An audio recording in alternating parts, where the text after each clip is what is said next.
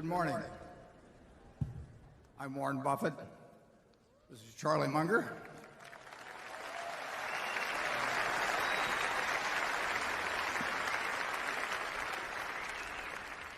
I'm the young one. You may notice in the movie, incidentally, that Charlie is always the one that gets the girl. And he has one explanation for that, but I think mine is more accurate. That, as you know, every mother in this country tells her daughter at an early age, if you're choosing between two very old and very rich guys, pick the one that's older.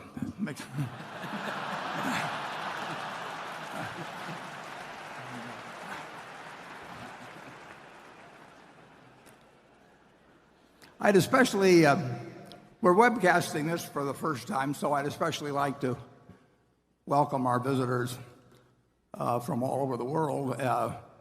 We're having this meeting simultaneously translated into Mandarin, and that poses certain problems for me and Charlie because I'm not sure how sensible all our comments will come out once translated into Mandarin. In fact, I'm not so sure how sensible they come out initially sometimes, but we're delighted to have people around the world joining us. Now, the drill today is that I'll make a couple of introductions and we'll show a couple of slides, and then we'll go on to questions from both our two panels and from the audience. We'll rotate them. And we'll do that until about noon. Actually, about 11:45, I'll give you a rundown on a bet that was made that we report on every year. But then I'll also, in connection with that, explain, and it ties in with it, what I really think is probably the most important investment lesson in the world. So we'll have that about 11:45. And I hope that keeps you around. And then we'll break at noon for an hour for lunch. We'll reconvene at 1 o'clock. We'll proceed until 3:30 with questions. We'll then adjourn for 15 minutes, and at 3:45 convene the formal meeting. I'd like to just make a couple of introductions. I hope Carrie Silva is here. Do we have a spotlight? Carrie puts this whole meeting together. There she is, Wonder Woman. Carrie joined us as a receptionist about 6 years ago, and I just kept throwing more and more problems at her. And she put together the 50th anniversary book, which we've actually expanded further this year. We have a revised edition. Charlie and I autographed 100 of them. We interspersed them among the group being sold. And Carrie, while doing that, she also had a young baby girl, her second baby, late in January. But then she's gone ahead to put on this whole annual meeting. It's a remarkable achievement, and I really want to thank her. It's been terrific.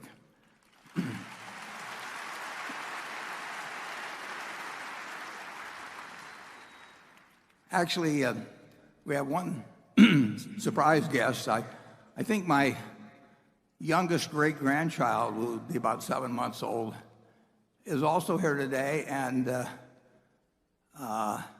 if he happens to break out crying a lot, and don't let it bother you, it's just his mother is explaining to him my views on inherited wealth. And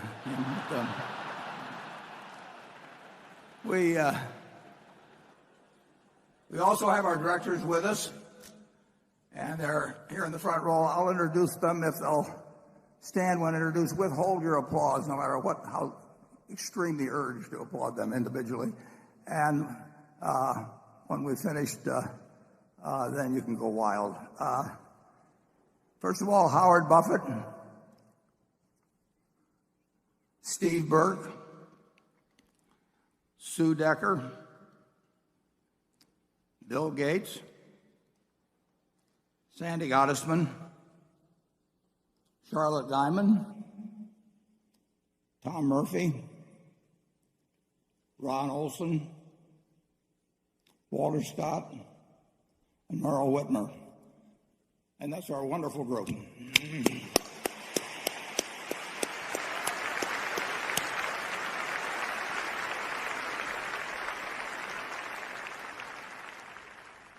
Now we just have 2 slides to show you now. The first one is a preliminary summary figures for the first quarter. And you'll notice that insurance underwriting, these are after-tax figures by category, are down somewhat. The basic underwriting at GEICO is actually improving, but we had some important hailstorms in Texas toward the end of the quarter. We've actually had some since the end of the quarter, too. So there were more cat losses in the first quarter than last year. And the railroad earnings are down significantly, and railroad car loadings throughout the industry, all of the major railroads, were down significantly in the first quarter and probably will continue to be down, almost certainly will continue to be down the balance of the year.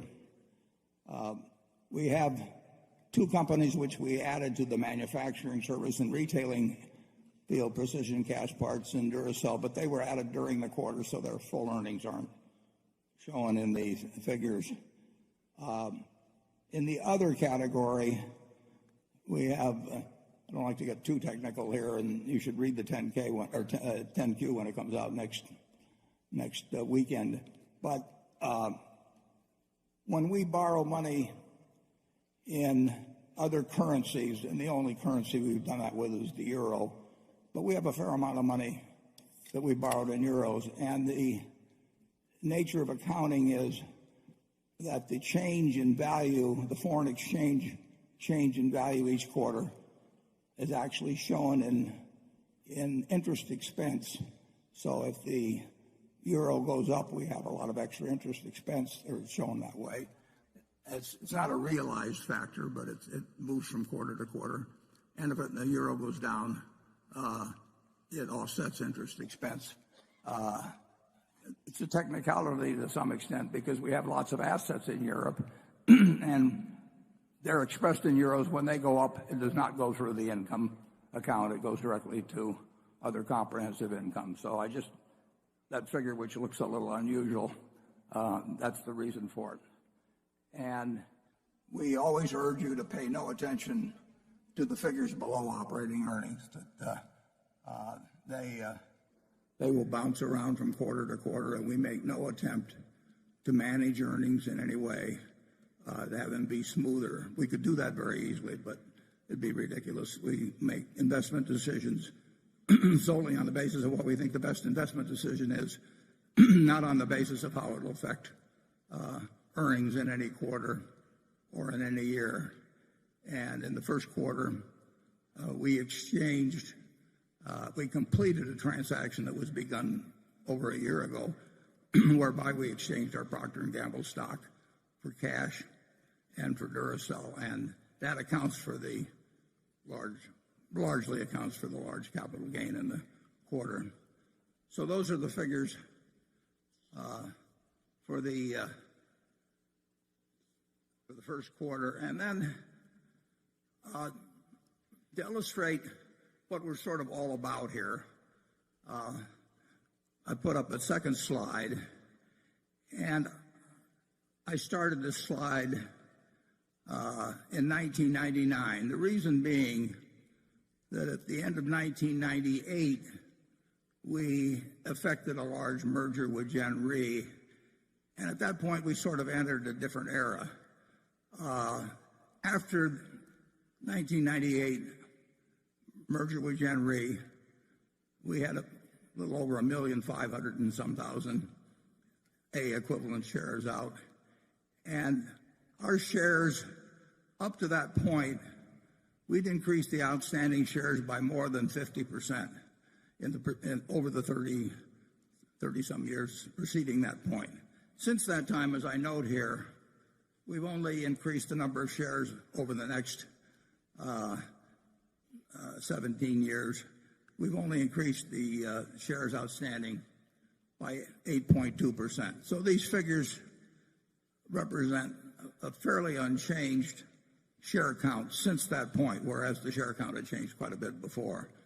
And as you'll note, in terms of operations, I've told you that our goal at Berkshire is to increase the normalized earnings, operating earnings, every year. And I've said sometimes we hope it'll turn out to be only a little bit, and sometimes we can get some fairly decent jumps. But that's the goal. Now, earnings will not increase every year because there's such a thing as a business cycle, and in times of recession, we're going to earn less money, obviously, than in times when things are much better overall.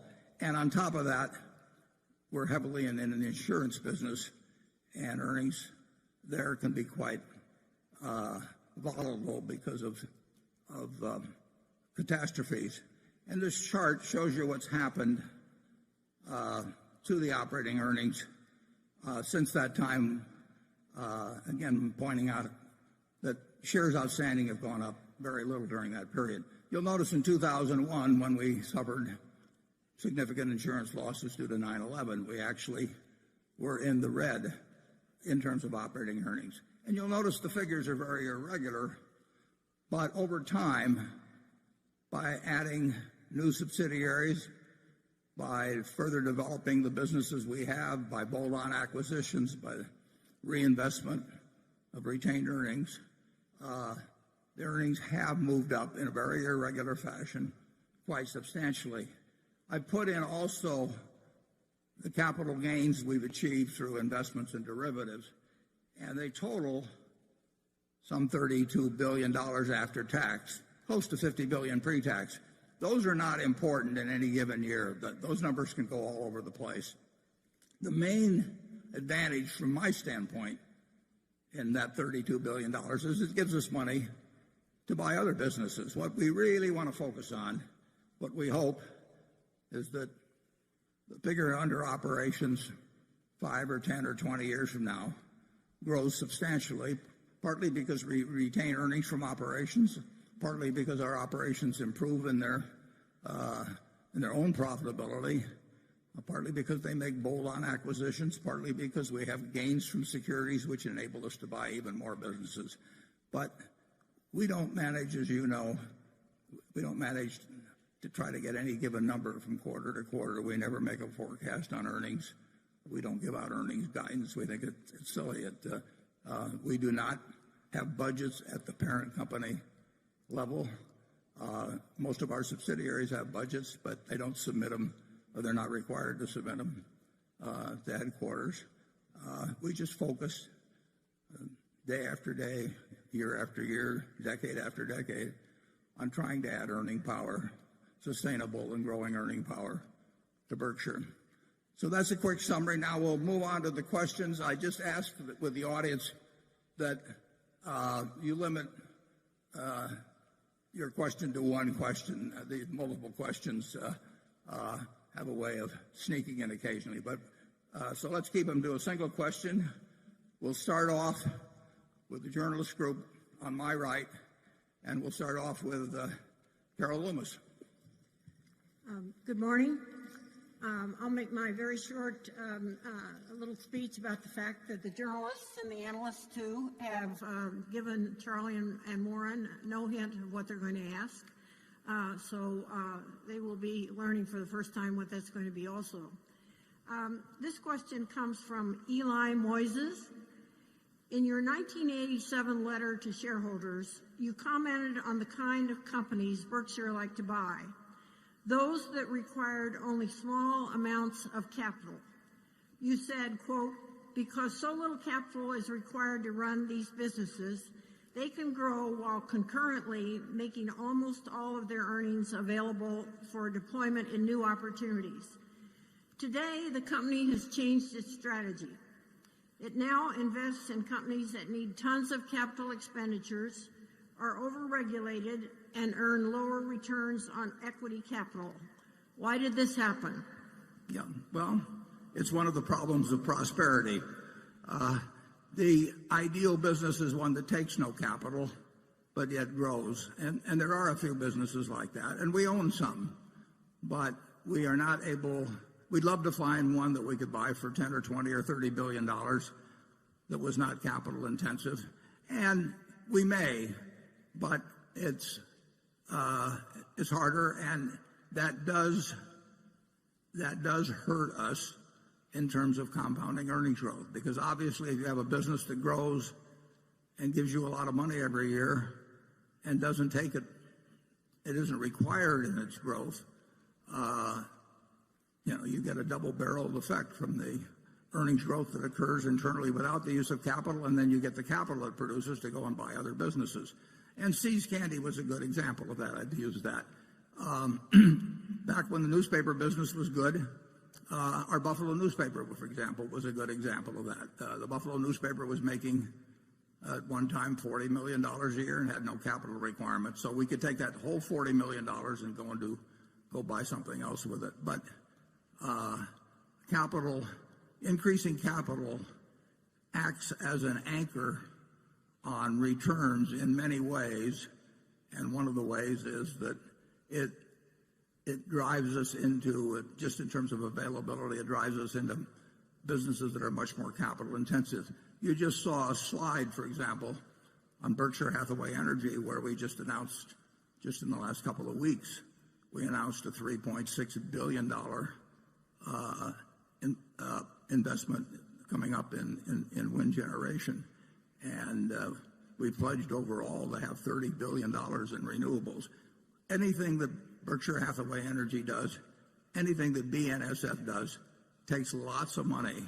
We get decent returns on capital, but we don't get the extraordinary returns on capital that we've been able to get in some of the businesses we require that are not capital intensive. As I mentioned in the annual report, we have a few businesses that actually earn 100% a year on true invested capital.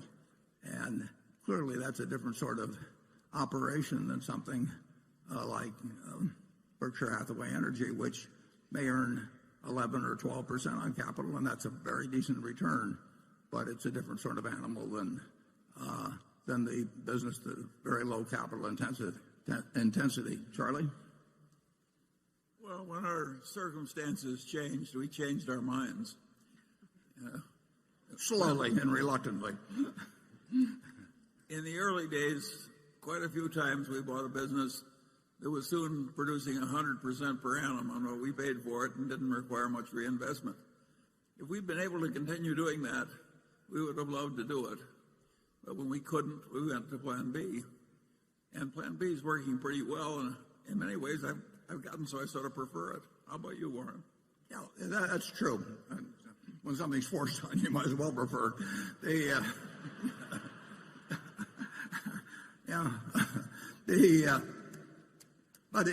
We knew that was going to happen, and the question is, does it lead you from what is a sensational result to a satisfactory result? And we're quite happy with a satisfactory result. The alternative would be to go back to working with very tiny sums of money, and that really hasn't gotten a lot of serious discussion between Charlie and me.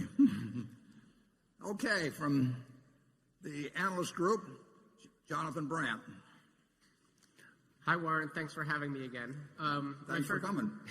My first question is about Precision Castparts. Besides your confidence in its talented CEO, Mark Donegan, what in particular do you like about their business that gave you the confidence to pay a historically high multiple? Are there ways Precision can be even more successful as essentially a private company? For instance, are there long-term investments to support client programs or acquisitions that Precision can make now that they couldn't realistically have done as a publicly traded entity? Yeah, we completed the acquisition of Precision Castparts at the end of January this year. We made the deal last August, and you covered the most important asset in your question. Mark Donegan, who runs Precision Castparts, is an extraordinary manager. I mean, Charlie and I have seen a lot of managers over the years, and I would almost rank Mark as one of a kind. I mean, he is doing extremely important work in terms of primarily making aircraft parts. I would say that there's certainly no disadvantages to him to be working as and for that company to be a subsidiary of Berkshire and not be a public company. And I think he would say, and I think Charlie and I would agree with him, that over time there could be some significant advantages. For one thing, he can spend 100% of his time now on figuring out better things to do with aircraft engines. And it was always his first love to be thinking about that, and he did spend most of his time, but he also had to spend some time, explaining quarterly earnings to analysts and perhaps negotiating bank lines and that sort of thing. So his time, like all of our managers, can be spent exactly on what makes the most sense to them in their business. Mark does not have to come ever to Omaha to put on some show for me in terms of justifying $1 billion acquisition or planned investment. He doesn't have to waste his time on anything that isn't productive. And running a public company, you do waste your time on quite a bit of stuff that isn't productive. So I would say we've taken the main asset of Precision Cast and made him, in this case, even more valuable to the company. In terms of acquisitions, Precision's always made a number of them, but as being part of Berkshire, there's really no limitations on what can be done. So there again, his canvas has been broadened, enlarged with the acquisition by Berkshire. I see no downside whatsoever. If he needs capital, I've got an 800 number, and he wasn't paying much of a dividend before, but he doesn't have to pay any dividend now. And Precision Cash will do better under Berkshire than it would have independently, although it would have done very, very well independently. Charlie? Yeah, well, in the early days, we used to make wise-ass remarks, and Warren would say, we buy a business that an idiot could manage, because sooner or later an idiot will.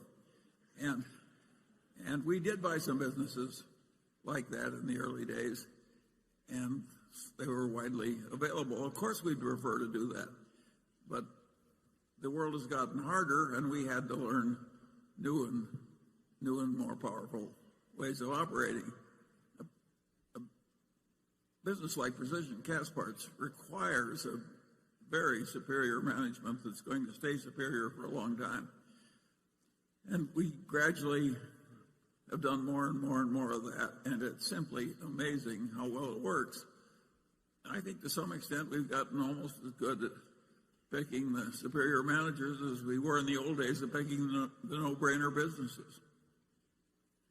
Yeah, we would love to we won't be able to find them because they're very rare birds, but we would love to find another 3 or 4 of a similar type to Precision Castparts, where they forever are going to be producing something where quality is enormously important, where the customers depend very heavily on them, when there's contracts that extend over many years, and where people don't simply just take the low bid in order to get this gadget of one sort or another. It's very important that you have somebody there that has enormous skill running the business, and their reputation among aircraft manufacturers, engine manufacturers, is absolutely unparalleled.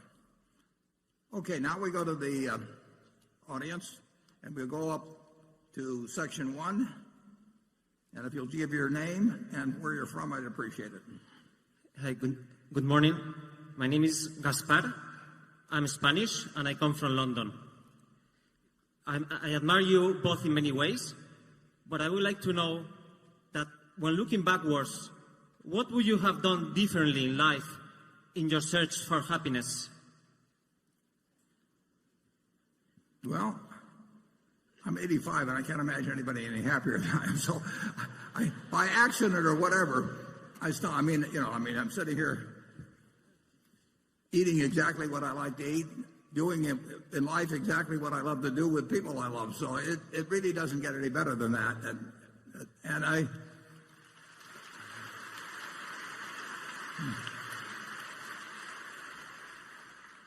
I did decide fairly early in life that my favorite employer was myself, and I think that presented. I've managed to avoid really aggravation of almost any sort. Really, if you or those around you that you love have health problems or something, I mean, that is a real tragedy, and there's not much you can do about it except it. But Charlie and I have really been blessed. I mean, here Charlie is 92, 85, and he's doing every day something that he finds fascinating.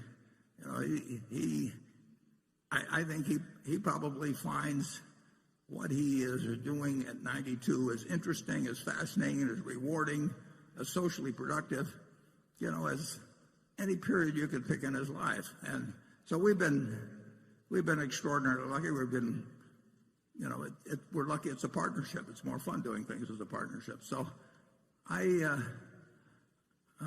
I've got no complaints. It'd be very churlish of me to have any kind of complaint. And I would say if you're talking about business life, I don't think I would have started with a textile company.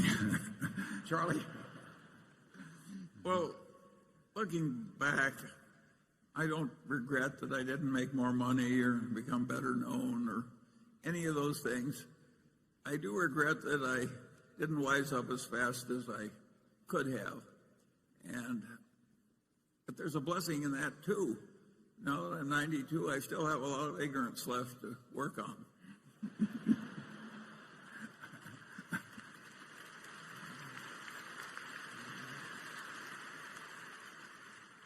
Okay, Becky, quick.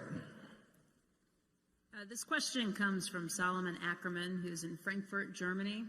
He wants to know why Berkshire has significantly sold down their holdings in Munich Re, which is the world's biggest reinsurance company based in Germany, while sticking with their reinsurance operations within Berkshire, like Berkshire Hathaway Reinsurance and General Re.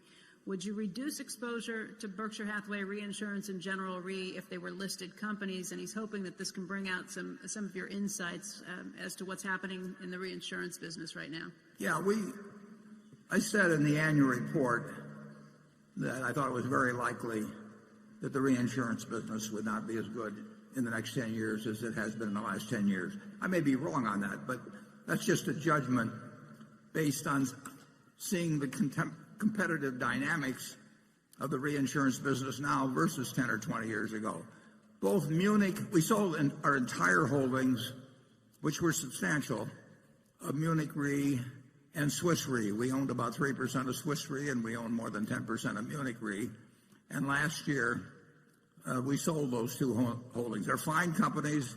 They're well-managed companies. I like the people that run them.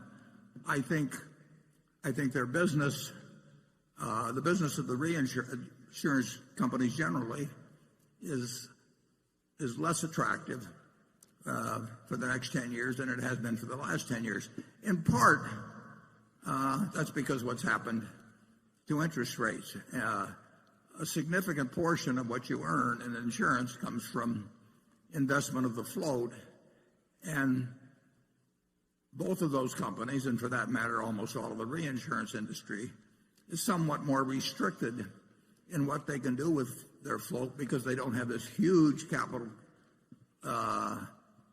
cushion that Berkshire has, and also because they don't have this great amount of unrelated earning power that Berkshire has. Berkshire has more leeway in what it can do simply because it does have capital that's many times what its competitors have, and it also has earning power coming from a whole variety of of unrelated areas, unrelated to insurance. So it was not a negative judgment in any way on those two companies. It was not a negative judgment on their managements, but it was at least a mildly negative judgment on the reinsurance business. Now, we have the ability at Berkshire to actually rearrange to a degree. We are certainly affected by industry factors, but we have more flexibility in modifying business models, and we've operated that way over the years in insurance generally and in particularly in reinsurance. So a Munich, a Swiss, all the major reinsurance companies except for us is pretty well tied to a given type of business model. They don't really have as many options in terms of where capital gets deployed or something. They have to continue down the present path, and I think they'll do fine. But I don't think they will do as fine in the next 10 years as they have in the last 10. And I don't think if we played the same game as we were playing the last 10, we would do as well. But we do have considerably more flexibility in terms of how we conduct all of our insurance operations, but particularly in reinsurance. We have an extra string to our bow that the rest of the industry doesn't have. The amount of capital that's come in to the reinsurance business, it is no fun running a traditional reinsurance company and having money come in, particularly if you're in Europe, and have money come in and look around you for investment choices and find out that a great many of the things that you were buying a few years ago now have negative yields. The whole idea of float is that it's supposed to be invested at a positive rate and a fairly substantial positive rate, and that game has been over for a while, and it looks like it'll be at least unattractive, if not terrible, for a considerable period in the future. Charlie? Yeah, there's a lot of new capacity in reinsurance, and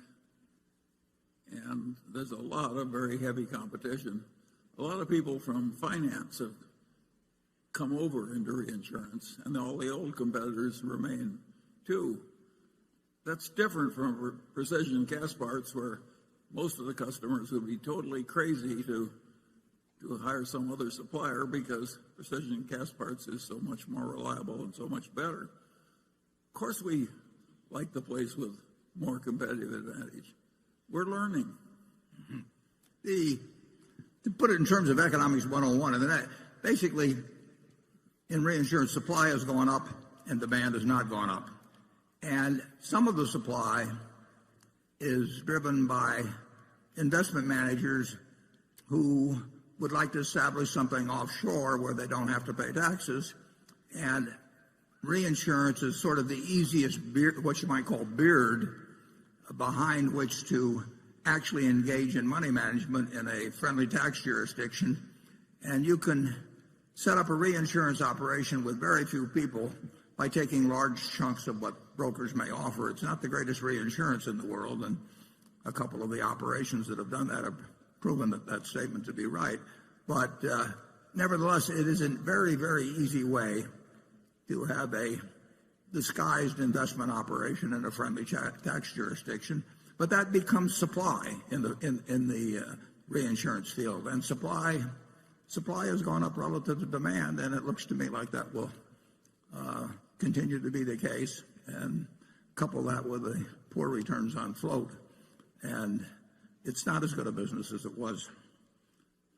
Now we'll talk to an insurance man about it. Cliff Gallen. Thank you. In terms of growth and profitability, Geico really got whooped by Progressive Direct over the last year. In 2015, Progressive Direct auto business grew policy count by 9.1%, GEICO only 5.4%. And in terms of profitability, the combined ratio at Progressive was a 95.1 and GEICO's was a 98.0.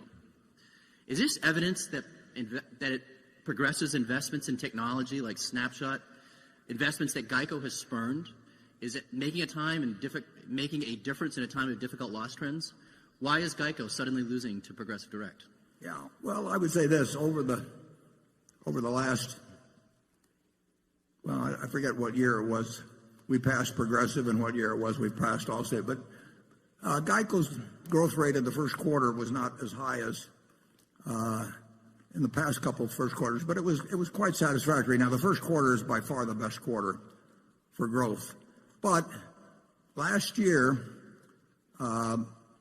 both frequency, how often people had accidents, and severity, which is the cost per accident, in other words, just how much those accidents cost you, both of those went up quite suddenly and substantially. And Progressive's figure showed that they were hit by that less than Allstate and GEICO and some others. But I don't think you'll see necessarily those same trends this year. It's an interesting thing. Last year, for the first time in I don't know how many years, the number of deaths in auto accidents per 100 million miles went up. Now, if you go back to the mid-1930s, there were almost 15 people killed per 100 million miles driven. It got down to just slightly over 1, from 15 to 1. You had roughly as many people killed in auto accidents in the mid-1930s, about 33,000 a year, as we had last year or the year before, when people drove almost 15 times as many miles. Cars have gotten far, far, far, far safer. And it's a good thing, because if we'd had the same rate of deaths from auto accidents as we had in the 30s relative to miles driven, we would have had over 500,000 people die last year from auto accidents instead of a figure closer to 40,000. But last year, for the first time, there was more driving, and I think there was more distracted driving. So you really had this uptick in frequency and more important, in severity. GEICO has adjusted its rates. As I mentioned, my own prediction would be that the underwriting margins at GEICO will be better this year than last year, although you never know when catastrophes are coming along. March and April have had a lot of cat activity. I made a bet a long time ago on a mental one on the GEICO model versus the Progressive model, and as I say, they were significantly ahead of us in volume a few years back, and we passed them, and we passed Allstate, and as I put in the annual report, I hope on my 100th birthday that the GEICO people announced to me that they passed State Farm, but I have to do my share on that too by getting to 100, so we'll see what happens on that particular one. Charlie? Well, I don't think it's a tragedy that some competitor got a little better ratio from one period. GEICO's quadrupled its market share since we bought all of it. Quintupled, yeah. Quintupled, all right. I don't think we should worry about the fact that somebody else had a good quarter. Yeah.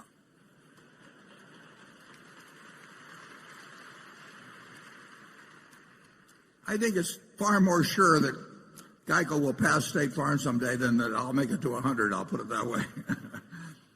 Okay, we'll go to the shareholder from Station 2. Greetings to all of you from the Midwest of Europe. I'm Norman Rentrop from Bonn, Germany, a shareholder since 1992. My question is about the future of salesmanship in our companies. Warren, you have always demonstrated a heart for direct selling. When we met you in the midst of a tornado warning in the barber shop, you immediately offered to write insurance for us. That's true. Now, they were all huddled down there in the barber shop, and there wasn't going to be any tornado, so I told them if they give me $1, they can go upstairs, and if anything happened to them, I'd pay them, I forget, $1 million or something of the sort. Now, we see with the rise of Amazon.com and others a shift from push marketing to pull marketing, from millions of catalogs having been sent out in the past to now consumers searching on what they are looking for. What is your take on how this shift from push to pull marketing will affect our companies? Well, Norman, the development you refer to is huge. I mean, really huge. And it isn't just Amazon, but Amazon is a huge part of it. And what they've accomplished in a fairly short period of time and continue to accomplish is remarkable. The number of satisfied customers they've developed. And we don't make any decision involving even the manufacturing of goods, the retailing, whatever it is, without thinking long and hard about what the world will look like in 5 or 10 or 20 years with that powerful trend, really hugely powerful trend that you just described. So we don't look at that as something where we're going to try and beat them at their own game. They're better than we are at that. And so Charlie and I are not going to out Bezos by a long shot. But we are going to think about that. It does not worry us, obviously, with the precision cast. It doesn't worry us in terms of the overwhelming majority of our businesses, but it is a huge economic trend that 20 years ago was not on anybody's radar screen, and lately has been on everybody's radar screen, and many of them have not, including us in a few areas, have not figured the way to either participate in it or to counter it. The Geico is a good example of a company that, in an industry that had to adjust to change, and some people made the change better than others. We were slow on the internet. The phone had worked so well for us, and this traditional advertising, and the phone had worked so well that there's always a resistance to think about new possibilities. When we saw what was happening on the internet, we jumped in with both feet, and with mobile and whatever. But there are the nature of capitalism is somebody's always trying to figure. If you've got a good business, they're always trying to figure out how to take it away from you and improve on it. And the effect, I would say, just of Amazon, but others that are playing the same game, the effect on industry, the full effect is far from having been seen. I mean, it is a big force, and it already has disrupted plenty of people, and it will disrupt more. I think Berkshire is quite well situated. For one thing, one big advantage we have is we didn't ever see ourselves as starting out in one industry. I mean, we went into department stores, but we didn't think of ourselves as department store guys, or we didn't think of ourselves as steel guys or tire guys or anything of that sort. So we've thought of ourselves as having capital to allocate. If you start with a given industry focus and you spend your whole time working on a way to make a better tire or whatever it may be, I think it's hard to have the flexibility of mind that you have if you just think you have a hopefully large and growing pile of capital, and trying to figure out what is the best next move that you can make with that capital. And I think we do have a real advantage that way. But I think Amazon's got a real advantage too, in this intense focus on having, hundreds of millions of generally very happy customers getting very quick delivery of something that they want to get promptly, and they want to shop the way they shop. And if I owned a bunch of shopping malls or something like that, I would be thinking plenty hard about what they might look like 10 or 20 years from now. Charlie? Well, I would say that we failed so thoroughly in retailing when we were young that we pretty well avoided the worst troubles when we were old. I think net Berkshire has been helped by the internet. The help at GEICO has been enormous, and it's contributed greatly to the huge increase in market share. And our biggest retailers are so strong that they'll be among the last people to have troubles from Amazon. I didn't get that dollar from you, Norman, actually, after I gave you that wonderful advice. Andrew? Thank you, Warren. Great to see you today. Got a lot of questions on this particular topic, and this question is a particularly pointed one. Warren, for the last several years at this meeting, you've been asked about the negative health effects of Coca-Cola products, and you've done a masterful job dodging the question by telling us how much Coke you drink personally.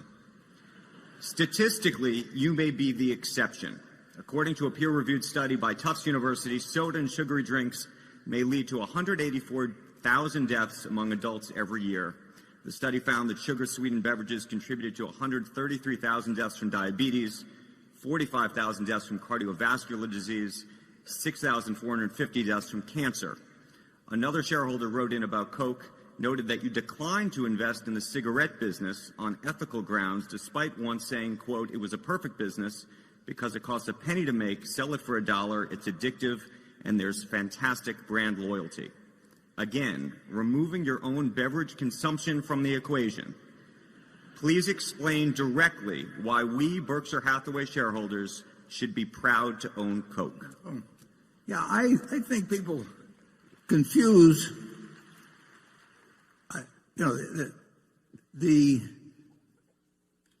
amount of calories consumed. I mean, I happen to elect to consume about 700 calories a day from Coca-Cola. So I'm about 1/4 Coca-Cola, roughly. I'm not sure which quarter, and I'm not sure we want to pursue the question. But I think if you decide that sugar generally is something that the human race shouldn't have, I think the average person consumes something like 150 pounds of dry weight sugar a year, 125 pounds. I mean, what's in Coca-Cola largely, where the calories come from, is sugar. I elect to get my 2,600 or 2,700 calories a day from things that make me feel good when I eat them. And that's been my sole test. It wasn't a test that my mother necessarily thought was great, or my grandfather, but there are over 1.9 billion 8-ounce servings of some Coca-Cola drink. Now, they have an enormous range of products, I mean, they have a few that are called Coke, Diet Coke, Coke Zero, and that sort of thing. But they have literally thousands of products. 1.9 billion, that's what is that, 693,500,000,000 8-ounce servings a year, except it's a leap year. That's almost 100 8-ounce servings per capita for 7 billion people in the world every year. And that's been going on since 1886. And I would find quite spurious the fact that somebody says if you're eating 3,500 or so calories a day and you're consuming 27 or 800, and some of the 3,500 is Coca-Cola to lay it any particular obesity related illnesses on the Coca-Cola you drink. You have the choice of consuming more than you use. I mean, and I make a choice to eat or to get 700 calories from this. I like fudge a lot, peanut brittle, and I am a very, very, very happy guy. And I don't know. I think, and I'm serious about this. I think if you were happy every day, it may be hard to measure, but I think you're going to live longer as well. So there may be a compensating factor. And I really wish I'd had a twin, and that twin had eaten broccoli his entire life, and we both consumed the same number of calories. I know I would have been happier, and I think the odds are fairly good I would have lived longer. I think Coca-Cola is a marvelous product. I mean, if you consume 3,500 or 4,000 calories a day and live a normal life in terms of your metabolism, something's going to go wrong with your body at some point. But if you balance out the calories so that you don't become obese, I have not seen evidence that convinces me that I'll make it. It'll be more likely I reach 100 if I suddenly switch to water and broccoli. Incidentally, a friend of mine, R.J. Miller, a remarkable man, born about 100 miles from here, west, 8th child, near Shelby, Nebraska.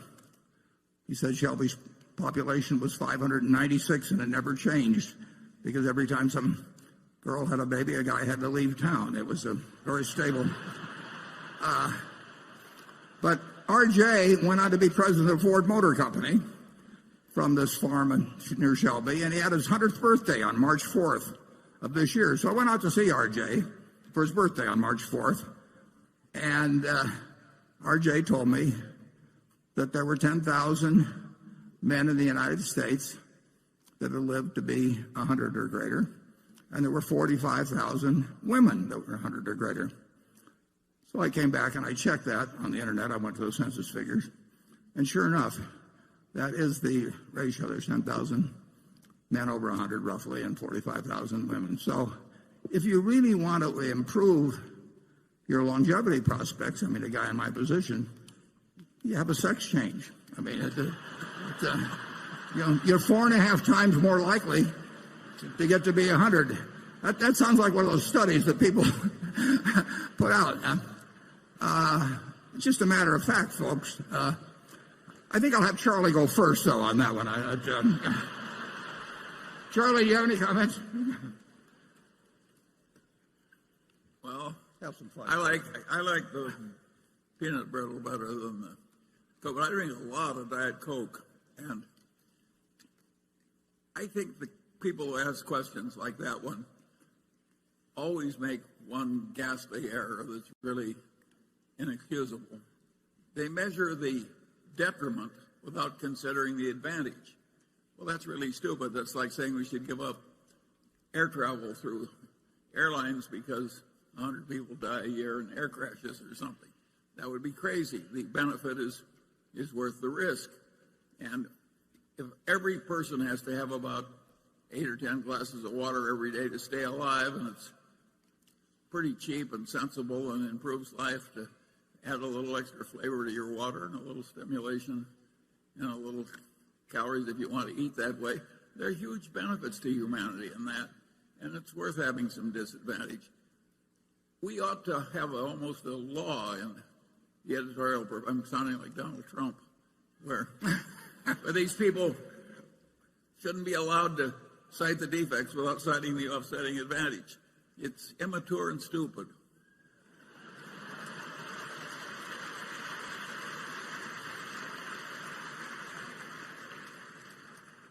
Okay, Greg Warren.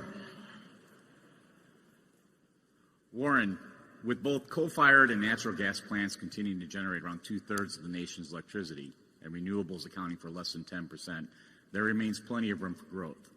At this point, Berkshire Energy, which has invested heavily in the segment, is one of the nation's largest producers of both wind and solar power, and yet still only generates around 1/3 of its overall capacity from renewables. As you noted earlier, Mid-American recently committed another $3.6 billion to wind production, which should lift the amount of electricity it generates from wind to 85% by 2020. You've also had the company overall pledging to have around $30 billion in renewables longer term.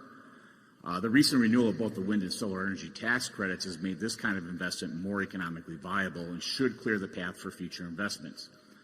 Eliminating coal-fired plants looks to be the main priority, but natural gas-fired plants are also fossil fuel-driven and are exposed to the vagaries of energy prices. Is the end game here for Berkshire Energy to get 100% of its generation capacity converted over renewables? And what are the risks and rewards associated with that effort? After all, the company operates in a highly regulated industry where rates are driven by an effort to keep customer costs low while still providing adequate returns for the utilities. Yeah, well, I think implicit in what you say is that we do any decision we make, including the one that we just showed during the movie, any decision about new generation, changes in generation, has to go through what's usually called the Public Utility Commission. They may have different names in a few states, but the utility industry is overwhelmingly regulated at the state level, and we cannot make changes that are not approved by the Public Utility Commission. We've had more problems, for example, in bringing in renewables in our western utility, Pacific Corp, because it's in effect regulated by 6 states, I believe in 6 states, and they don't necessarily agree on how the costs and benefits should be divided if we put in a bunch of renewables, and we have to follow their instructions. Iowa has just been marvelous about encouraging, at every level. The consumer groups, the governor, you name it, they have seen the benefits. And in Iowa, it's literally true that we have one major competitor called Alliant, and they have not either been able to, I don't know the reasons, but they have not pursued renewables the way we have. So our rates are considerably lower than theirs. And if you look at their budget projections, although they're substantially higher rates than we have now, they may well need a rate increase within a year or so. And with our latest expansion, we have said that we will not need a rate increase till 2029 at the earliest. That's 13 years off. So there have been great benefits if you have a regulation that works with you on that. But it is a determination that is made at the state level.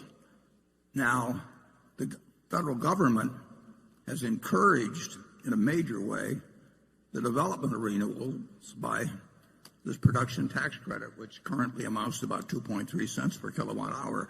We would not have the renewable generation that we have if it hadn't been for the fact that the building of those projects is subsidized by the federal government, because the benefits of reducing solar emissions or carbon emissions are are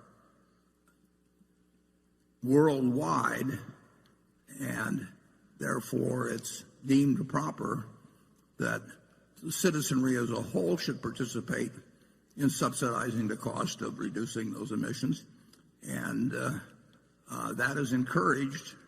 In fact, it's allowed. Things like have happened in Iowa as well. But the degree to which the renewables replace primarily coal, although there's plenty of emissions connected with natural gas, if you trace it all the way through, will depend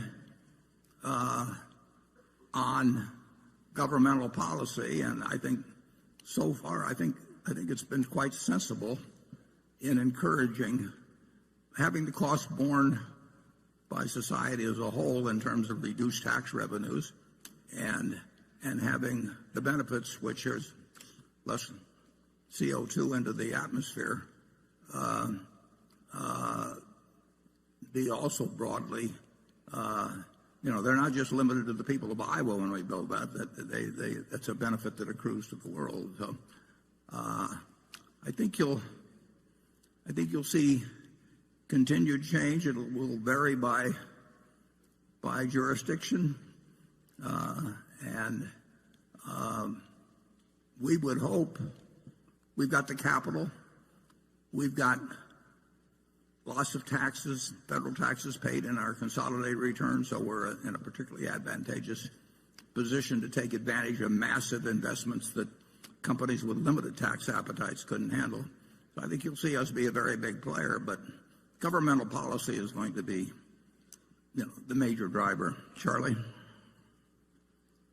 Yeah, I think we're doing way more than our share of shifting to renewable energy, and we're charging way lower energy prices to our utility customers than other people. If the whole rest of the world were behaving the way we are, it would be a much better world.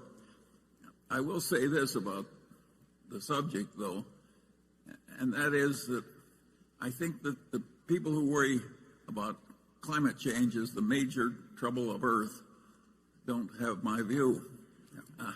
I think that I like all this shifting to renewables, but I have a different reason.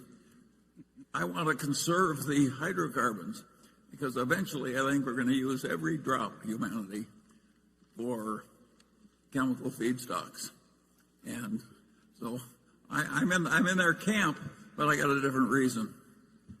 One thing might find kind of interesting, Nebraska's not done much with wind power, and maybe 2 miles from where we're sitting, right across the river, people are buying their electricity cheaper in Council Bluffs, right across the river, than they are in Omaha. And yet Omaha, Nebraska is entirely a public power state. So there's no stockholders who have to have any earnings. The bonds are issued on a tax-exempt basis, and yet electricity is considerably cheaper right across the river. And, the wind blowing doesn't just start at the Missouri River. I mean, it comes across Nebraska, and that wind could be captured. So far, it really hasn't. And the real irony is that because our electricity is so much cheaper in Iowa, you have these massive server farms of people like Google. It's become a tech haven for these operations that just gobble up electricity. And Iowa has gotten plant after plant after plant and job after job after job, and increased property tax. Gotten more property tax revenues. And that's being done. The Google server is probably 7 or 8 miles from here. And it's located in Iowa because we have cheap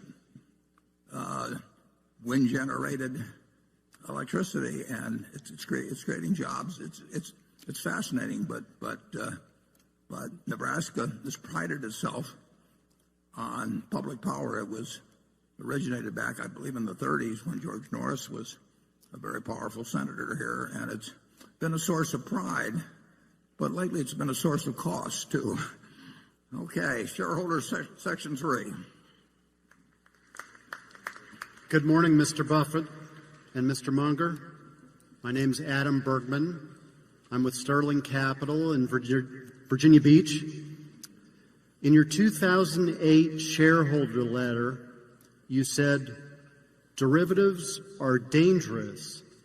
They have made it almost impossible for investors to understand and analyze our largest commercial banks and investment banks.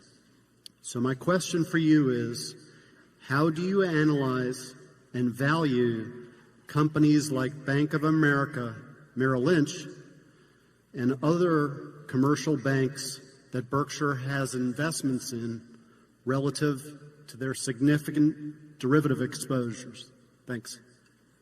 Yeah, derivatives do complicate the problem very dramatically. Now they are moving away to being collateralized, which helps. But there's no question that if you ask me to describe the derivative position of the B of A, for example, I would know that they have done a conscientious job and worked hard at properly evaluating. But the great danger in derivatives is if there's a discontinuity. If there's not discontinuities, you probably don't have much of a problem, assuming they get marked to market and collateralized and so on. But if the system stops for a while, the system stopped after 9/11 for 3 or 4 days. It stopped at the time of World War I. They closed the New York Stock Exchange for many months. They debated closing the stock exchange very seriously the day after October 19th, 1987. And it was, there were a lot of people that wanted to close it, but and on that Tuesday morning it looked like it was about to stop, but it continued. But if you have a major cyber, nuclear, chemical, biological attack on the country, which will certainly happen at some point, if you have a major discontinuity, then you'll have a lot of problems.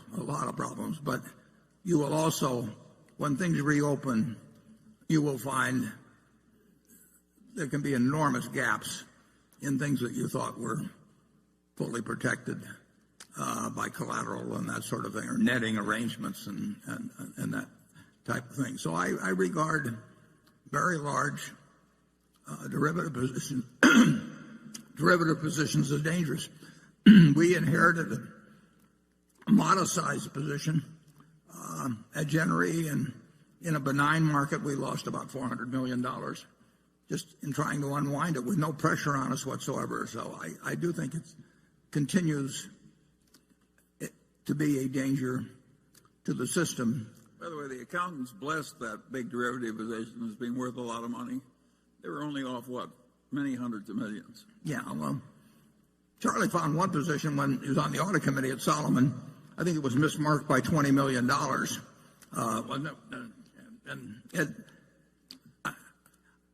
I actually, by happenstance, I do know of one incredibly mismarked position. Doesn't affect any of our operations, but it almost staggers the mind to know the way that position is marked, and you can only come to the conclusion that some trader somehow got influenced whoever did mark it, or marked it himself, heaven forbid, and probably just influenced someone, or they didn't know enough. Some of these things get so complicated, they are very hard to evaluate.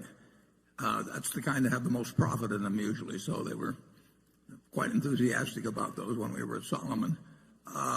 They can be extraordinarily hard to mark, and like I say, I know one that's so mismarked it would blow your mind. And the auditors, I don't think are necessarily capable of holding that behavior in check. It's very interesting because now there's really 4 big auditing firms, and obviously they're auditing companies where there's a derivative position, and they're auditing company A that's on one side of the transaction, and they're auditing company B that's on the other side of the transaction. In some cases, it's the same auditor.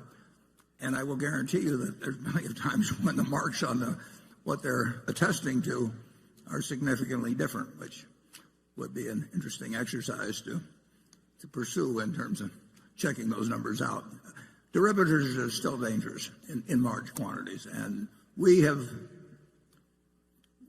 would not do them on a collateralized basis, because if there was a discontinuity, I don't know exactly where we would end up, and I'm never going to get us in a position where we could have money demanded of us and not be able to fulfill it with ease and with me sleeping well. So we won't engage in it. We've got some in runoff that so far we've made money and had the use of money for a decade or more. And it's been very attractive for us, but that does not entice me at all into doing any derivative transactions that would involve collateral, and collateral is not required.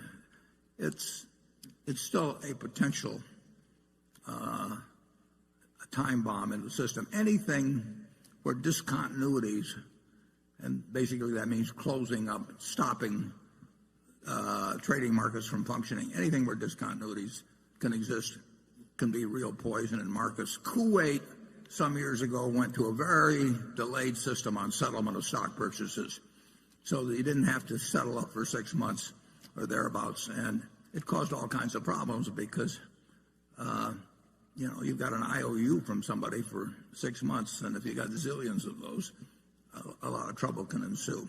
So I agree with your general caution. I'm not in the least troubled by our Bank of America investment, nor our Wells Fargo. We added to Wells Fargo, and our Bank of America position right now is a preferred stock, but we're very likely to exercise the warrants on that.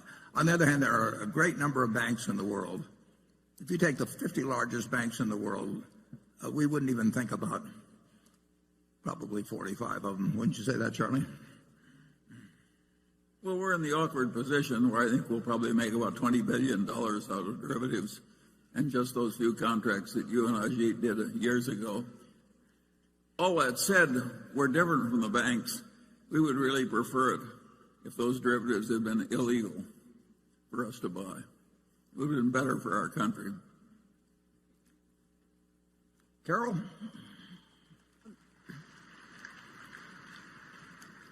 This question relates to something that Warren briefly said earlier today. The question comes from Lynn Palmer, who is just finishing her freshman year in a Houston, Texas high school. My question, she says, concerns the float generated by Berkshire's insurance companies. In Mr. Buffett's 2015 annual letter, he said that the large amount of float that Berkshire possesses allows the company to significantly increase its investment income. But what happens when interest rates decline? If the U.S. were to implement negative interest rates in the same way that the Eurozone and Japan have done, how would Berkshire be affected? Yeah, well, some of our float actually exists in Europe, and where we have the problem of negative interest rates on very high-grade short-term and even medium-term bonds. And obviously, anything that reduces the value of having money is going to affect Berkshire, because we're always going to have a lot of money. Because we have so much capital and so many sources of earning power, we have the ability, quite properly, to use our float to a certain degree in ways that most insurance companies can't think about. So we can find things to do, but sometimes we've got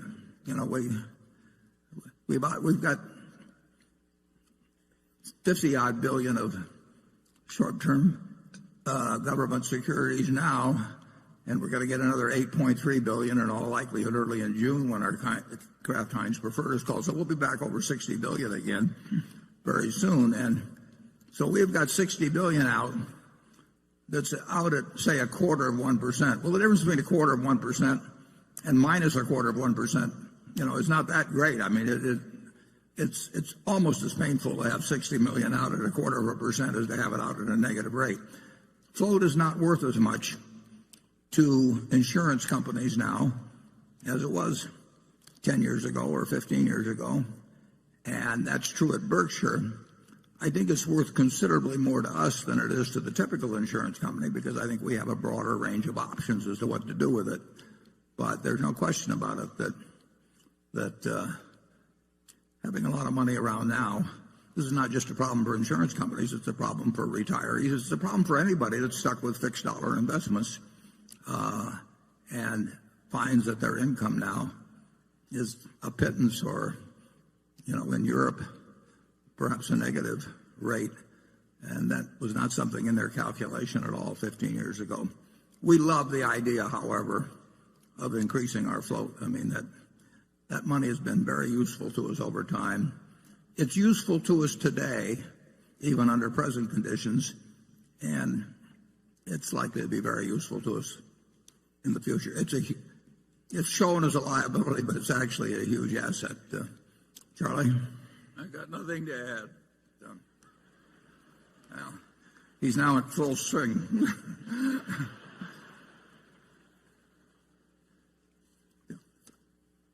Jonathan.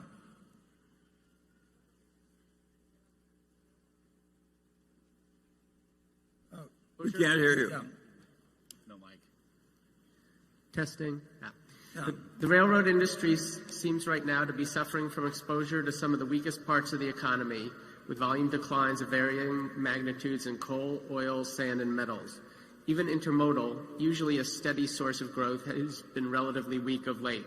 How much of the weakness is cyclical? How much is secular? In the last 15 months, the other Western railroads' market capitalization is down by 35% as projections of future growth have come down. Is your estimate of BNSF's intrinsic value down by a material amount during this same period, or is your view of the value of BNSF's irreplaceable network unaffected by these short-term wiggles? Well, I would certainly the decline in coal, which is a very important commodity, it's about 20% of revenues. That's secular. Now, there's other factors that may cause the line of decline to jiggle around. We had a very mild winter, and we went into the winter with utilities carrying unusual amounts of coal. And ironically, part of the reason was that our service the year before had been bad, and they'd gotten low on coal, so then they compensated by bringing in more than they needed just to catch up.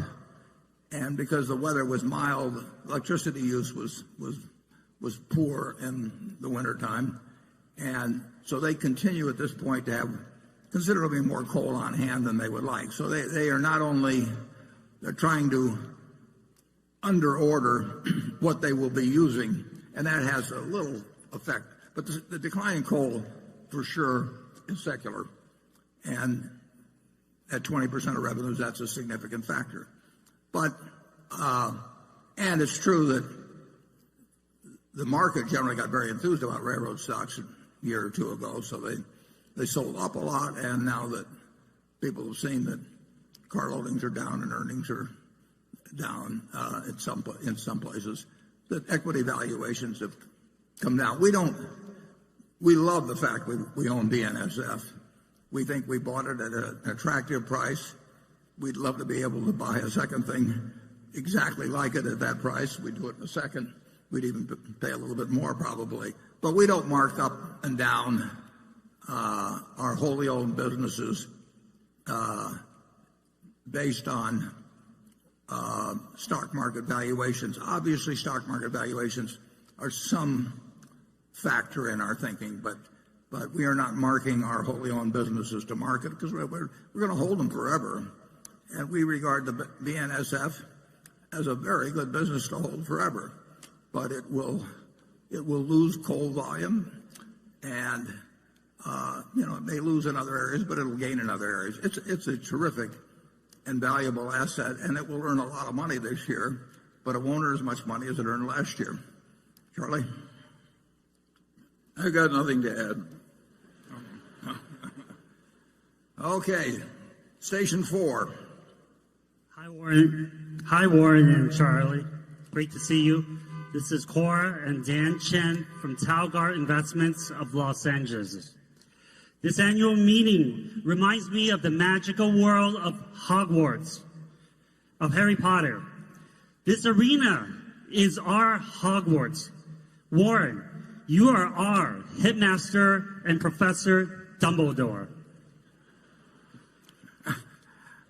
I haven't read Harry Potter, but I'll take it as a compliment. Charlie's our headmaster Snape, direct and full of integrity. The magic of long-term, concentrated value investing is real, yet similar to Harry Potter, the rest of the world doesn't believe we exist.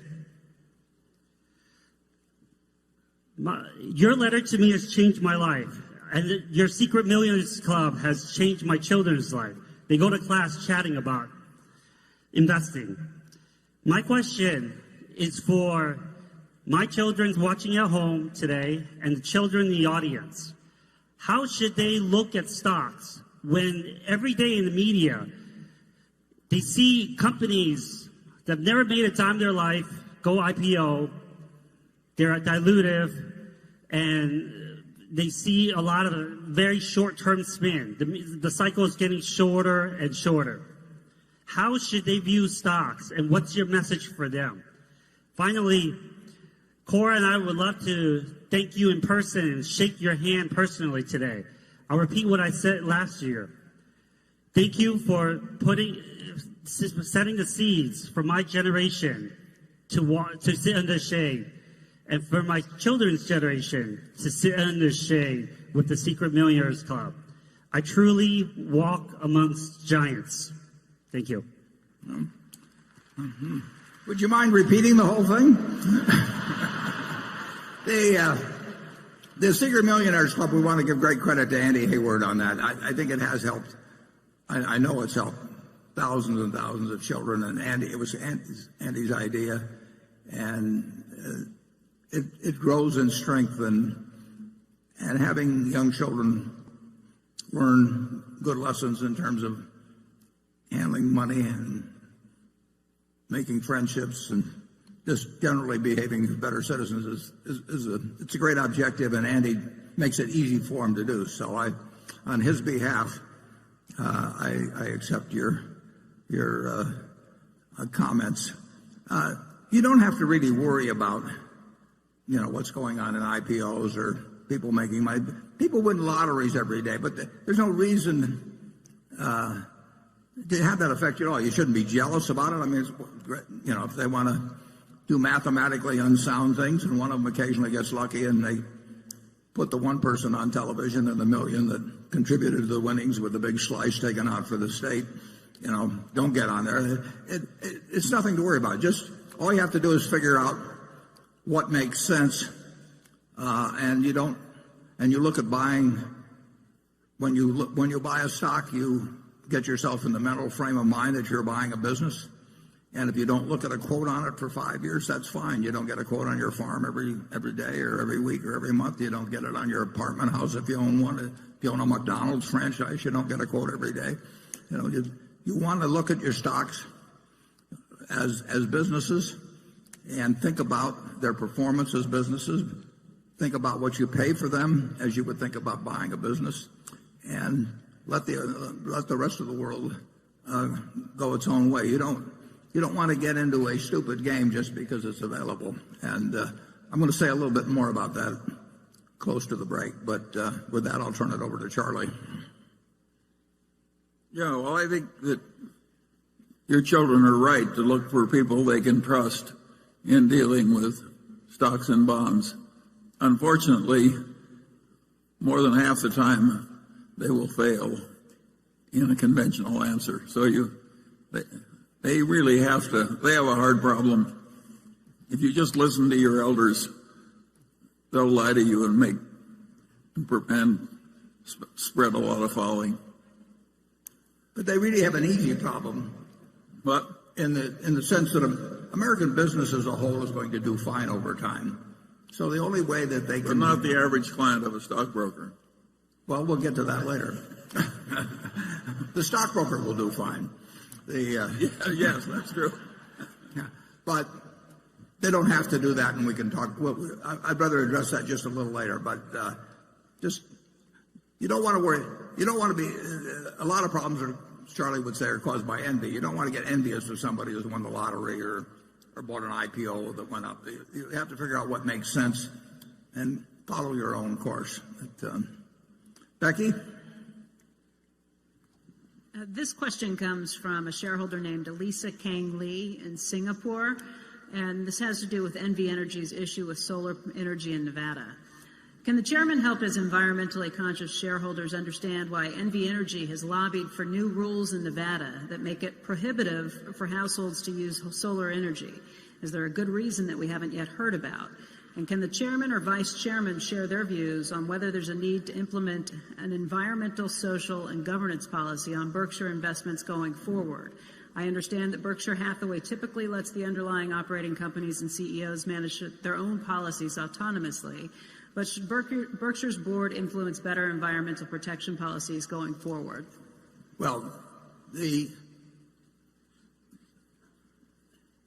public utility and the pricing policies, everything in Nevada as well as other places, but they're determined by a public utility commission. So there are, I believe, 3 commissioners that decide what's proper. The situation in Nevada is that in terms of rooftop power was that for the last few years, if you had a solar project on your roof, you could sell back excess power you generated to the grid at a price that was far, far, far above what we as a utility could buy it for elsewhere. So you could sell it back, we'll say, at roughly 10 cents a kilowatt hour, and about 17,000, maybe a few more now, about 17,000 people had rooftop installations. Now there were federal credits involved, but those usually got sold to other people in terms of tax credits. So they were being subsidized by the federal government, and that encouraged solar generation as it's encouraged us to do solar generation and wind generation as well. But the people who had these 17,000 rooftop installations were selling back to the grid at 10 cents roughly a kilowatt hour energy we could purchase or produce, but purchase elsewhere too, for 3.5 cents or thereabouts. So 99% of our consumers were being asked to subsidize the 1% that had solar units by paying them a triple the market price, basically, of what we could otherwise buy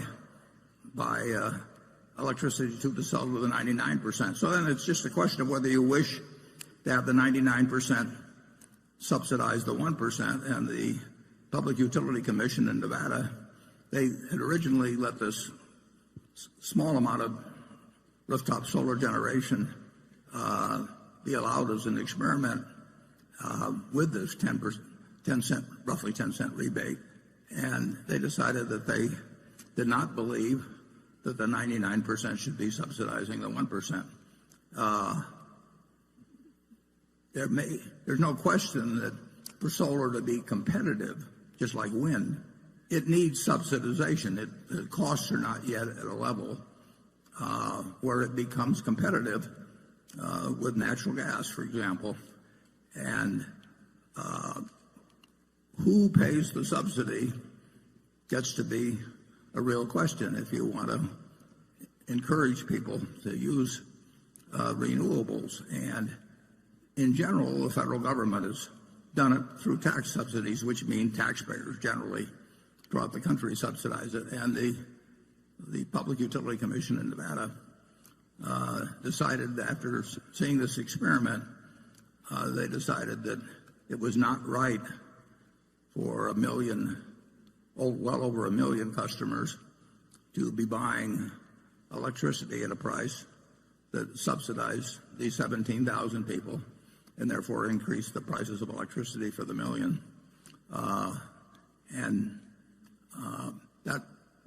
That question of who subsidizes renewables and how much, is going to be a political question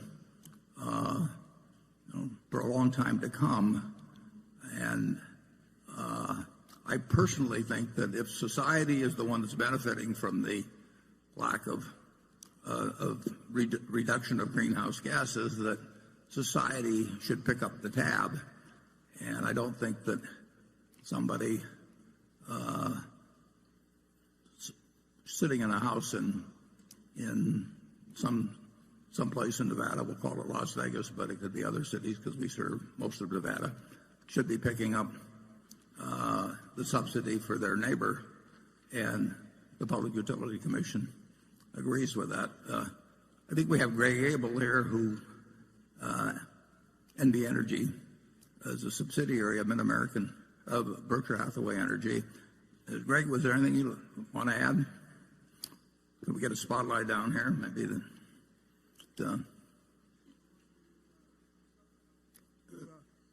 it's not live. It's on? I think it's on now. So as usual, Warren, you summarized it extremely well.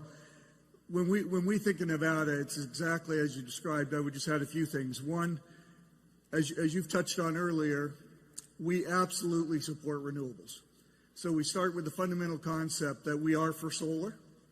But as you highlighted, we want to purchase renewable energy at the market rate, not at a heavily subsidized rate that 1% of the customers will benefit from and harm the other 99%. And it goes back to being as fundamental as this. If you take, as you touched on, a working family in Nevada who can't afford the rooftop unit, and you ask them, do you want to subsidize your neighbor, that 1%? The answer is clearly no. At the same time, we're absolutely committed to Nevada utilizing renewable resources, and absolutely proud of what our team's doing. By 2019, we'll have eliminated or retired 76% of our coal units and be replacing it with solar energy. So we're on a great path there. Thank you.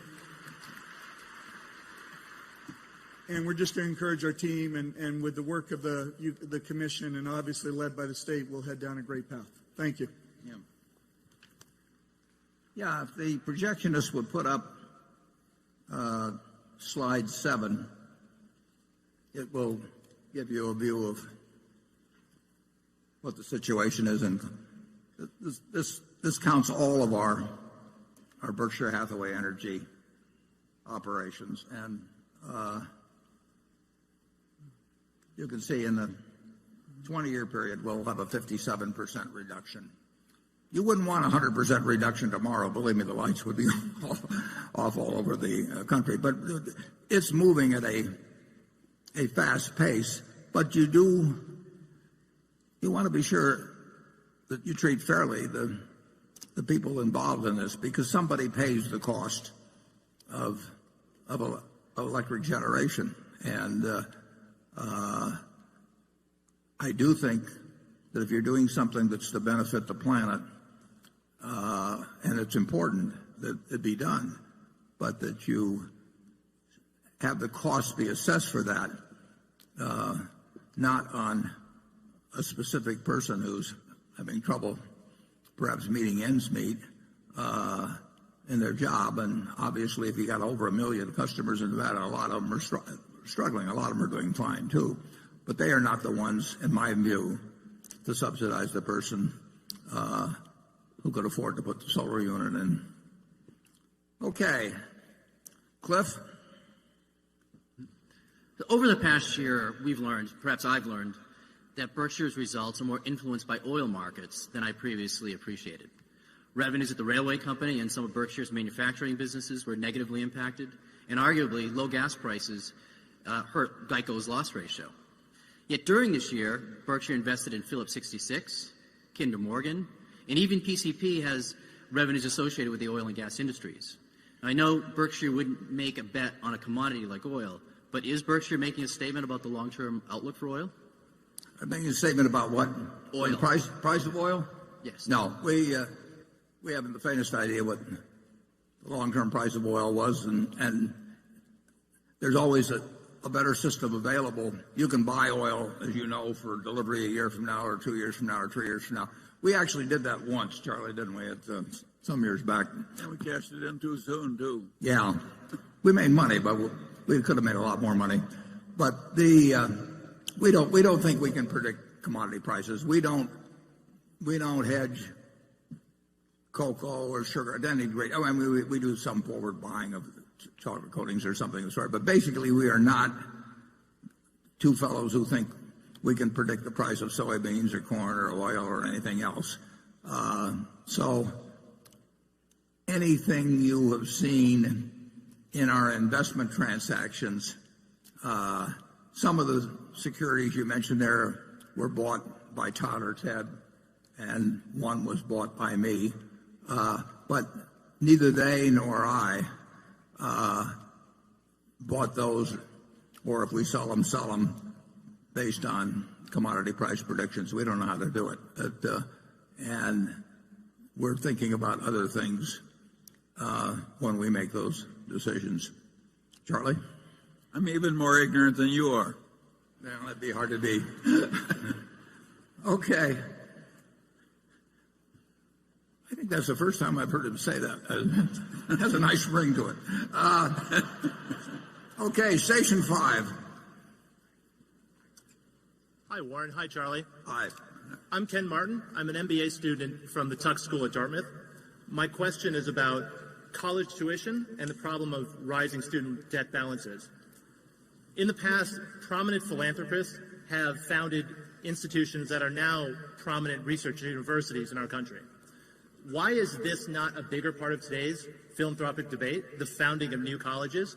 Would not new supply in higher education be at least part of the solution to this problem? Charlie, you want to tackle that one? You're more of an expert than I am. Yeah, I think that if you expect a lot of efficiency, financial efficiency in American higher education, you're howling at the wind.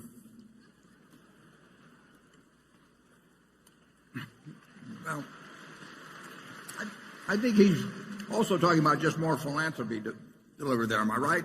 Or want to give him the light back on there? Yeah, that's right. What's the question again? The question about is maybe whether more philanthropy ought to be devoted to that relatively because of the cost. But well, I do a lot more than Warren does in this field, and I'm frequently disappointed. But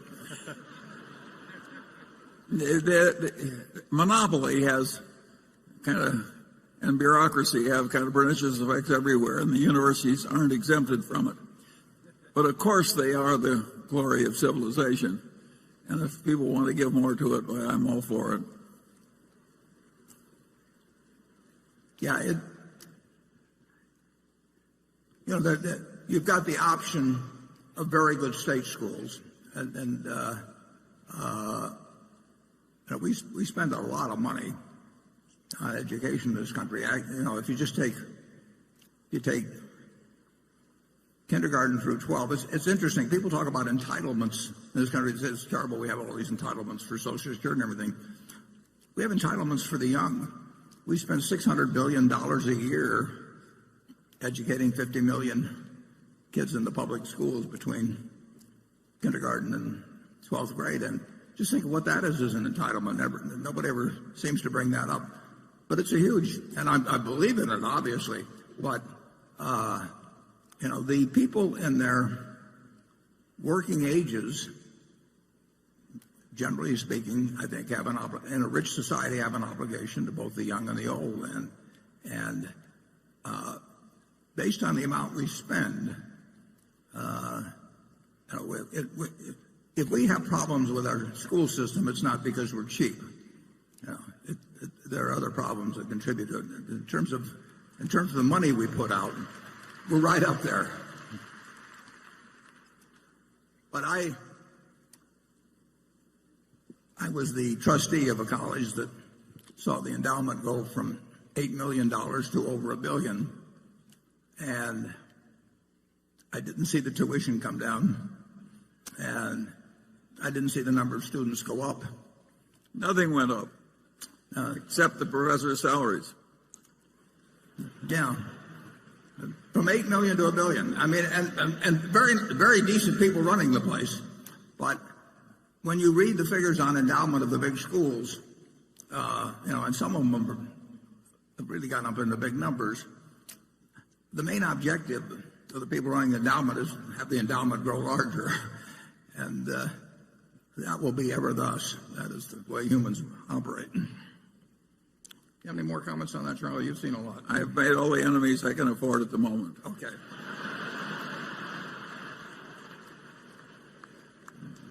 That's never slowed them down in the past. Andrew.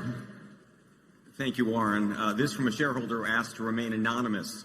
If Donald Trump becomes the President of the United States, and recognizing your public criticism of him and your public support for Hillary Clinton, what specific risks, regulatory, policy, or otherwise, do you foresee for Berkshire Hathaway's portfolio of businesses?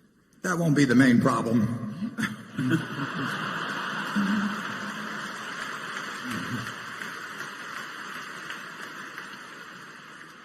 Well, government, is a very big factor in our business and in all businesses. I mean, there's the very broad policies that affect practically everybody, and sometimes there can be some pretty specific policies. But I will predict that if either Donald Trump or Hillary Clinton becomes president, and one of them is likely to be, very likely to be, I think Berkshire will continue to do fine. Charlie? I'm afraid to get into this area. Yeah, we've operated under we've operated under price controls. I mean, we've had 52% federal taxes applied to our earnings for many years. They were higher at other times, but we've had regulations come along, and in the end, business in this country has done extraordinarily well for a couple of hundred years, and it is adapted to the society, and the society is adapted to business. This is a remarkably attractive place in which to conduct a business. Imagine in a world of practically zero interest rates, American business earning terrific returns on tangible equity. I mean, those are the assets that were actually employed in the business. The numbers are staggering. And, people who've had their money in savings accounts or something that get destroyed. But owners of business, if you look at returns on tangible equity, just check them out sometime. And they have not suffered, even as people who own fixed income instruments have suffered enormously. And, farm prices are down now. Farmer income has fallen off a lot in the last couple of years, but business has managed to take care of itself, and for a good reason, because it contributes to and has been the engine of a market economy that's delivered output that is staggering by the imagination of anyone that might have existed 100 years ago. In my lifetime, the GDP per capita in real terms of the United States has gone up 6 for 1. Can you imagine that in a society where in one person's lifetime, overall, people have 6 times the real output that they had at the beginning? It's the system works very well in terms of aggregate output. In terms of distribution of that output, sometimes it can fall very short, in my view. But it'll keep working. You don't have to worry about that, dear. 20 years from now, there'll be far more output per capita in the United States in real terms than there is now. In 50 years, it'll be far more. And the quality will get better. And no presidential candidate or president is going to end that. They can shape it in ways that are good or bad, but they can't end it. Now, Charlie, give something pessimistic here to balance. No, I want to say something optimistic, and I think that the GDP figures greatly understate the real advantage that our system has given our citizens. It underweighs a lot of huge achievements because they don't translate right into money in a certain way that the economists can easily handle. But the real achievements are, over the last century, say, are way higher than are indicated by the GDP figures, and the GDP figures are good. I don't think the future is necessarily going to be quite as good as the past, but it doesn't have to be. There's no one you'll run into, at least in my experience, that says, with my same talents, I wish I'd lived 50 years ago instead, and born 50 years earlier. But a majority of the American public thinks that it's a bad time to be born today compared to when they were born. They think your children went out. They're wrong. I mean, it's the pace of innovation. Just think how different you're living compared to 20 years ago in terms of what you do with your time. Now, a lot of people may condemn it or something of the sort, but you're making free choices that were not available to you 20 years ago, and you're making them in a different direction than, I'm still saying with the landline, but you people are way ahead of me. Okay, Greg.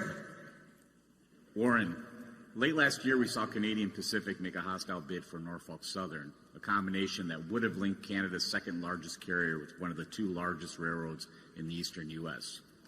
This move led to a largely negative reaction from not only Norfolk Southern, but from federal and state lawmakers, shippers, and other railroad operators, even though a formal evaluation process hadn't even begun with the U.S. Surface Transportation Board. Canadian Pacific eventually backed down. Looking back to 1999, when the Transportation Board blocked a proposed merger between BNSF and Canadian National, the attitude was that any additional mergers amongst railroads would have to be accretive to competition. What do you think they meant by this?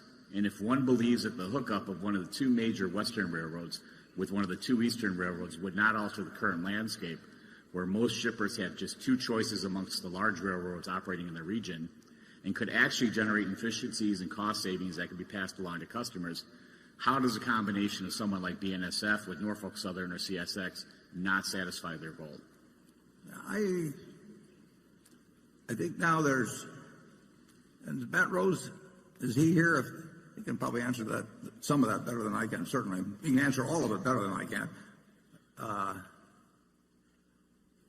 There's Matt, Yeah, so the statement is exactly right. Back in 1999, we had a failed merger with Canadian National. New rules were put in place by our regulator, a little group called the STB. And what they said was that the public litmus test for the next merger would have to be different.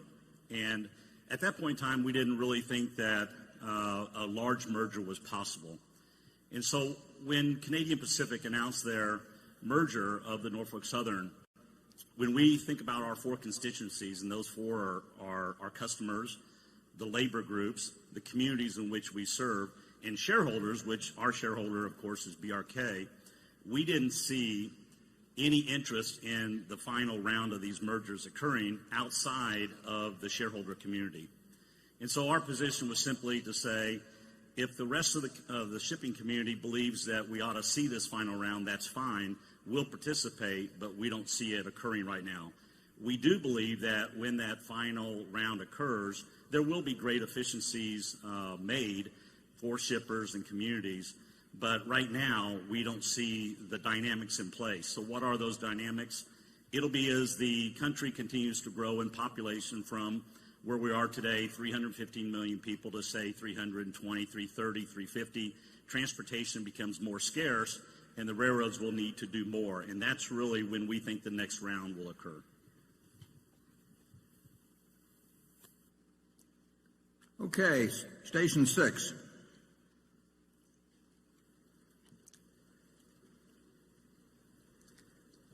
Hi, my name is Michael Mazia. I'm from Brooklyn, New York, and I'll be starting at Wharton Business School in the fall. In an interview with Bloomberg Markets recently, Jamie Dimon defended the role banks play in financial markets, saying banks aren't markets. The market is amoral. You're a trade to the market. A bank is a relationship. But banks, namely investment banks, have struggled as regulators have favored market-based solutions, and many of those relationships investment banks have worked so hard for have proven to be less lucrative, especially compared to the growing fixed costs of supporting them. As it relates to our marketable securities portfolio, how do you feel about the investment banking component, particularly as Wells moves into that space? Would you feel differently if the cost basis was higher? And Warren, Charlie, thank you so much for doing this every year. Thank you. Well, I didn't totally get that, but does he feel the investment banking firms are being disadvantaged? Well, he's basically, how do we feel about Jamie says that you can't make as much money as you used to out of relationships, and it's getting tougher and so forth. Yeah. Well, the public policy since 2008-9 has been to very much toughen up capital requirements in a variety of ways for banks, but it is specifically been designed to make large banks, very large banks, less profitable relative to smaller banks. And you do that by increasing capital requirements. So you can change the math of banking and the attractiveness of banking totally by capital requirements. Obviously, if you said every bank had to be 100% equity, it would be a terrible business. You couldn't possibly earn any money that was significant on capital. And if you let people operate with 1% capital ratios, they can make a lot of money, and they will cause the system all kinds of trouble. So since 2009, the rules have been tilted against the larger banks primarily through capital requirements. And that just means returns on equity go down, but returns on equity were awfully high prior to that. So it hasn't turned it into a bad business. It's turned it into a less attractive business than earlier. And that some of the investment banks operate as bank holding companies still, and they've been affected by those capital requirements too. I'm not sure getting 100% to your question, so I invite you to give me a follow-up if you'd like on that. In the marketable securities portfolio, do you feel good about the going forward prospects of the investment banking companies, especially as Wells Fargo moves into that business? Well, Wells Fargo has an investment banking aspect to it that primarily came in through Wachovia, and it's not insignificant, but our ownership of Wells Fargo, which is very large, it's our largest single marketable security. I'm not counting Kraft Heinz, which is about the same size, because in that situation we're in a control position. But it's the largest non-control situation that we have at Wells Fargo, and that's by intent. I like it extremely well compared to other securities, not because it has the most upside, but I feel that weighted for upside and downside that it's. But it's not the investment banking that charms you in Wells Fargo. It's the general banking that. Yeah, no, we're not it isn't that big a deal, and that's not what attracts us. We think Wells Fargo is a very well-run bank, but we didn't make any decision to buy a single share based on the fact they were going to be more in the investment banking business because of the Wachovia acquisition. They've got a lot of sources of income.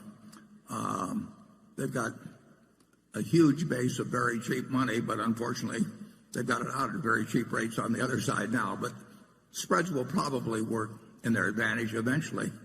And we think it's a very well-run bank. Investment banking business, Charlie and I are probably a little affected by the experience we had in running one for a short period of time. It's not been something we invested in significantly. We obviously made a major investment in Goldman Sachs, and we continue to hold shares that came out of the warrants that we received when we made the investment in 2008. But I can't recall us making a investment banking purchase a marketable security involving an investment bank for a long time. Can you, Charlie? No, I think generally we fear the genre more than we love it. Carol? In the conclusion of the book, Dear Chairman, which you recommend in this year's annual letter, a new book you recommend, the author argues that, quote, the life's work of great investors is inevitably reabsorbed into the industrial complex with little acknowledgement of their accomplishments. He then argues that Berkshire Hathaway will eventually be targeted by activist investors if it trades at too sharp a discount to intrinsic value. Do you agree with this assessment, and have you considered installing corporate defenses that might prevent future generations of activists from trying to break up Berkshire Hathaway? Yeah, I used to worry more about that than I do now. Partly, size is one factor.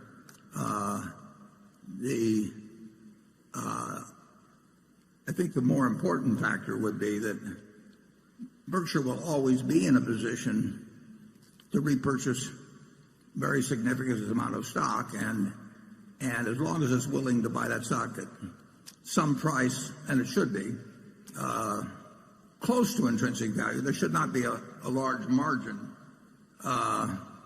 in terms of anybody that might come along and think there'd be a lot of money to be made by breaking up. There would be money lost by breaking it up in terms of there'd be certain advantages lost. Mid-American Energy could not have done what it has done in renewables without Berkshire being the parent. I mean, if it had been split off, it would have been the parts would have been worth less than the whole. And there are I could give you significant instances of that in other cases. So I don't think there will be a spread that will be enticing to anyone. And beyond that, I think the numbers involved would be staggering. And I think we have a shareholder base that recognizes the advantages of both the Berkshire businesses and its culture. And so I think it's very, very unlikely. But there have been periods in business history where stocks sold where practically all stocks sold at dramatic discounts from what you might call intrinsic value. And it's interesting that very little activity occurred there. And in the 1974 period, 1973 and 74, there were really good companies, one of which was Cap Cities, for example, that Tom Murphy ran, that was selling at a huge discount to what it was worth. But people did not come along then, so to some extent, when the discounts are huge, money is hard to get. It's not a huge worry with me. Actually, in my own case, because of the way my stock will get distributed to philanthropies after I die, it's very likely that my estate for some years would be by far the largest shareholder of Berkshire in terms of votes, even with this distribution policy that occurs. It's not something I worry about now. I used to worry about it some, but it's not a factor now. Charlie? Well, I think we have almost no worries at all on this subject, and that most other people have a lot of thoroughly justifiable worry, and I think that helps us. So I look forward on this subject with optimism. You want to explain how it helps us, Charlie? Well, if you're being attacked by people you regard as evil and destructive and so on, and you want a strong ally, how many people would you pick in preference to Berkshire? My name is Warren Buffett, and I approve of that message. Jonathan. Leasing has quietly become an important contributor to Berkshire's earnings, with its several leasing units logging about $1 billion in combined annual pre-tax income. Could you talk about Berkshire's competitive advantages in its various leasing businesses, including containers, cranes, furniture, tank cars, and rail cars? Are there other leasing businesses you would be interested in entering, for instance, airplanes or commercial auto fleets? Plane leasing companies in particular seem to sell for reasonable prices and are often available. Yeah, well, we've got a very good truck leasing business in Extra, and we've got a good primarily tank car leasing business at Union Tank Car and Procar. And we expanded it by $1 billion when we bought the GE fleet recently. Leasing generally isn't something that we have to bring something to the party. At Extra, that's much more than just handing people a trailer and taking a check every month. There's important service advantages brought to that. But pure leasing of new cars, which is a huge business, the math is not that attractive for us. The banks have an advantage over us because their cost of funds is so low now. It's not quite as low as it looks, but I think Wells Fargo, I think the last figure was, down around 10 basis points. And when somebody has, maybe $1 trillion or so, and they're paying 10 basis points for it, I don't feel very competitive at Berkshire in that situation. So pure money type leasing is not an attractive business for us when we've got other people with a lower cost of funds. I mean, they've got the edge. And we have got rail car leasing involves a lot more than just a financial transaction. I mean, we've got huge activity in the repair field, and those cars require servicing in the same way in our trailer business. But you will not see us get in. Aircraft leasing doesn't interest me in the least. We've looked at that a lot of times, had various aircraft leasing companies offered to us, and that's a scary business. And some people have done well in it by in recent years by using short-term money to finance longer-term assets which have big residual risks, and that just isn't for us. Charlie? I think you said it pretty well. We're well located now, but I don't think we've got huge opportunities. Okay. Station 7.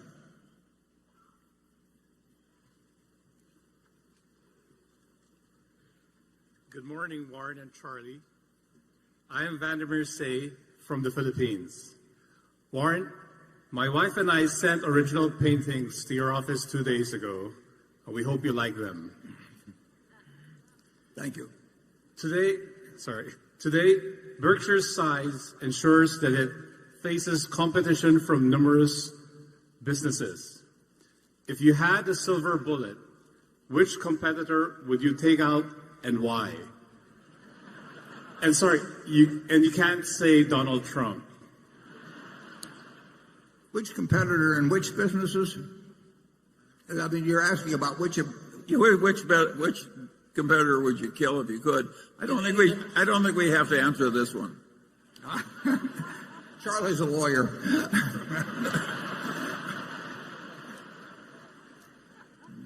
But I've thought about the question. Now we have lots of tough competitors, and in many areas we're a pretty tough competitor ourselves. And what we want our managers to be doing, is thinking every day about how to achieve a stronger competitive position. We call it widening the moat. But we want to turn out better products. We want to keep our costs down to a minimum. We want to be thinking about what our customers are likely to be wanting from us, a month, a year, 10 years from now. And generally, if you take care of your customer, the customer takes care of you. But But there are cases where there is some force coming along that really is, you may not have the answer for, and then, you get out of that business. We had that department store in Baltimore in 1966, and if we kept it, we would have gone out of business. So recognizing reality is also important. I mean, you do not want to try and fix something that's unfixable. And we're not targeting competitors for destruction. We're just trying to do the best we can everywhere. Spoken like an antitrust lawyer. Okay.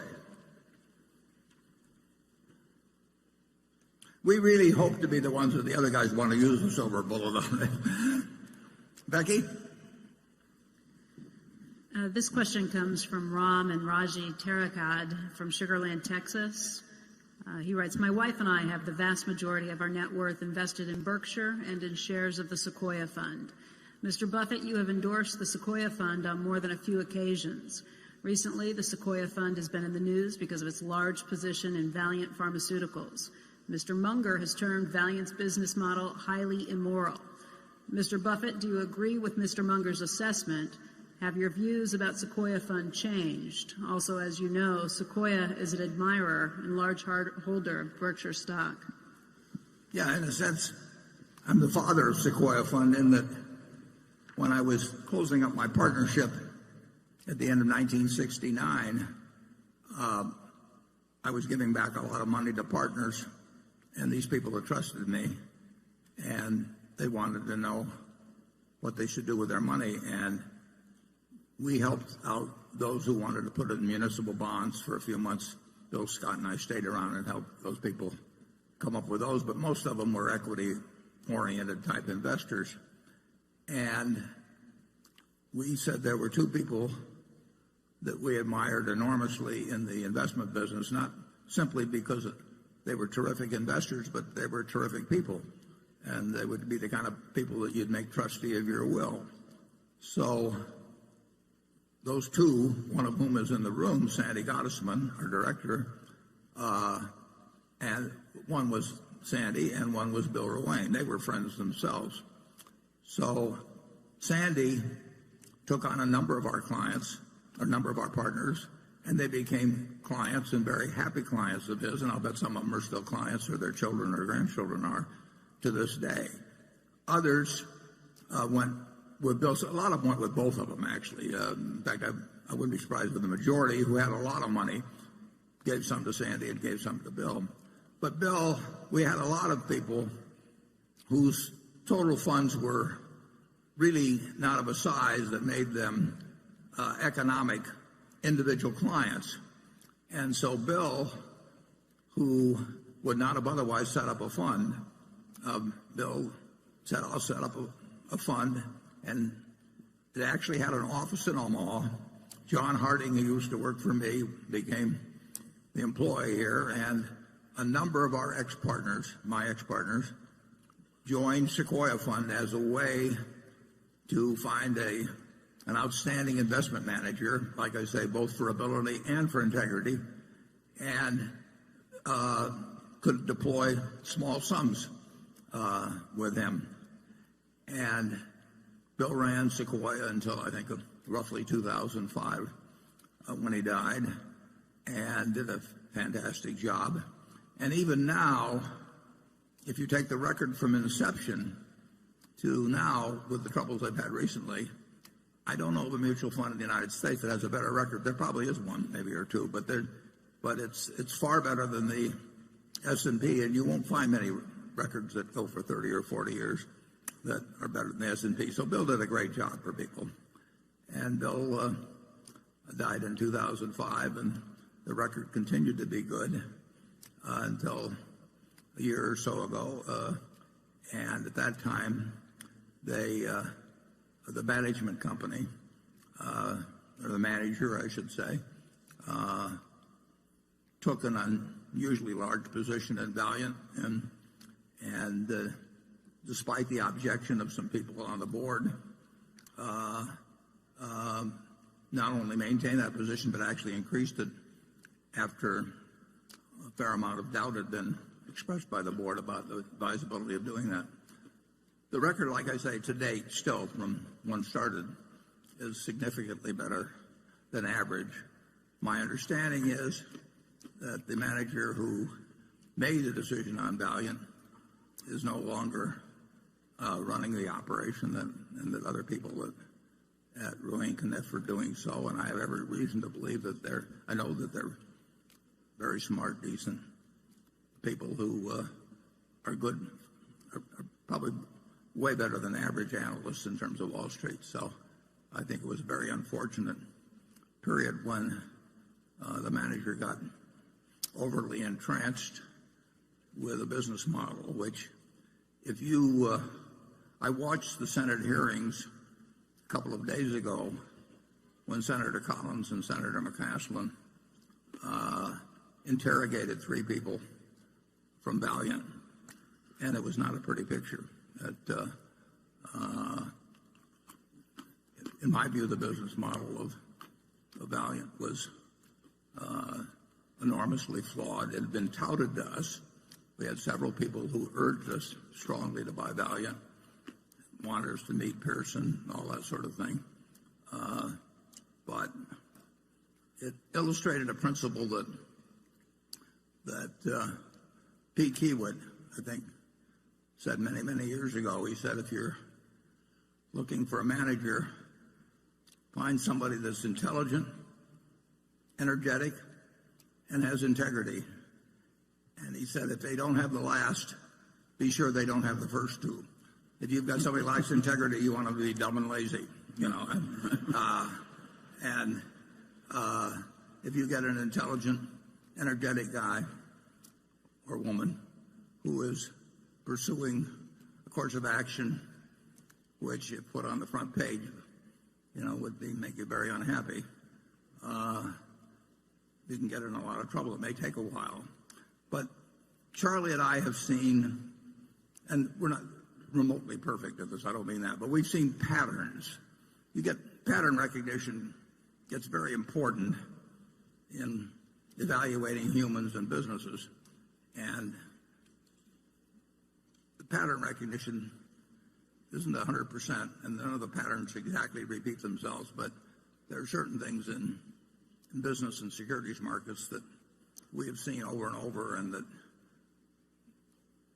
frequently come to a bad end, but frequently look extremely good in the short run. One which I talked about last year, I'm not referring to value in this regard, is the chain letter scheme, the disguised chain letter. You're going to see chain letters the rest of your life. Nobody calls them chain letters because that has a connotation that will scare you off, but they're disguised chain letters, and many of the schemes in Wall Street that are designed to fool people have that particular aspect to it. And there were patterns at Valiant that I think certainly if you'll go and watch those Senate hearings, I think you'll decide that there were patterns there that really should have been picked up on, and it's been very painful to the people of Sequoia. And I personally think that the people that are running Sequoia now are able people, and I'll get into in a second the difficulty of managing money. But first I'll give Charlie a chance to comment on this. Well, I totally agree with you that Sequoia, as reconstituted, is a reputable investment fund, and that the manager, as reconstituted, is a reputable investment advisor. And I've got quite a few friends and clients that use Ruane Cunniff, and I've advised them to stay with the place as reconstituted. And I believe you've done the same thing, haven't you? Right. So we trust, we think the whole thing is fixed.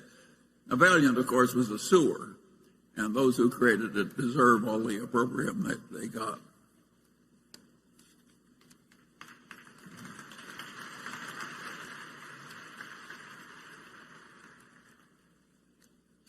In a few minutes we'll break, but I think it almost ties in with this last question. If we could put slide 3 up.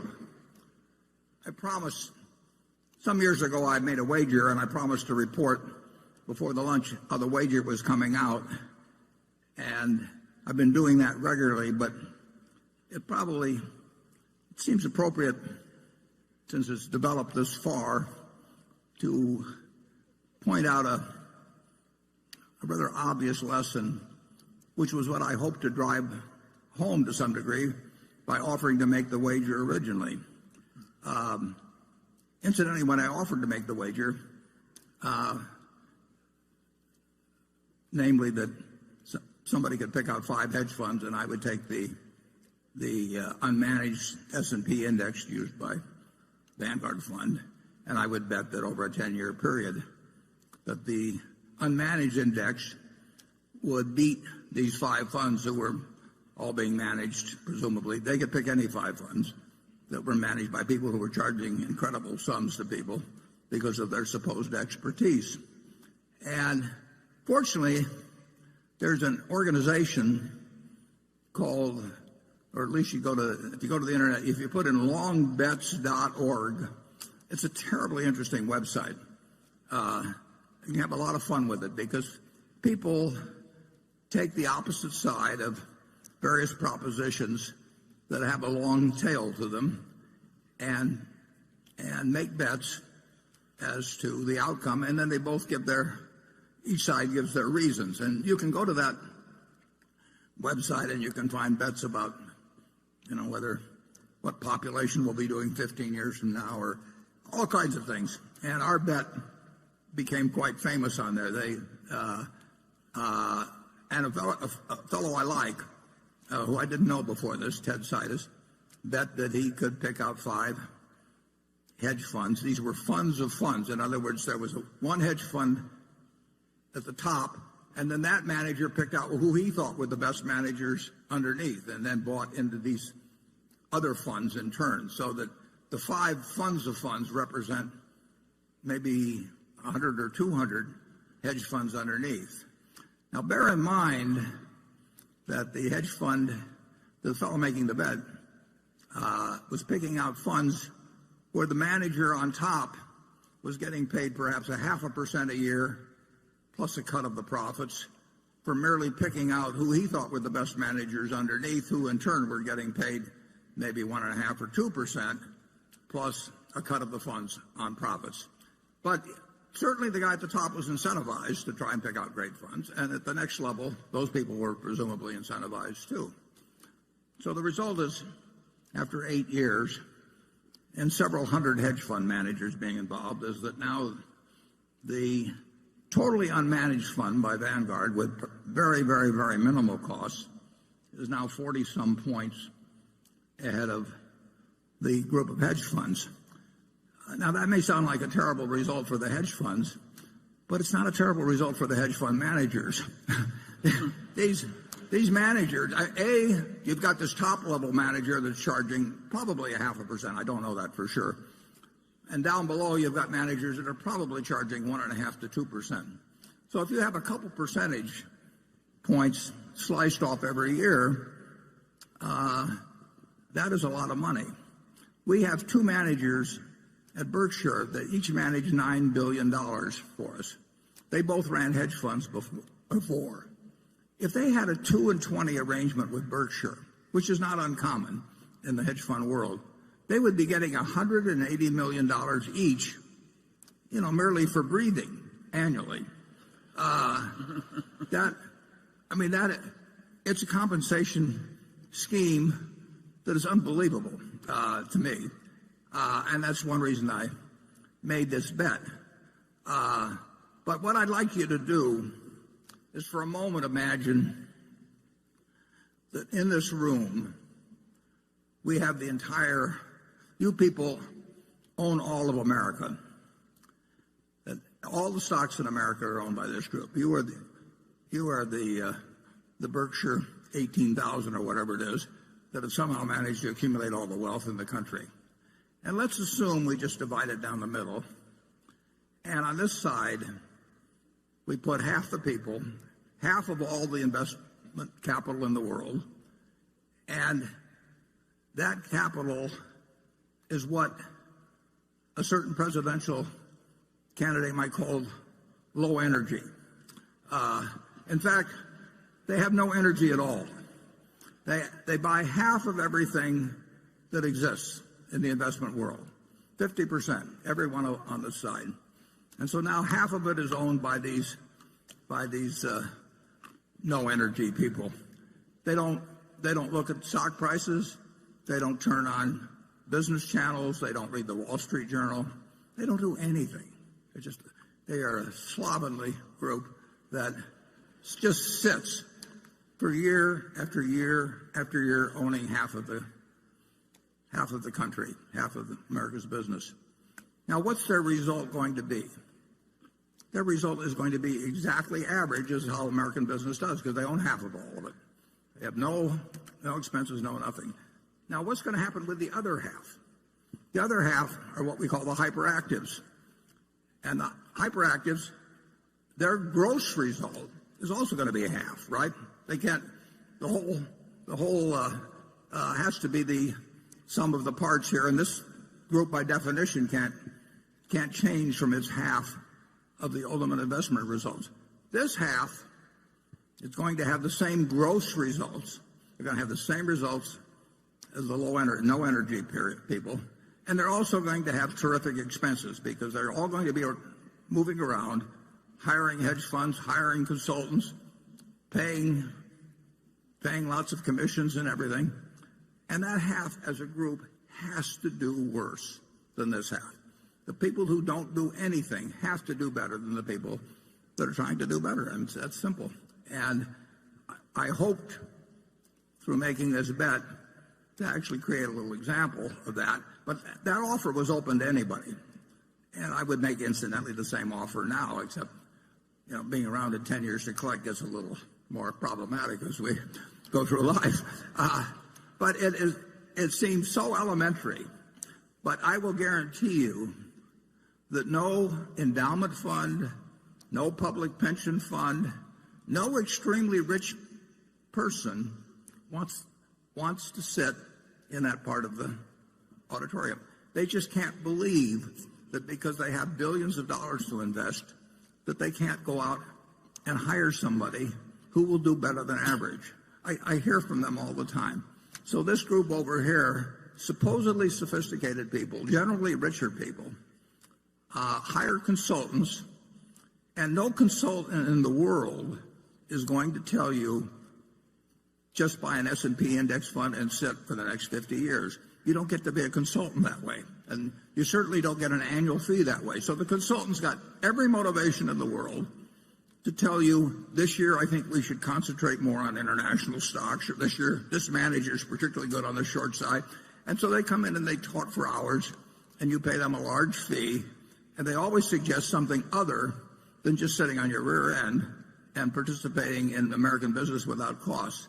And then those consultants, after they get their fees, they in turn recommend to you other people who charge fees, which, as you can see over a period of time, cumulatively eat up capital like crazy. So I would suggest that what I felt sure, I didn't feel sure because nothing, can't tell for sure about any 10-year period, but I certainly felt very probable, or I wouldn't have stuck my neck out. It just demonstrates so dramatically. I've talked to huge pension funds, and I've taken them through the math, and when I leave, they go out and hire a bunch of consultants and pay them a lot of money.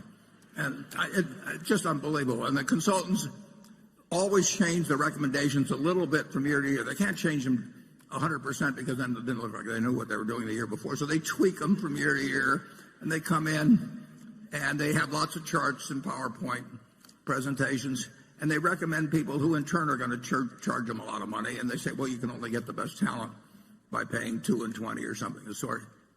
And the flow of money from the hyperactive to what I call the helpers is dramatic. Well, this group over here sits here and absolutely gets the record of American industry. So I hope you'll realize that for the population as a whole, American business has done wonderfully, and the net result of hiring professional management, is a huge minus. And at the bookstore, we have a little book called Where Are the Customer's Yachts, written by Fred Schwett. I read it when I was about 10 years old. Been updated. It hadn't been updated, but new editions have been put out a few times. But the basic lessons are there. That lesson is told in that book from 1940. It's so obvious, and yet all the commercial push is behind telling you that you've got to think about doing something today that's different than you did yesterday. You don't have to do that. You just have to sit back and let American industry do its job for you. Charlie, do you have anything to add to my sermon? Well, you're talking to a bunch of people who have solved their problem by buying Berkshire Hathaway. That worked even better. And there have been a few of these managers of managers who've actually succeeded. There are a few in the universities who are really good, but it's a tiny group of people. It's like looking for a needle in a haystack. And when I was given the job of naming two in 1969, I knew two. I knew a couple of others. Charlie wasn't interested in managing more money then, and my friend Walter Schloss would not scale up well, although he had a fabulous record over 45 years or thereabouts. But, that was all I could come up with at that time. And fortunately, I did have a couple. And the people who went with Sequoia Fund have been well served if they stayed for the whole period. But the people, there's been far, far, far more money made by people in Wall Street through salesmanship abilities than through investment abilities. There are a few people out there that are going to have an outstanding investment record, but there are very few of them, and the people you pay to have identify them don't know how to identify them, and they do know how to sell you, and that's my message. We'll come back at 1 o'clock. Thanks.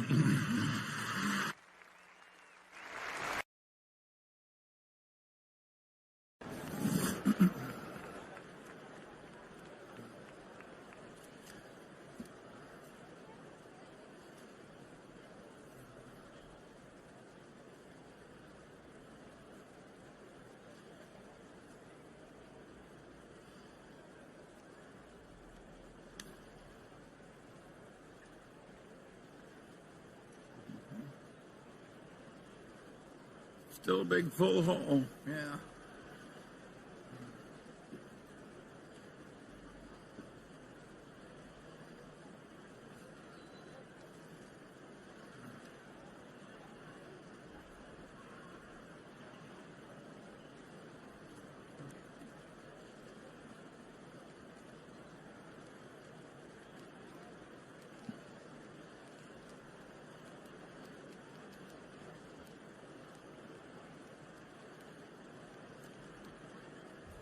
Okay, if you'll take your seats, we'll get underway.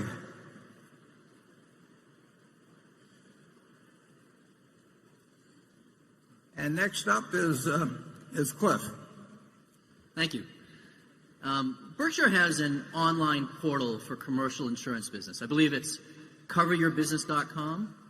Is there an opportunity in commercial lines to go direct, akin to what we've seen Geico do in personal auto insurance? Yeah, well, the answer to that is we'll find out. We have actually two online arrangements. I'm not sure whether they're both up yet. One is called, I believe it's called BIG. I think we got that domain name, BIG. And that will be run by the Applied Underwriters, which is a subsidiary of ours that writes workers' comp.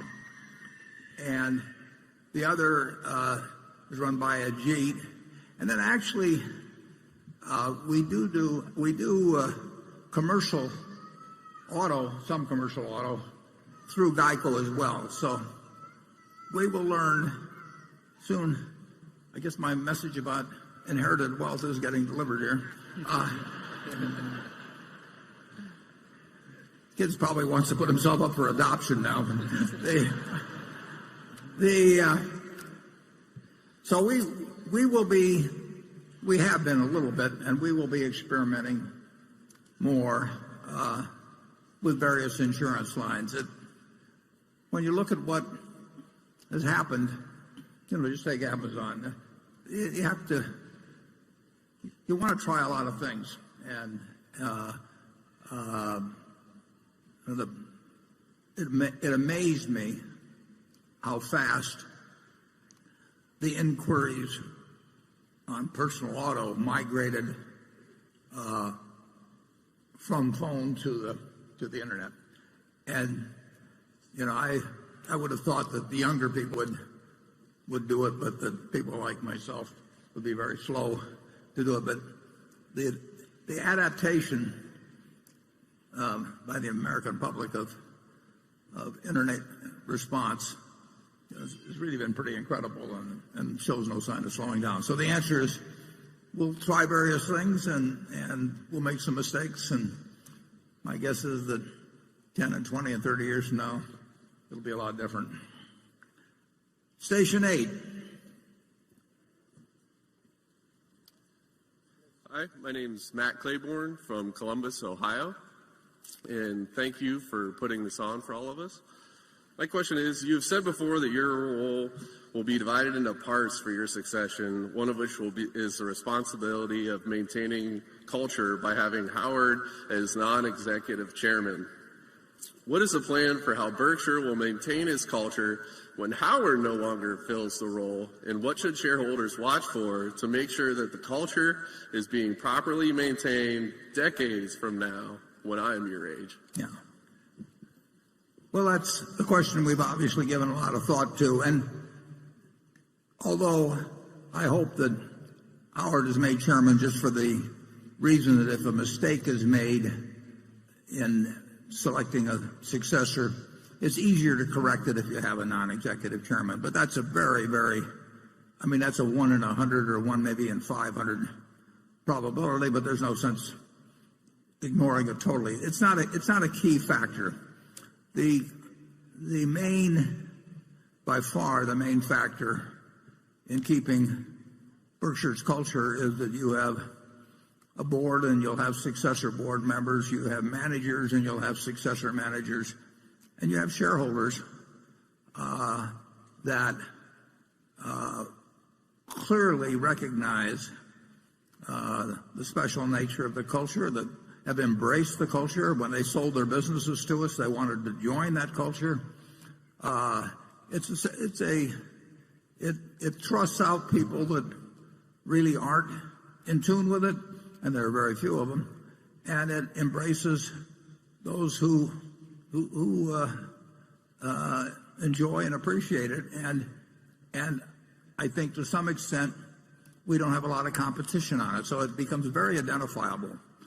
And it works.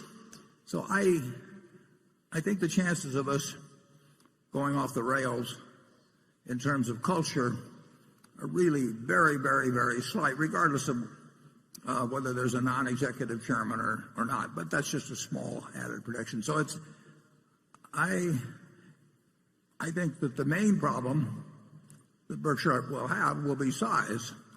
And I thought that when I was managing money, when I first started managing money, size is the enemy of performance to a significant degree. But I do think that the culture of Berkshire adds significantly to the value of the individual components viewed individually. And I don't see any evidence that there'd be any board member, any managers or anything that could in any way really move away from what we have now for many, many decades. Charlie? I'm even more optimistic than you are. I've never noticed it. I really think the culture is going to surprise everybody by how well it lasts and how well they do. They're going to wonder why they ever made any fuss over us in the first place. It's going to work very well. We've got so many good ingredients in place just in terms of the businesses and the people already here, that's the companies. That's what I'm saying. There's just so much power in place. Another thing that's interesting is how little turnover we get in it too. So that the number of managers that have been needed, we've had to replace in the last 10 years are very few. Without a retirement age, and I tend to bring that up at every meeting to reinforce the idea. But without a retirement age and with people working because they love their jobs and they like the money as well, but their primary motive is that they really like accomplishing what they do in their jobs. And that means that we get long tenure out of our managers, so the turnover is low. The directors are not here for the money. And so we have great tenure among the directors, and I would argue that's a huge plus. It's going to go on a very long time. Andrew? Thank you, Warren. The following question comes from Aritz Galdos, and several other shareholders asked similar questions that are part of this as well. It's a bit of a multi-part question. About 24 men and women work with you, Warren, at our corporate office. I see from last year the quality of the picture has been improved in the annual report, so congratulations on that. However, looking at it, there is something that comes to anyone's attention, and is the lack of diversity among the staff. A 2015 analysis by Calvert Investments found that Coca-Cola was one of the best companies for workplace diversity, while Berkshire Hathaway was one of the worst. You've explicitly stated that you do not consider diversity when hiring for leadership roles and board members. Does that need to change? Are we missing any investment opportunities as a result? And do you consider diversity, however defined, of company leadership and staff when analyzing the value of a company that you may want to purchase? Well, it's a multiple-part question. The answer to the last one is no. What was the one before it? You've explicitly stated you do not consider diversity when hiring for leadership roles and board members. Does that need to change, and are we missing any investment opportunities as a result? No, we will select board members, and we lay it out, and we've done so for years, and I think we've been much more explicit than most companies. We are looking for people who are business savvy, shareholder oriented, and have a special interest in Berkshire. And we found people like that. And as a result, I think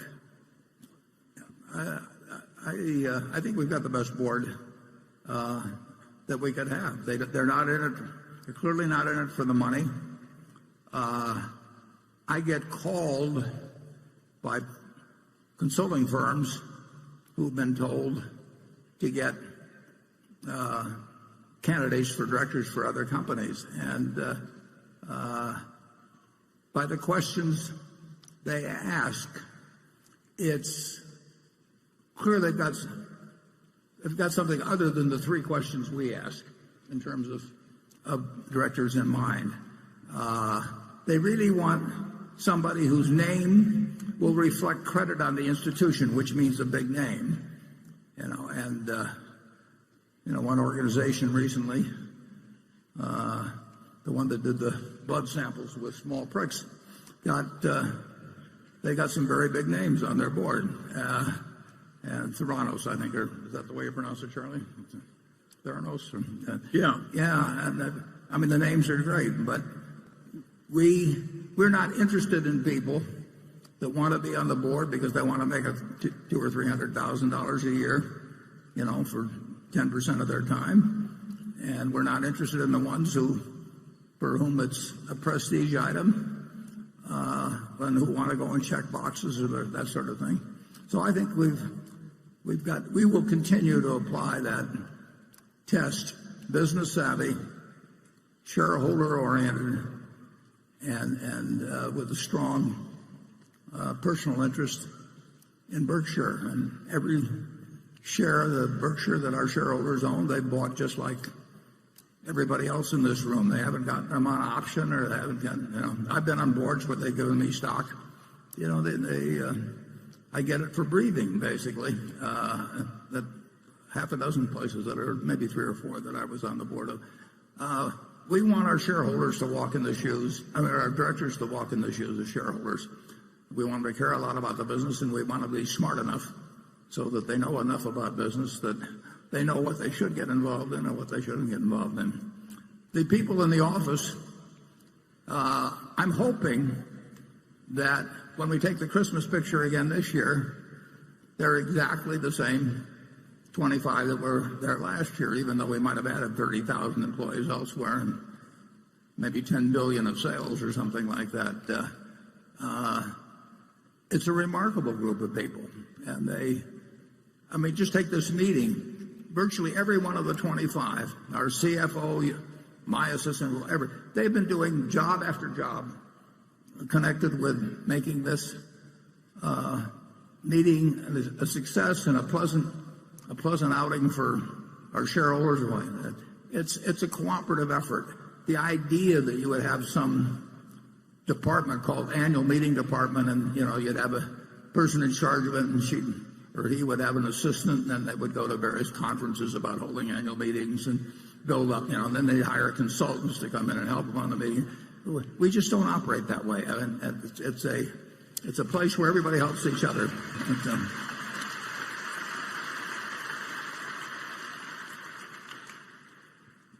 Part of what makes my job is extraordinarily easy, but the people around me really make it easy. And part of the reason it's easy is because we don't have any committees. Maybe we have some committee I don't know about, but I've never been invited to any committees. I'll put it that way at Berkshire. And we may have a PowerPoint someplace. I haven't seen it, and I wouldn't know how to use it anyway. We just don't have make work activities, and we might go to a baseball game together or something like that. But I've seen the other kind of operation, and I like ours better. I'll put it that way. Charlie? Well, years ago, I did some work for the Roman Catholic Archbishop of Los Angeles. And my senior partner pompously said, you don't need to hire us to do this. There's plenty of good Catholic tax lawyers. And the Archbishop looked at him like he was an idiot and said, Mr. Peeler, he says, last year I had some very serious surgery, and I did not look around for the leading Catholic surgeon. That's the way I feel about board members.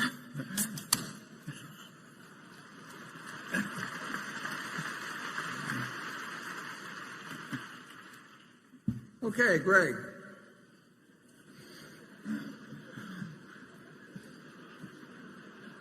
Warren, Greg.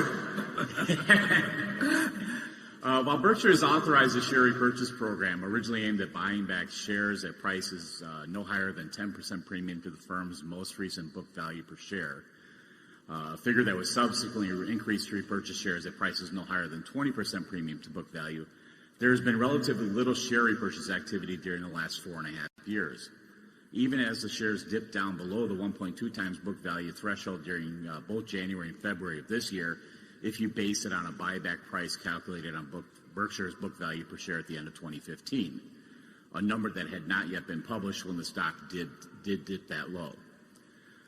Given your belief that Berkshire's intrinsic value continues to exceed its book value, with the difference continuing to widen over time, are we at a point where it makes sense to consider buying back stock at a higher breakpoint than Berkshire currently has in place? And would you ever consider stepping in and buying back shares if they did dip down below 1.2 times book value per share, even if that prior year's figure had not yet been released? Yeah. Greg, you mentioned that it sold below 1.2, and I don't think that's correct. I keep a pretty close eye on that. And it's come fairly close to 1.2, but I could almost guarantee you that it has not hit 1.2, or we would have done it. And I'd be happy to send you figures on any day that you might feel that it did hit the 1.2. Clearly, in my view, Charlie's view, the board's, the stock is worth significantly more than 1.2, but it should be worth significantly more, or we wouldn't have it at that level. On the other hand, we did move it up from 1.1 to 1.2 because we had acquired more businesses over time that were the differential between our carrying value and the book and the intrinsic value really had widened from when we set the 1.1. I have mixed emotions on the whole thing in that from strictly a financial standpoint and from the standpoint of the continuing shareholders, I love the idea of buying it at 1.2, which means I probably would love the idea of buying it a little higher than 1.2. On the other hand, I don't take, and it's the surest way of making money per share there is. I mean, if you can buy dollar bills for anything less than $1, there's no more certain way of making money.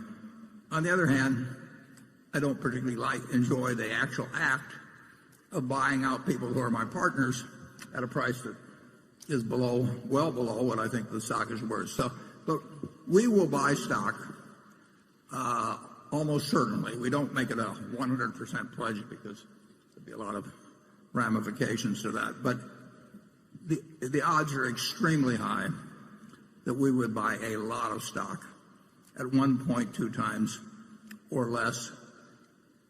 But we would do it in a manner where we were not propping the stock at any given level. And if it happens, it will be very good for the stockholders to continue. It is kind of an interesting situation, though, because if it's true that we will and are eager even from a financial standpoint to buy it at that price, it's really like having a savings account where if you take your money out as a dividend or as an interest payment on a savings account, you get $1, but if you leave it in, you're almost guaranteed that we'll pay you $1.20. I mean, why would anybody want to take money out of a savings account if they could cash it in what they left at 120%? So it acts as a backstop for ensuring that a no dividend policy results in greater returns than it would be if we paid out $1 and people got $1. If they leave $1 in, they're going to get at least $1.20 in my view. At least it's not a total guarantee, but it's a pretty strong probability. So would we increase that number? Perhaps if we run out of ideas, and I don't mean day by day, but if it really becomes apparent that we can't use capital effectively within the company in the quantities with which it's being generated, then at some point the threshold might be moved up a little because it could still be attractive to buy it. And you don't want to keep accumulating so much money that it burns a hole in your pocket. And it's been said actually that a full wallet's a little like a full bladder, that you may get an urge very quickly to pee it away, and we don't want that to happen. But so far that hasn't happened, and we will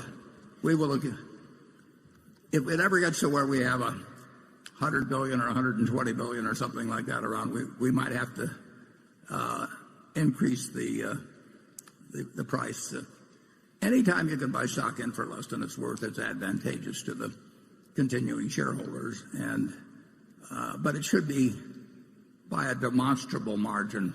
You can't, intrinsic value can't be that finely calculated that you can figure it out to 4 decimal places or anything of the sort. Charlie?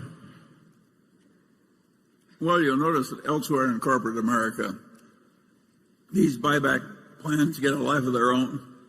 And it's gotten quite common to buy back stock at very high prices that really don't do the shareholders any good at all. I don't know why people exactly are doing it. I think it gets to be fashionable. It's fashionable, and they get sold on it by advisors. And that's true, too.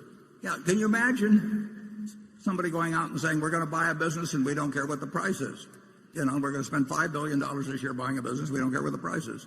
But that's what companies do when they don't attach some kind of a metric to what they're doing on their buybacks. To say we're going to buy back $5 billion of stock, maybe they don't want to publicize the metric, but certainly they should say we're going to buy back $5 billion of stock if it's advantageous to buy it back. But they don't.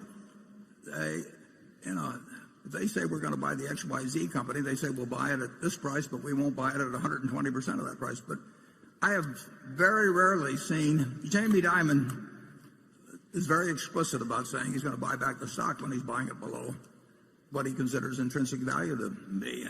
But I have seen hundreds of buyback notices, and I've sat in boards of directors one after another where they voted buybacks, and basically and they said they were doing it to prevent dilution or something like that. It's got nothing to do with preventing dilution. I mean, if your dilution by itself is a negative, and buying back your stock at too high a price is another negative. So it has to be related to valuation. And as I say, you will not find a lot of press releases about buybacks that say a word about valuation.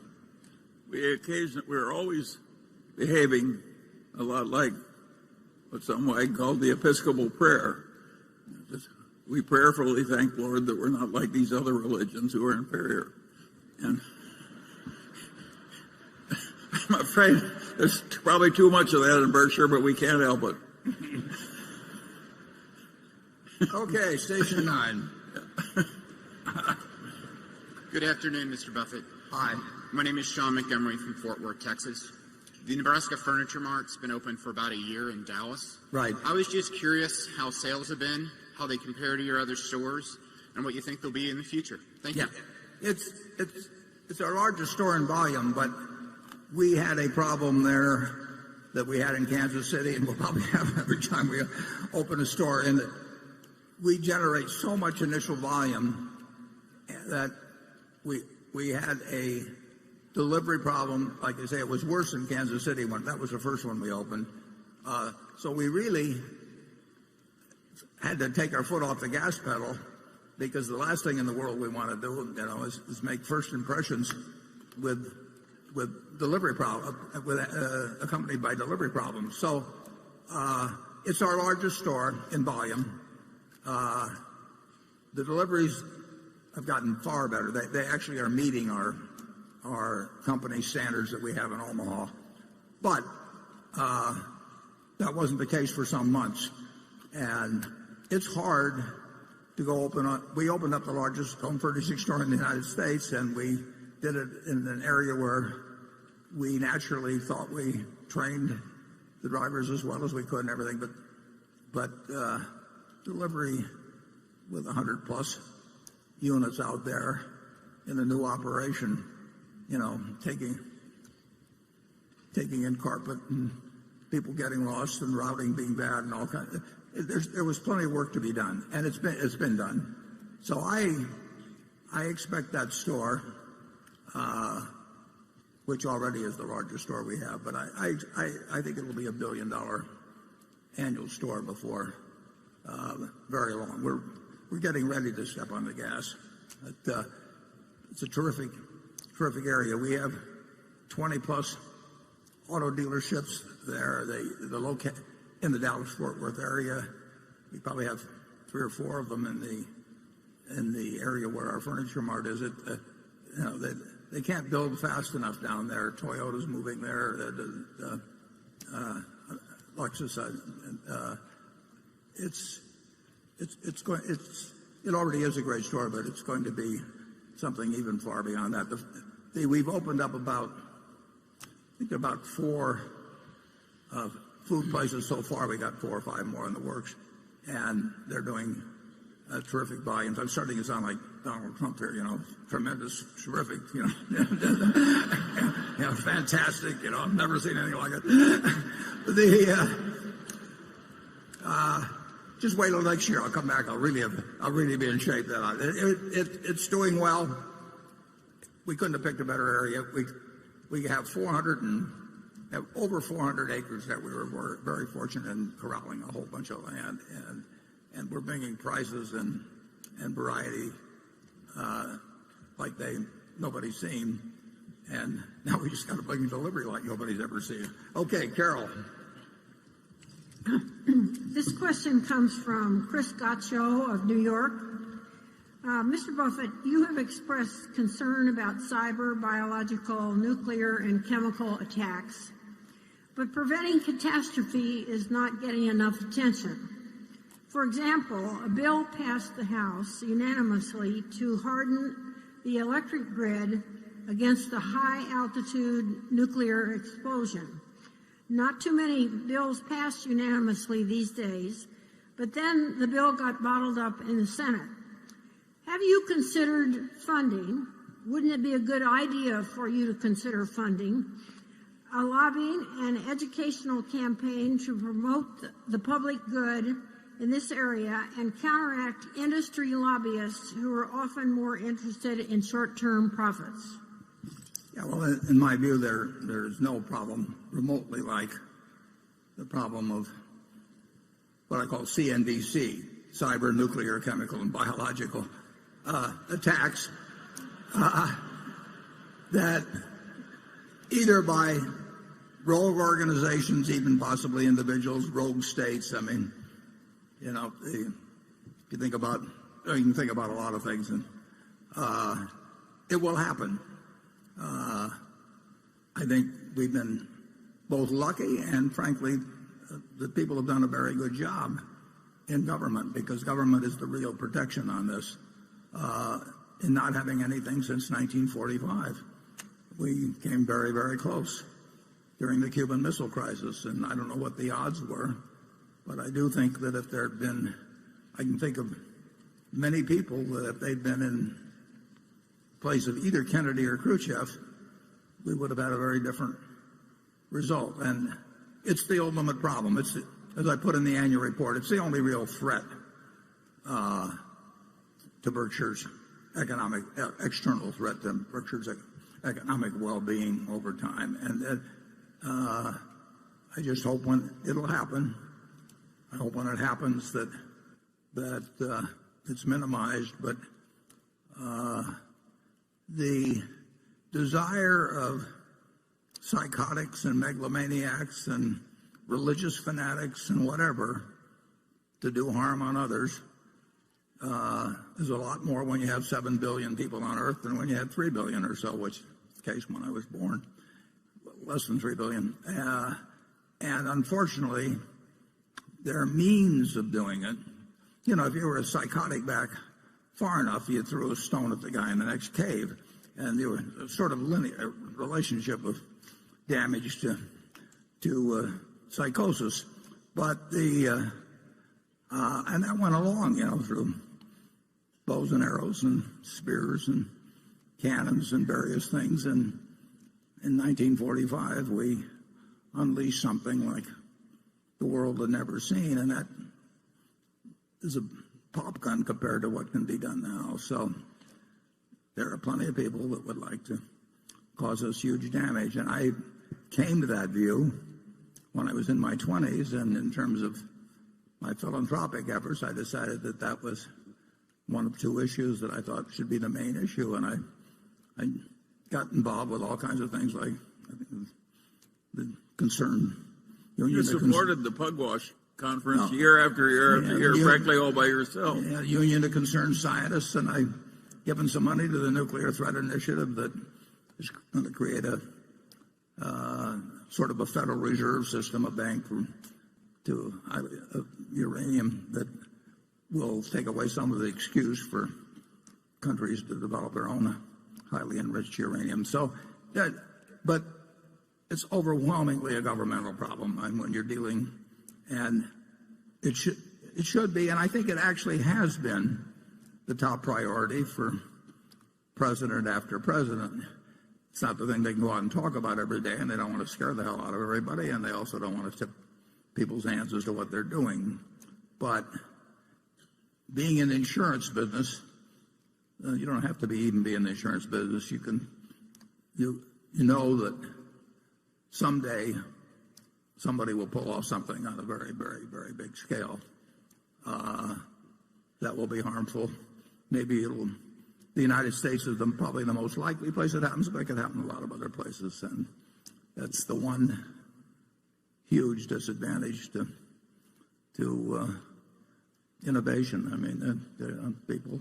Warren, I think he also asked, why don't we, Berkshire, spend a lot more time telling the government what it should be doing and thinking? Well, I've tried telling people. Nobody disagrees with you on it. They just it seems sort of hopeless to them. I mean, they don't know what to do beyond what they're doing. And incidentally, they've done a lot of things. I mean, not all gets publicized, but and I think Kennedy and Khrushchev,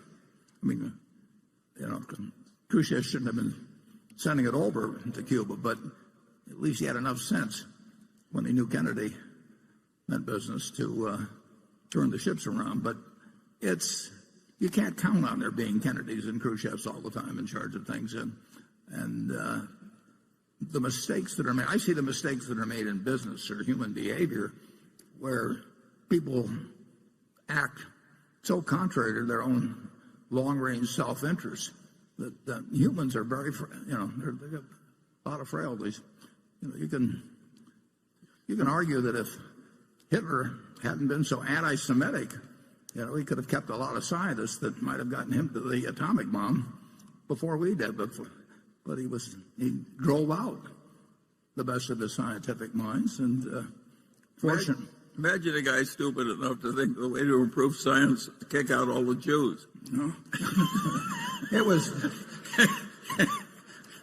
the hero of the 20th century may have been Leo Szilard. Leo Szilard is the guy that got Einstein to co-sign a letter to Roosevelt and say, one side or the other is going to get this, and we better get it first. Basically, he said it much more elegantly than that. You can go to the internet and look up the letter, but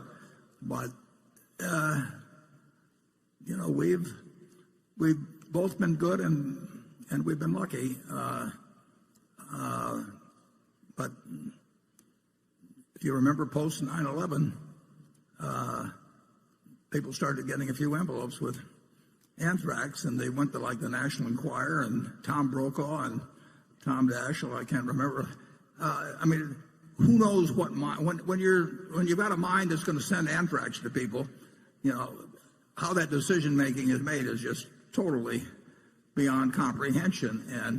And that person did not end up doing a lot of damage, but the capability for damage is absolutely incredible. I don't know how Berkshire does anything about that. I don't know how to do it philanthropically. If I knew how to reduce the probabilities of the CNBC type mass attack, if I knew how to reduce the probability by 5%, all my money would go to that. No question about that. Maybe 1%. But hasn't it been true we haven't been very good at getting the government to follow any of our advice?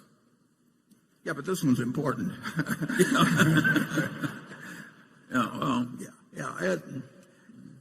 Nobody argues with you about it. They just sort of throw up their hands, and some people work for a while on it and just get discouraged and quit. I was involved. I forget the exact name of it, but their idea was a bunch of nuclear scientists. This was long ago, but their idea was to affect elections in small states. The theory being that government was the main instrument, and you would have the maximum impact. And just one after another, people took it up and got discouraged. I don't think it's because we've had the wrong leaders. I think our leaders have been good on this. I think that any candidate. I do not worry about the fact that either Clinton or Trump would regard that as the paramount problem of their presidency. But I just don't know. And the offense can be ahead of the defense, and you can win the game 99.99% of the time, but eventually anything that has any probability of happening, will happen. I wish I could give you a better answer. Charlie, if you got any? I have no hope of giving a better answer. That's what they all say to me. Yeah. Jonathan. The Lubrizol lubricant additives business is one of your 6 largest non-insurance units, but there's been relatively little disclosure about its performance since it was acquired nearly 5 years ago. Can you please update us on how the core business has done and how the competitive landscape and end markets have evolved since it was acquired? I know the core business is not a growth business, but has the increase in miles driven helped their top line at all? Could you also talk about the performance of one or two of their more important bolt-on acquisitions, whether it be ChemTool, the pipeline flow improver company, Warwick, Weatherfield, or Lipotech? Yeah. The additive business, there's 4 companies in it. basically, and it's a no growth but very good business, and we're the leader. So it has performed almost exactly as you would anticipate since purchase, and other specialty companies some of which might have growth possibilities, but they're small. So Lubrizol overall, on an operational basis, has been very much as we anticipated, or you would have anticipated if you looked at the prospectus at the time we bought it. They made one large acquisition, which was a big mistake, and that was in the oil field, especially chemical area, and was made just about the time that, or even a little after that oil took a nosedive. So we've had some decent acquisitions there, but the biggest acquisition should not have been made. We still got the fundamental earning power of the additives business and everything. That has not disappointed us in any way. It's a very well-run operation that way, but it's not a growth operation. Charlie? Nothing to add. Okay. Station 10. Hello. Hello, Mr. Buffett and Mr. Munger. Thank you so much for your insights, teaching, and being great role models. My name is Eric Silberger, a violinist based in New York City. My question for both of you is related to psychological biases. Through Berkshire Hathaway's operations, you get a very good read on macroeconomic factors, yet Berkshire does not make investment decisions based upon macroeconomic factors. How do you control the effect of information, such as knowing macroeconomic factors, or the anchoring effect of knowing stock prices, because after a while, it's hard not to once you've analyzed them before? And how does that influence your rational decision-making, whether you should ignore it or whether you should try to use it in a positive way? Well, Charlie and I are certainly, we read a lot. And we're interested in economic matters and political matters for that matter. And so we know a lot, or we're familiar a lot, I should say, with almost all the macroeconomic factors. Doesn't mean we know where they're going to lead. We don't know where zero interest rates are going to lead, but we do know what's going on if we don't know what is likely to. Warren, there's a confusion here. It says microeconomic factors. We pay a lot of attention to those. Oh, yeah. If you talk about macro, we don't know any more than anybody else. Yeah. He summed it up. In terms of the businesses we buy, and when we buy stocks, we look at it as buying businesses, so they're very similar decisions. We try to know all, or as many as we can know, of the microeconomic factors. I like looking at the details of a business, whether we buy it or not. I mean, I just find it interesting to study the species, and that's the way you do study it. So I don't think there's any lack of interest in those factors or denying the importance of them. So am I getting at this question or not, Charlie? Well, there hardly could be anything more important than the microeconomics. That is business. Business and microeconomics are sort of the same term. I guess microeconomics is what we do, and macroeconomics is what we put up with. Yeah. The anchoring effect, I mean, how do you deal with that as well? Well, we're not anchored to what we're ignoring. I see. But Charlie and I are the kind that literally find it interesting in every business. Well, we like to look at microfactors. When we buy a See's Candy in 1972, there may have been 140 shops or something. We'll look at numbers on each one, and we'll watch them over time, and we'll see how third-year shops behave in the second year. We really like understanding businesses. It's interesting to us, and some of the information is very useful, and some of it may look like it's not helpful, but who knows when some little fact stored in the back of your mind pops up and really does make a difference. So we're fortunate in that we're doing what we love doing it. I mean, we love doing this like other people like watching baseball games, and which I like to do too. But they just the very act, every pitch is interesting, and every movement, whether the guy's, a double steal is interesting or whatever it may be, and so that's what our activity is really devoted to, and we talk about that sort of thing. We try and avoid the worst anchoring effect, which is always your previous conclusion. We really try and destroy our previous ideas. Charlie says that if you disagree with somebody, you ought to be able to state their case better than they can. Absolutely. And at that point, you've earned the right to disagree with them. Otherwise, you should keep quiet. It would do wonders for our politics if everybody followed my system.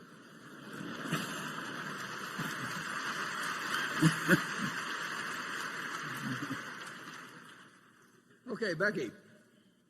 Warren, just a quick request. Would you please stop using CNBC as an acronym for mass destruction?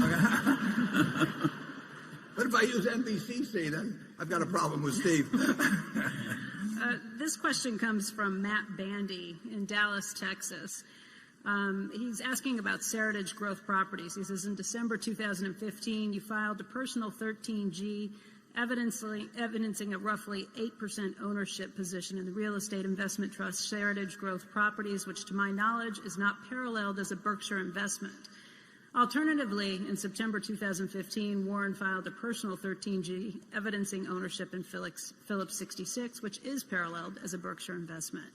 My question is, how do you decide when making a personal investment for your own account versus an investment for Berkshire? I understand market cap and ownership sizing are the likely factors, but does it still not behoove him to invest for the shareholders' benefit in a company like Seritage that might have significant upside? And where are you putting your personal money to work? Right. I do not own a share, or never have owned a share of Phillips 66. I'm not sure where that person, what he's referring to. It may be that there's some way when the form is filled out that because I'm CEO of Berkshire, that on some line it imputes ownership to me or something. But the answer is I've never owned a share of Phillips. And Seritage is a real estate investment trust that had a total market value of under $2 billion when I bought it. And my situation is that I have about 1% of my net worth outside of Berkshire and 99% in it, and I can't be doing things that Berkshire does. So a Seritage with a $2 billion market cap is not really something that is of a Berkshire size. Plus, we've never owned a real estate investment trust to my knowledge or my memory in Berkshire at all. I mean, it's just not a... So I could buy that and not have any worry about a conflict with Berkshire. As a practical matter, my best ideas I hope they're my best ideas, are off limits for me because they go to Berkshire if they're sizable enough to have a significance to Berkshire. We will not be making investments unless it's something very odd. We will not be making investments in companies with a total market cap of a couple billion. Well, we're our present size. But so every now and then I see something that's sub-sized for Berkshire that I'll put that 1% of my net worth in, and the rest of the stuff is off limits, basically, unless Berkshire's all done buying something. Or I own some wells that I bought a long, long time ago, and Berkshire was not interested in.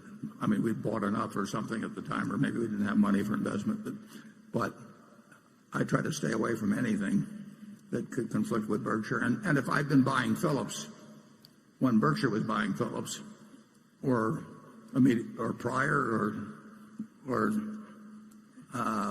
subsequently, there could be a case where it'd be okay when we might have hit some limit. But The answer is I didn't buy any, and I've never owned any. Charlie? Well, part of being in a position like that we occupy is you really don't want conflict of interest or even the appearance of it. And it's been 50 or 60 years. When have we embarrassed Berkshire by some of us side conduct? Both of us have practically nothing of significance in the total picture outside of Berkshire. I've got some Costco stock. I'm the director of Costco. Berkshire's got some Costco stock. There are 2 or 3 little overlaps like that, but basically, Berkshire shareholders have more to worry about than some conflict that Warren and I are going to give it. We're not going to do it. It may sound a little crazy, and it's only because I can afford to say this, but I would much rather make money for Berkshire than for myself. I mean, it isn't going to make any difference to me anyway. I've got all the money I could possibly need and way more. And on balance, my personality, everything's more wound up in how Berkshire does than I am myself, because I'm going to give it all away. So I know my end result is 0, and I don't want Berkshire's end result to be 0. So I'm on Berkshire's side. Cliff?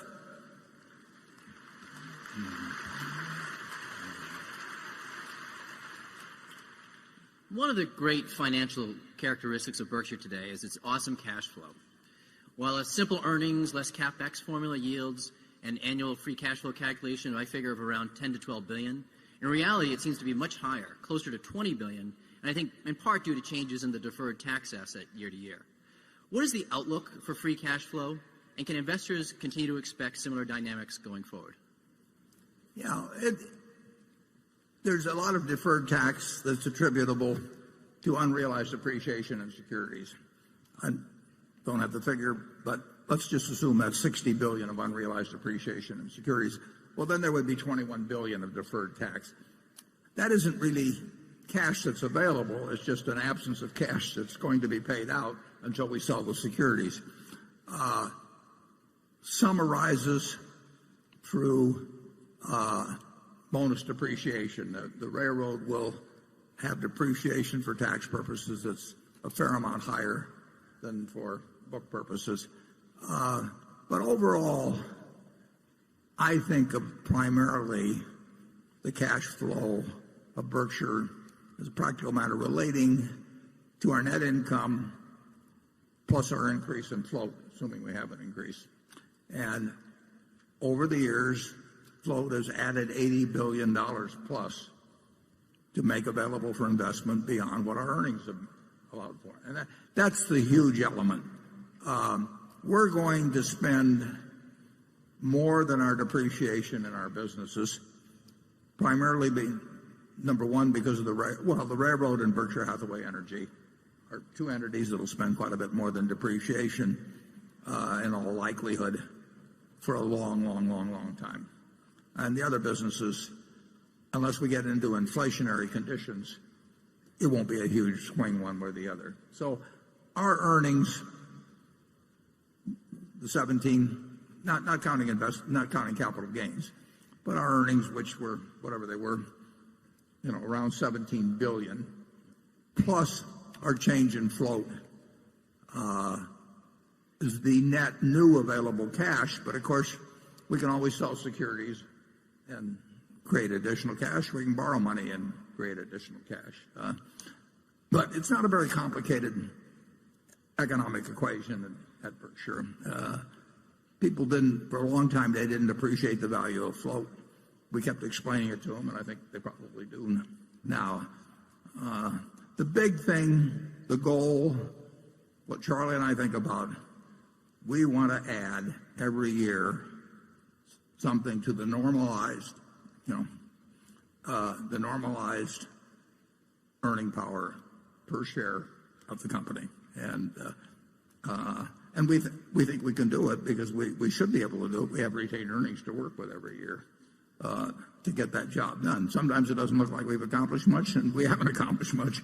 And other years, something big happens, and we don't know ahead of time which year is going to be which. Charlie? Well, there are very few companies that have ever been similarly advantaged in the whole history of Berkshire Hathaway, we've lived in a torrent of money, and we were constantly deploying it and dispersed assets, and we were rising up as we went along. That's a pretty good system. It's allowed. We're not going to change it. It's allowed for a lot of mistakes. I mean, that's the interesting thing. American business has been good enough that you don't have to really be smart to get a decent result. And if you can bring a little bit of intellect, then you should get a pretty good result. Mm-hmm. What you got to do is be aversive to the standard stupidities. If you just keep those out, you don't have to be smart. Thank God. Yeah, thank God. Right. Okay, Section 11. Hey, Warren and Charlie. Thank you so much for your generosity and sharing your life's accumulation of knowledge and financial capital to the progress of humanity. Thank you for that. And Berkshire managers, thank you for building important companies and stewarding our financial futures. Thank you, guys. This is Bruce Wang from Microjig, traveling west from Orlando, Florida. Last year, you kindly shared with me the importance of getting the best reputation you can and behaving well. This year, I'd like to ask and preface with Bill Gates wrote, Warren's gift is being able to think ahead of the crowd. It requires more than taking his aphorism to heart to accomplish that, although Warren is full of aphorisms well worth taking to heart. And he also added that I've never met anyone who thought in business in such a clear way. Warren, what elusive yet obvious to you truth has allowed you to think ahead of the crowd and build a clear mental framework to produce a historically significant institution powerhouse brand? And Charlie, same to you, what obvious truth presents itself so clearly to you, but many would fervently disagree with you upon? I think I got the question, and I owe a great deal to Ben Graham in terms of learning about investing, and I owe a great deal to Charlie in terms of learning a lot about business, and then I've also been around. I mean, I've spent a lifetime, looking at businesses and why some work and why some don't work. As Yogi Berra said, you can see a lot just by observing, and that's pretty much what Charlie and I have been doing for a long time. And you do. I mentioned pattern recognition earlier. And I would say it's important to recognize what you can't do. So we may have tried the department store business and a few things, but we've generally tried to only swing at things in the strike zone, and our particular strike zone. And it really hasn't been much more complicated than that. You do not need, you don't need the IQ in the investment business that you need in certain activities in life. But you do have to have emotional control. I mean, we see very smart people do very stupid things, and it's fascinating how humans do that. Just take the people that get very rich and then leverage themselves up in some way that they lose everything. I mean, that they are risking something that's important to them for something that isn't important to them. Well, you can say you can figure that one out in first grade, but people do it time after time. And you see that constantly, self-destructive behavior of one sort or another. I think we've probably, and it doesn't take a genius to do it, but I think we've sort of avoided the self-destructive behavior. Charlie? Well, there's just a few simple tricks that work well, and particularly if you've got a temperament that has a combination of patience and opportunism in it. And I think that's largely inherited, although I suppose it can be learned to some extent. Then I think there's another factor that accounts for the fact that Berkshire's done as well as it has, is that we're really trying to behave well. And I had a great-grandfather, when he died, the preacher gave the talk, and he said, none envied this man's success so fairly won and wisely used. Now, that's a very simple idea, but it's exactly what Berkshire's trying to do. There are a lot of people who make a lot of money, and everybody hates them, and they don't admire the way they earn the money. And I'm not particularly admirable at making money running gambling casinos, and we don't own any, and we've turned down businesses, including a big tobacco business. So I don't think Berkshire would work as well if we were just terribly shrewd, but didn't have a little bit of what the preacher said about my grandfather Ham. We want to have people think of us as having won fairly and used wisely. It works.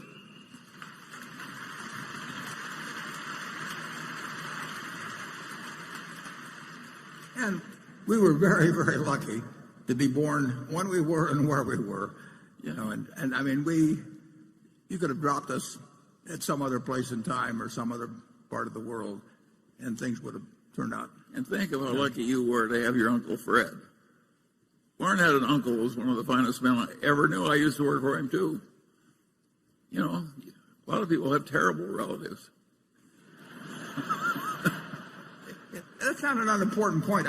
Just yesterday, we had a meeting of all my cousins and a whole bunch that we just get together at annual meeting time. There are probably 40 of us or 50 of us there, and they were pulling out some old pictures, and I had 4 aunts. They're all in these pictures, and every one of them, I mean, you were so lucky if you had one like that, and I had 4. I mean, they just were, in every way, they reinforced a lot of things that needed some reinforcement in my case. I wish you'd had a couple more.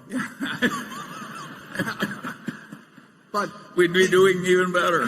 But he mentioned my Uncle Fred, but my Aunt Katie worked in the store too. My Aunt Alice worked in the store, and you just couldn't have been around better people. I think Charlie would agree with that. Yeah, well, we were very lucky. Yeah. My grandfather was a little tough, however. Tell him what my grandfather used to do when he paid you on Saturday, Charlie. Well, that was very interesting. Warren's a Democrat, but he came from different antecedents. I worked for his grandfather, Ernest, and he was earnest. And when they passed Social Security, which he disapproved of because he thought it reduced self-reliance, and he paid me $2 for 10 hours' work. There was no minimum wage in those days on Saturday, and it was a hard 10 hours.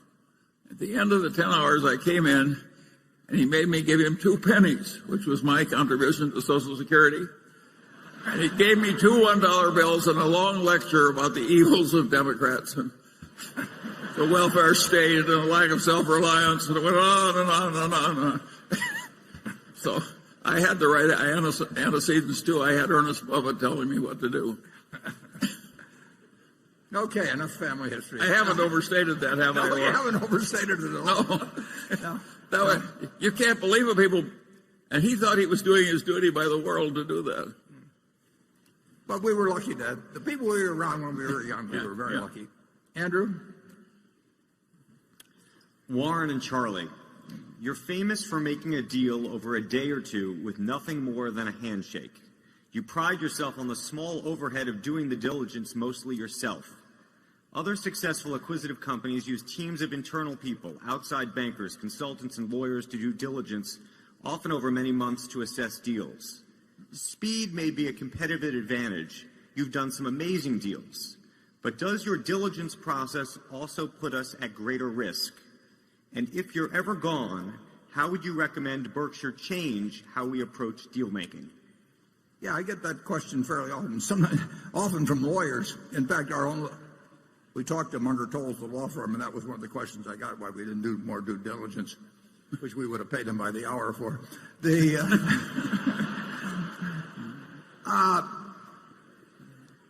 It's interesting. We've made plenty of mistakes in acquisitions, plenty, and we made mistakes in not making acquisition. But the mistakes are always about making an improper assessment of the economic conditions in the future of the industry or the company. They're not a bad lease. They're not a specific labor contract. They're not a questionable patent. They're not the things that are on the checklist, for every acquisition by every major corporation in America. Those are not the things that count. What counts is whether you're wrong about whether you really got a fix on the basic economics and how the industry is likely to develop, or whether Amazon's likely to kill them, in a few years, or that sort of thing. And we have not found a due diligence list that gets at what we think are the real risks when we buy a business. And like I said, we certainly made at least a half a dozen mistakes, and probably a lot more if you get into mistakes of omission. But none of those would have been cured by a lot more due diligence. They might have been cured by us being a little smarter. It just isn't the things that are on the checklist that really count. Assessing whether a manager who I'm going to hand $1 billion to for his business, and he is going to hand me a stock certificate, assessing whether he's going to behave differently in the future in running that business than he has in the past when he owned it. That's incredibly important. But there's no checklist in the world that's going to answer that. So if we thought there were items of due diligence, and incidentally there are a few that get covered. I mean, you want to make sure that they don't have twice as many shares out as you're buying or something of the sort. But if we thought there were things that we were missing that were of importance in assessing the future economic prospects of the business, we would by all means drill down on those. But the question of, when we bought Seas, they probably had 150 leases. When we buy Precision Cash Parts, they have 170 plants. There's going to be pollution problems at some place, and that is not what determines whether a $32 billion acquisition is going to look good 5 years from now or 10 years from now. And we try to focus on those things. And I do think it probably facilitates things with at least certain people that our method of operation does cut down. You get into squabbles on small things. I've seen deals fall apart because people start arguing about some unimportant point, and their egos get involved, and they draw lines in the sand and all of that. I think we gain a lot when we start to make a deal. It usually gets done. Charlie? Well, you stop to think about it. Business quality usually counts on something more than whether you crossed a T in some old lease or something. And the human quality of the management who are going to stay are very important. And how are you going to check that? As by due diligence, And I don't know anybody who's had a generally better record than Berkshire in judging business quality and the human quality of the people who are going to lead the business after it's acquired. And I don't think it would have improved at all by using some different method. So I think the answer is that, for us at least, we're doing it the way we should. Negotiations that drag out have a tendency, they're more likely to blow up for some reason. I mean, people, they can get obstinate about very small points, and it's silly to be obstinate, but people get silly sometimes. So I like to keep things moving. I like to show a certain amount of trust in the other person, because usually trust comes back to you. But the truth is there's some bad apples out there, and spotting them is not going to come from looking at documents. You really have to size up whether that person who's getting a lot of cash from you how they're going to behave in the future, because we're counting on them. And that assessment is is as important as anything involved. We know all the figures and everything going in, and we know what we'll pay, and so we don't want things to get gummed up in negotiations. And I'm perfectly willing to lose small points here and then on the deal if I have the deal on the right terms. I don't believe in making and Tom Murphy taught me this. I mean, you just don't try and win every point. It's a terrible mistake. But you make a decent deal, and if you find something that bends a little different some way, that's okay. If you think it's bad faith and gives an indication of the character of the person you're dealing with, then you got another problem, and you're lucky if you find that out early. Charlie, any more? How many people in this room who are happily married carefully check their spouse's birth certificate and so on? My guess is that our methods are not so uncommon as they appear. Yeah. I'll think about that. Okay, Greg. Warren, the announcement earlier this month that Ajit Jain would be taking over responsibility for all of Berkshire's reinsurance efforts once Tad Montross retires from General Re has raised some questions about not only the change in leadership structure but succession planning. Given the state of the reinsurance market, it makes sense to have Ajit overseeing both businesses, especially if the pricing environment is expected to be difficult for another 10 years, and there are duplicative efforts that can be streamlined. Given this move and the change in responsibilities we've seen at several of Berkshire's subsidiaries the last few years, I was just wondering if you could give us some color on how succession planning is handled at the subsidiary level, and any insight you could give us into what led you to finally decide to have Ajit oversee both of Berkshire's reinsurance arms, and whether or not it will change the amount of work he'll be doing on the specialty side of the business would be greatly appreciated. Yeah. Well, Tad Montross, after 39 years, has done an absolutely sensational job for Berkshire. Originally, Gen Re was a problem child for a while, as you know, and some brought on by itself and some external. But Tad he's sensational. And I tried several times, maybe successfully in terms of months, but not in terms of years, to get them to stay out longer. As you say, it makes sense to have the reinsurance operation under Ajit. Ajit's ability to handle more and more things in insurance. He oversees a company called Guard, which most of you have never heard of, and we bought it a few years ago, and it's doing terrifically. It's based in Wilkes-Barre, Pennsylvania, but it's doing a great job with small business policies, primarily workers' comp, around the country, and it's flourished.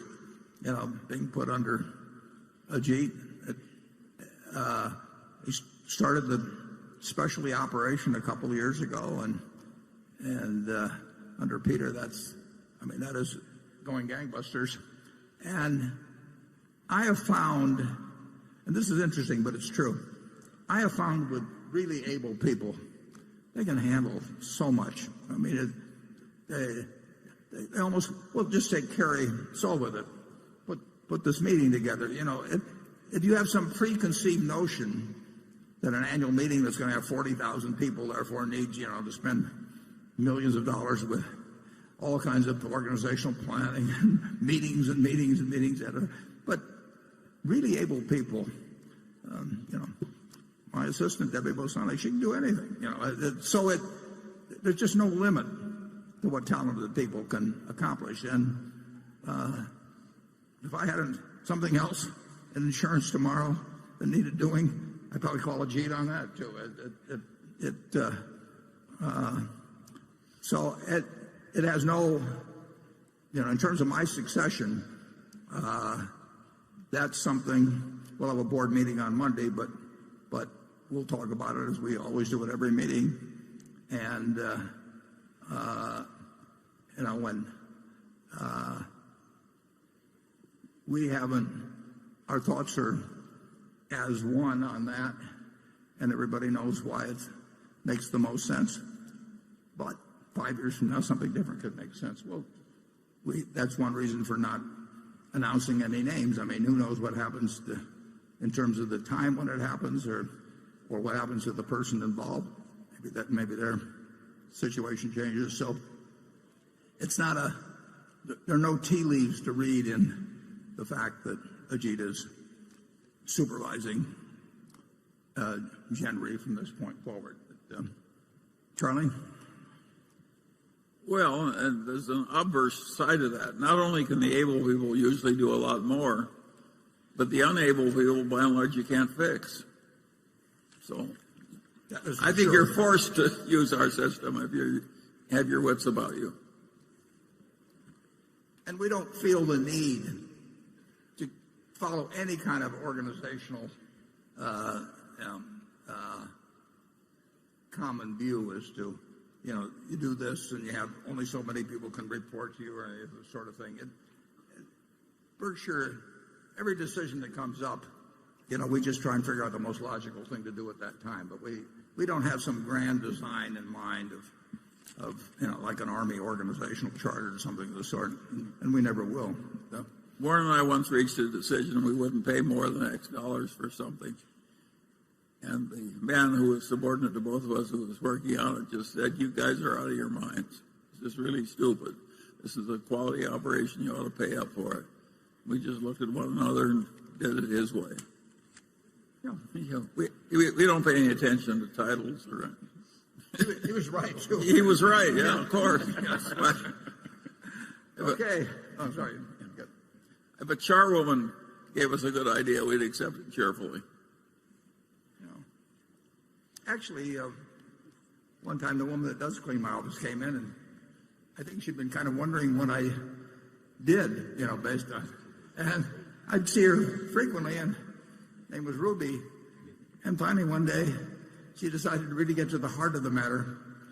And she said, "Mr. Buffett, do you ever get any good horses?" Apparently thought this is where I was really making my money, was at the track. Okay, station one. Yeah.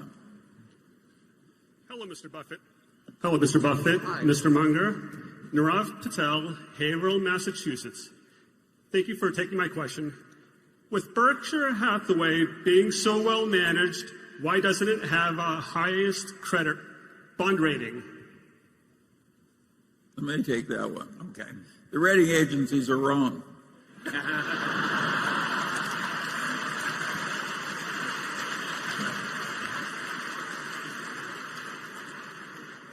And set in their ways.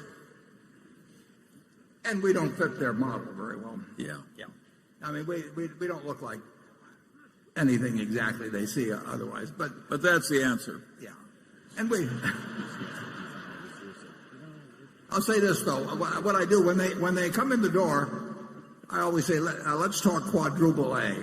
I believe in starting to negotiate from that standpoint. I never get any place. Okay, Carol.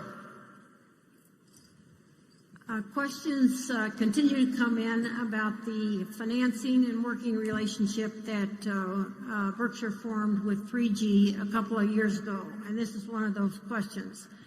While 3G has been very successful in cutting costs and increasing margins at Kraft Heinz, the company has seen volumes and revenues decline. As a long-term investor, how do you judge when a management is cutting muscle as well as fat? Can a business increase revenues while cutting costs? And I forgot to say this came from Rick Smith at New York City. Well, the answer is yes. That sometimes you can cut costs that are a mistake to cut, and sometimes you can keep costs that are a mistake to keep. Tom Murphy had the best approach. I mean, he never hired a person that he didn't need, and therefore they never had layoffs. And you might say that at headquarters at Berkshire, we followed a similar approach. We don't take on anybody. Now, I think it is totally crazy when companies are now if you're in a cyclical business, you may have to cut a workforce because there aren't as many carloads of freight moving or something like that, so you cut back on crane crews and all that. But the idea that you give up your staff, whatever it may be, economists or something like that, because business has slowed down. If you didn't need them if you don't need them now, you didn't need them in the first place. I mean, the people that are there just because somebody started a department and they hired more people and so on. I would argue that, since we've forgotten to insult this group so far, I would suggest that happens in investor relations departments, perhaps, or something of the sort. That, you get people, you get a department going and they're always going to want to expand. The ideal method is not to do it in the first place, but there are all kinds of American companies that are loaded with people that aren't really doing anything or are doing the wrong thing. And if you cut that out, it should not really have any significant effect on volume. On the other hand, if you cut out the wrong things, you could have a big effect. I mean, it can be done in a dumb way or a smart way. My impression from everything I've seen, and I've seen a fair amount so far, is that 3G, in terms of the cost cuts that they've made, have been extremely intelligent about it and have not done things that will cut volume. It is true that in the packaged goods industry, volume trends for everybody, whether they're fat or lean in their operation, volume trends are not good. And the test will be over time, 3-5 years, are the operations which have had their costs cut, do they do poorer in terms of volume than the ones that, in my judgment, look very fat? So far, I see no evidence of that whatsoever. I do think at Kraft Heinz, for example, we've got certain lines that will decline in volume. I think we've got certain lines that will increase. But I think overall, the packaged goods industry is not going to go anyplace in terms of physical volume, and it may decline just a bit. I've never seen anybody run anything more sensibly than 3G has in terms of taking over operations where costs were unnecessarily high and getting those costs under control in a hurry. And the volume question we'll look at as we go along. But believe me, I look at those figures every month, and I look at everybody else's figures every month. And I'm always looking for any signs of underperformance because of any decisions made, and I've seen none. Charlie? Yeah, and sometimes when you reduce volume, it's very intelligent because you're losing money on the volume you're discarding. It's quite common for a business not only to have more employees than it needs, but it sometimes has 2 or 3 customers that would be better off without. And so it's hard to judge from outside whether things are good or bad just because volume is going up or down a little. Generally speaking, I think the leanly staffed companies do better at everything than the ones that are overstaffed. I think overstaffing is like getting to weigh 400 pounds when you're a normal person. It's not a plus. Yeah, sloppy thinking in one area probably indicates there may well be sloppy thinking elsewhere. And I have been a director of 19 public corporations, and I've seen some very sloppy operations, and I've seen a few really outstanding business operators, and there's a huge difference. If you have a wonderful business, you can get away with being sloppy. We could be wasting $1 billion a year at Berkshire, the $650 million after tax, that'd be 4% of earnings, and maybe you wouldn't notice it. But I would. It grows.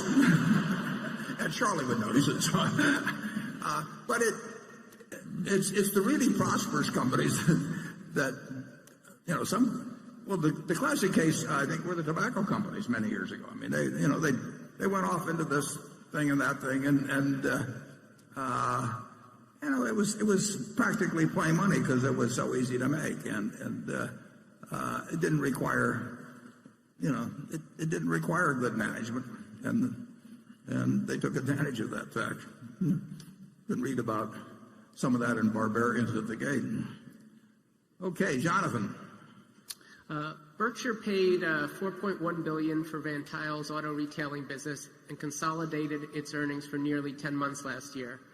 Given prevailing acquisition multiples in the industry and margins and the record level of retail auto sales, it seems that the acquisition should have contributed more to Berkshire's bottom line in 2015 than it seemed to, although it's hard to tell for sure since its results were lumped in with those of the German motorcycle apparel acquisition, which was only owned for a part of the year also.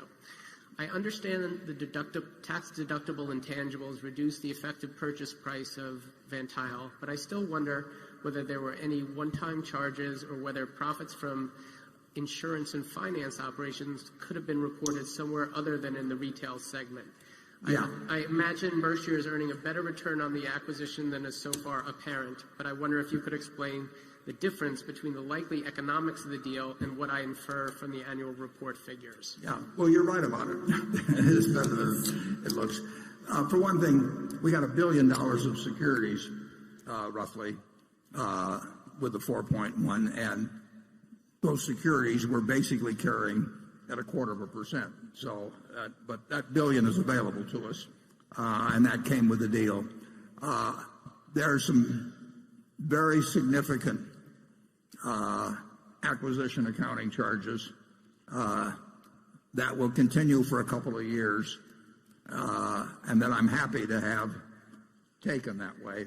The economics of Van Tile, I would say, have worked out almost exactly as I would. If you had me a year ago lay out a projection, I don't do it, but if I had, it would look very much like things have turned out. And Jeff Rocker, who runs that operation, really fits the Berkshire mold. I mean, we've got a first-class CEO there. But take $1 billion off the purchase prices for openers, and then there are some amortization charges of items that are allowable that make you correctly see a fairly low figure against what it appears the acquisition price was. So far, it's exactly on schedule, and the schedule was perfectly satisfactory. Okay, station 2.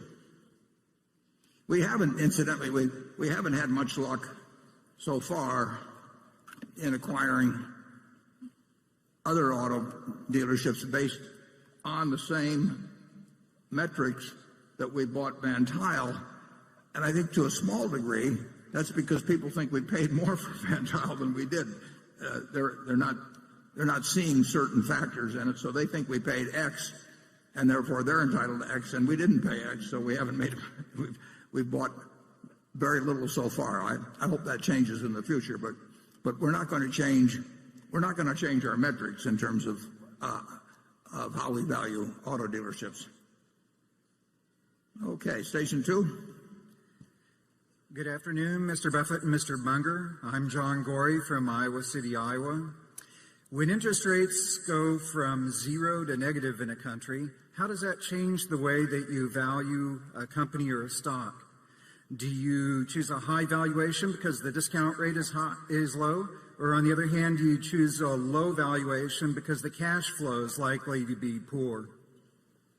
Well, going from, which we haven't done in this country yet, but going from 0 to -0.5 is really no different than going from 4 to 3.5. I mean, it has a different feel to it. Obviously, if you have to pay 0.5 point to somebody, but if you have your yield or your base rate reduced by 0.5 point, it's of some significance, but it isn't dramatic. What's dramatic is interest rates being where they are generally. I mean, whether it's 0, +0.25, -0.25, +0.5, -0.5, we are dealing with a situation that's essentially very close to zero interest rates, and we have been for a long time and longer than I would have anticipated.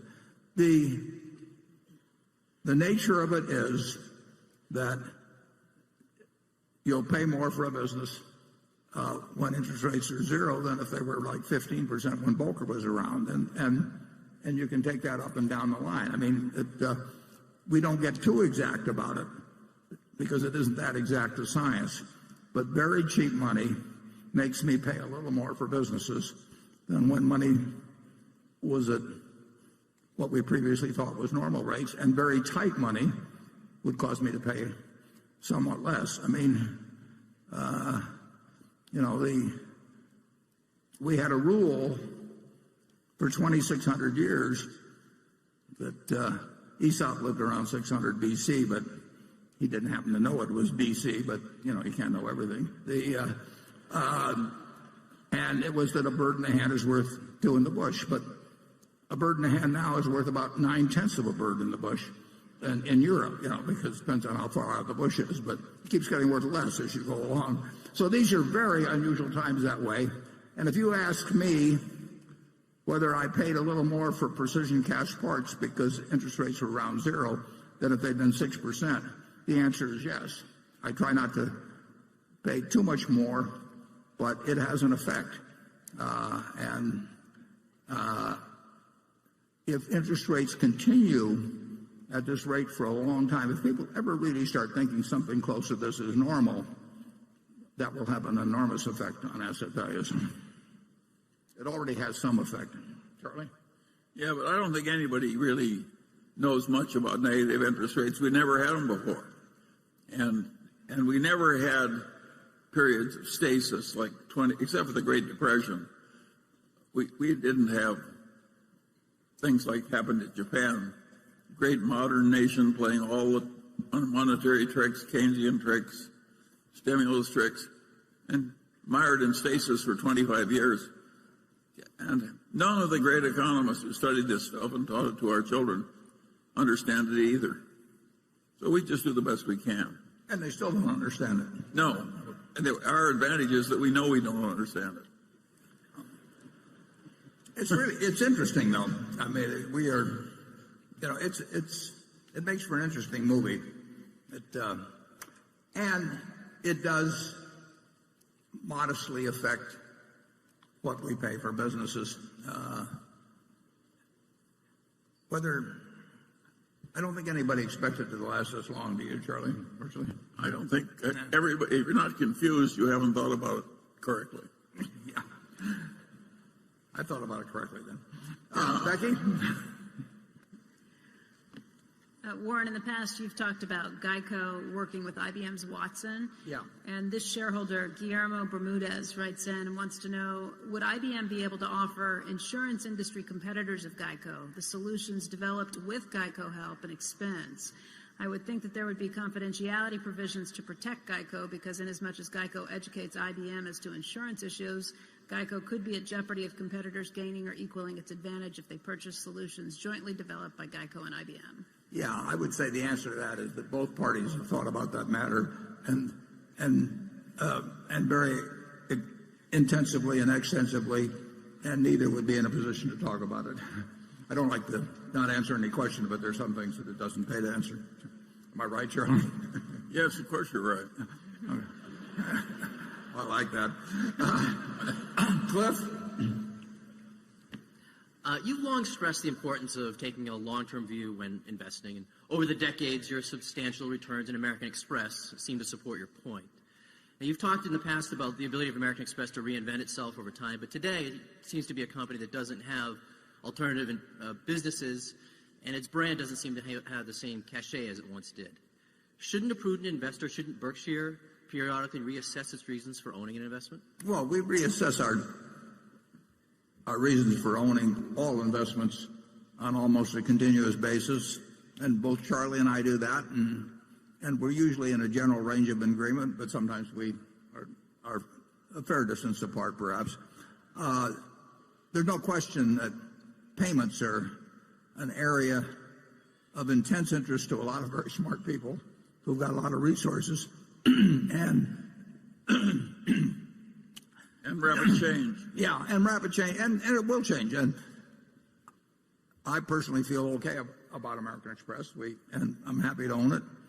I think, but their position, and it has been under attack for decades, more intensively lately, and it will continue to be under attack. I mean, it's too big a business, and it's too interesting a business, and it could be too attractive a business for people to ignore it, and it plays to the talents of some very smart people. I mean, it's a natural that a great many organizations that are really quite able think about it, and it's big. So a lot of great businesses aren't quite so great as they used to be. The packaged good business, the Procter and Gamble's and so forth, of the world, General Mills, they're all weaker than they used to be at their peak, and the auto companies. I mean, when auto companies. Oh my God! Yeah. When I think of the power of General Motors when I was young, and what happened, they wiped out all the shareholders. I would no more have predicted that. When I was young, General Motors loomed over the economy like a colossus. It looked totally invincible.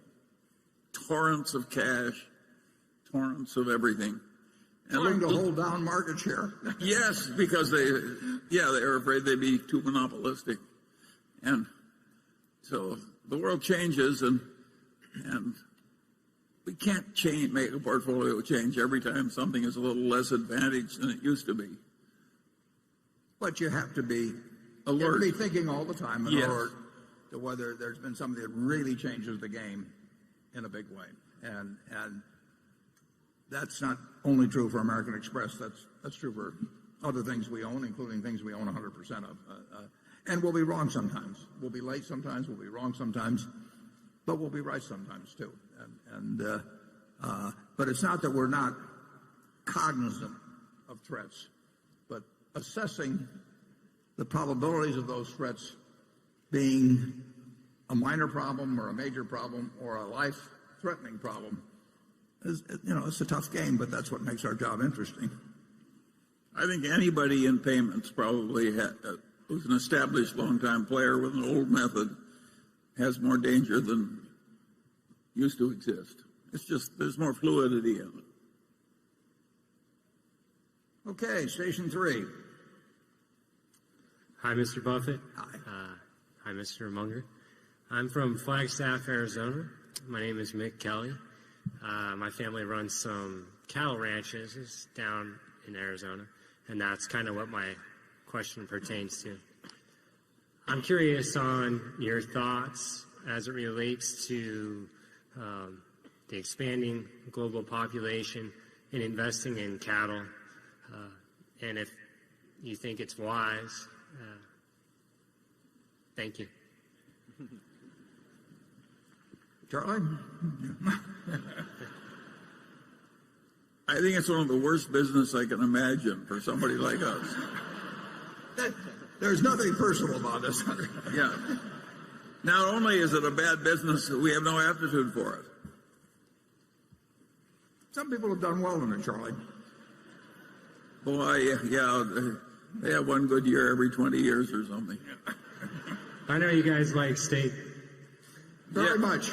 But not owning cattle. Yeah.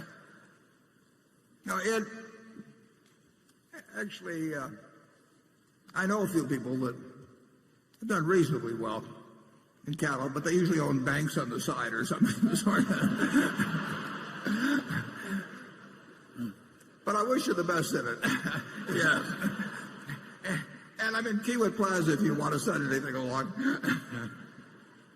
Somebody has to occupy the tough niches in the economy. We need you. Yeah, thank you. Thank you. Yeah.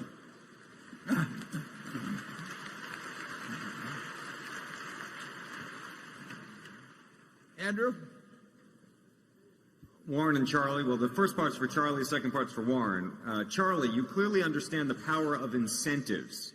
How do you apply this at Berkshire when designing compensation formula? Without naming names or dollar amounts, please illustrate for us with examples of a couple of examples of how Berkshire's operating managers get paid for performance in different industries.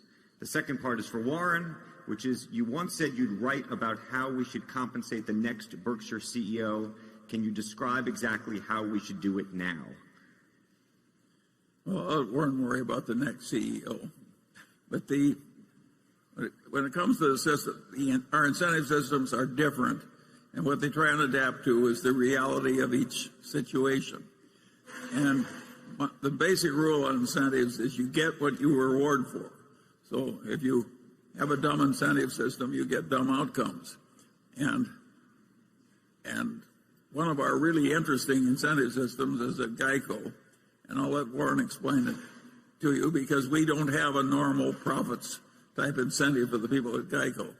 Warren, tell them because it's really interesting. Yeah, well, at GEICO, we have two variables, and they apply to well over 20,000 people. I think you have to be there a year, but beyond that point, anybody's been there a year or more, and I could be wrong on the exact period, is subject and understands that these two variables will determine bonus compensation. And as you go up the ladder, it has a multiplier effect. It's still the same two variables, but it gets to be larger and larger in terms of bonus compensation as a percentage of your base. But it's always significant. It's always significant. And those two variables are very simple.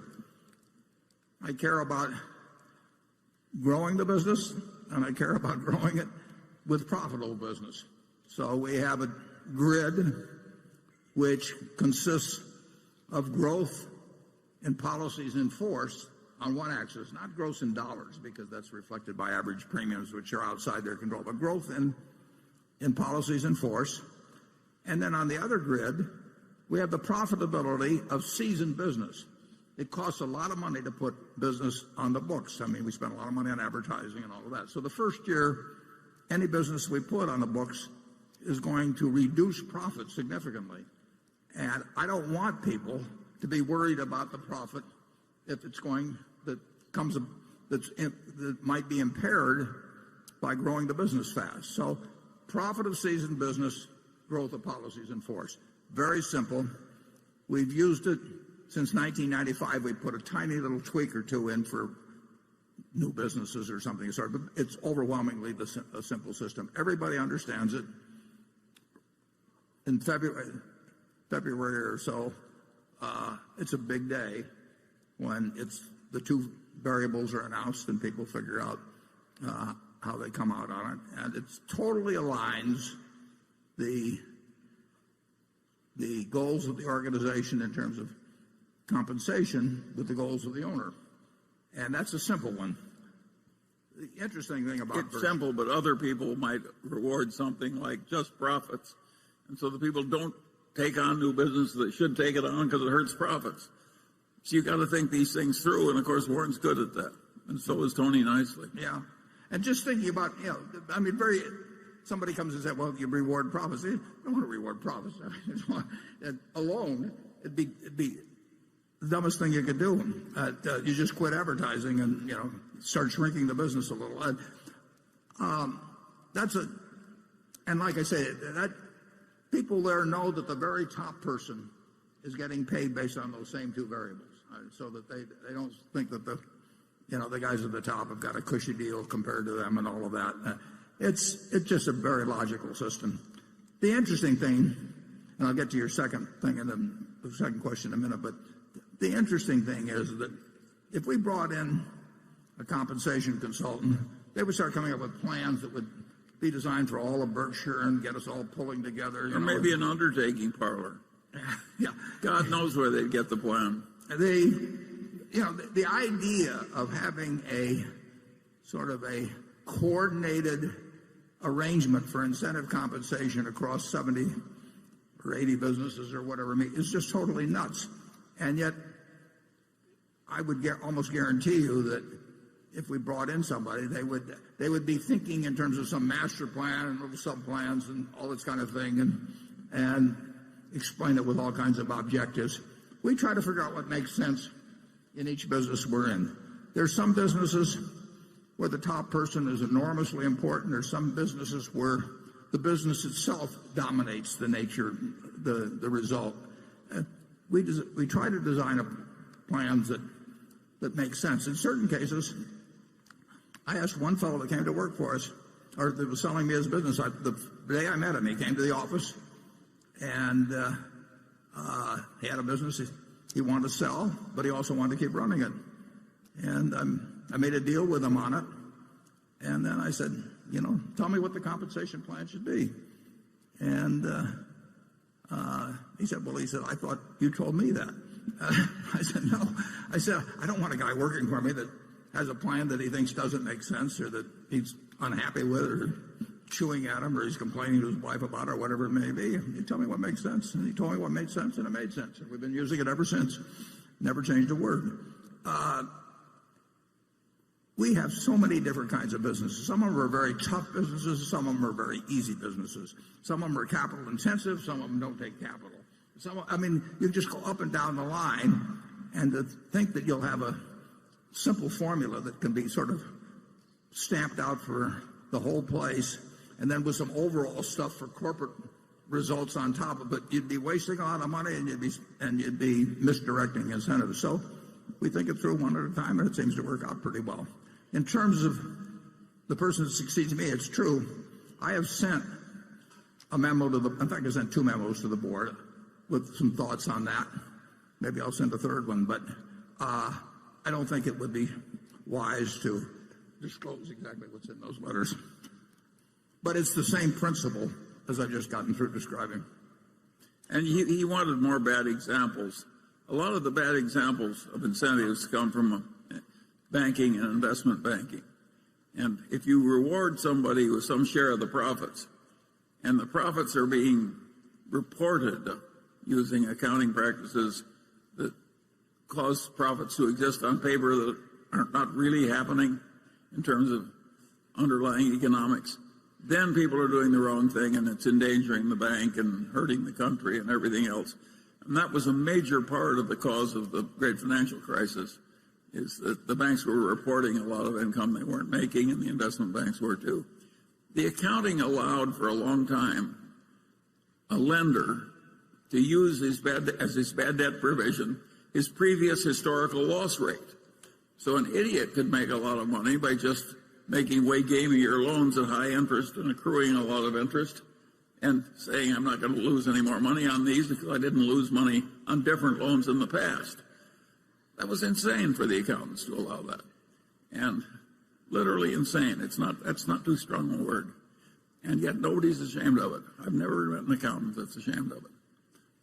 Another thing, possibility, is when you get the very greedy chief executive and who wants an enormous payoff for himself, and to justify it, designs a pyramid so that a whole bunch of other people down the line get overpaid in some relation, or get paid in relation to something they have no control over, just so it doesn't look like he's all by himself in terms of that fantastic payoff he's arranged for himself. There's a lot of misbehavior. We saw it.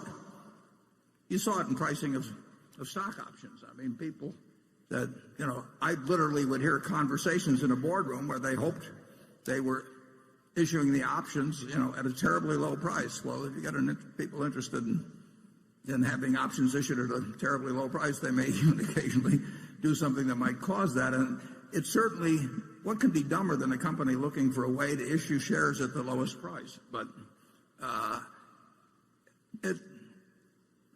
compensation isn't as complicated as the world will like to make it, but if you were a consultant, you want to make people think it's very complicated and that only you could solve this terrible problem for them that they couldn't solve. We want it simple and right, and we don't want it to reward what we don't want. If you have those of you with children, just imagine how your household would work if you constantly rewarded every child for the bad behavior. The house would be ungovernable in short order. Okay, great.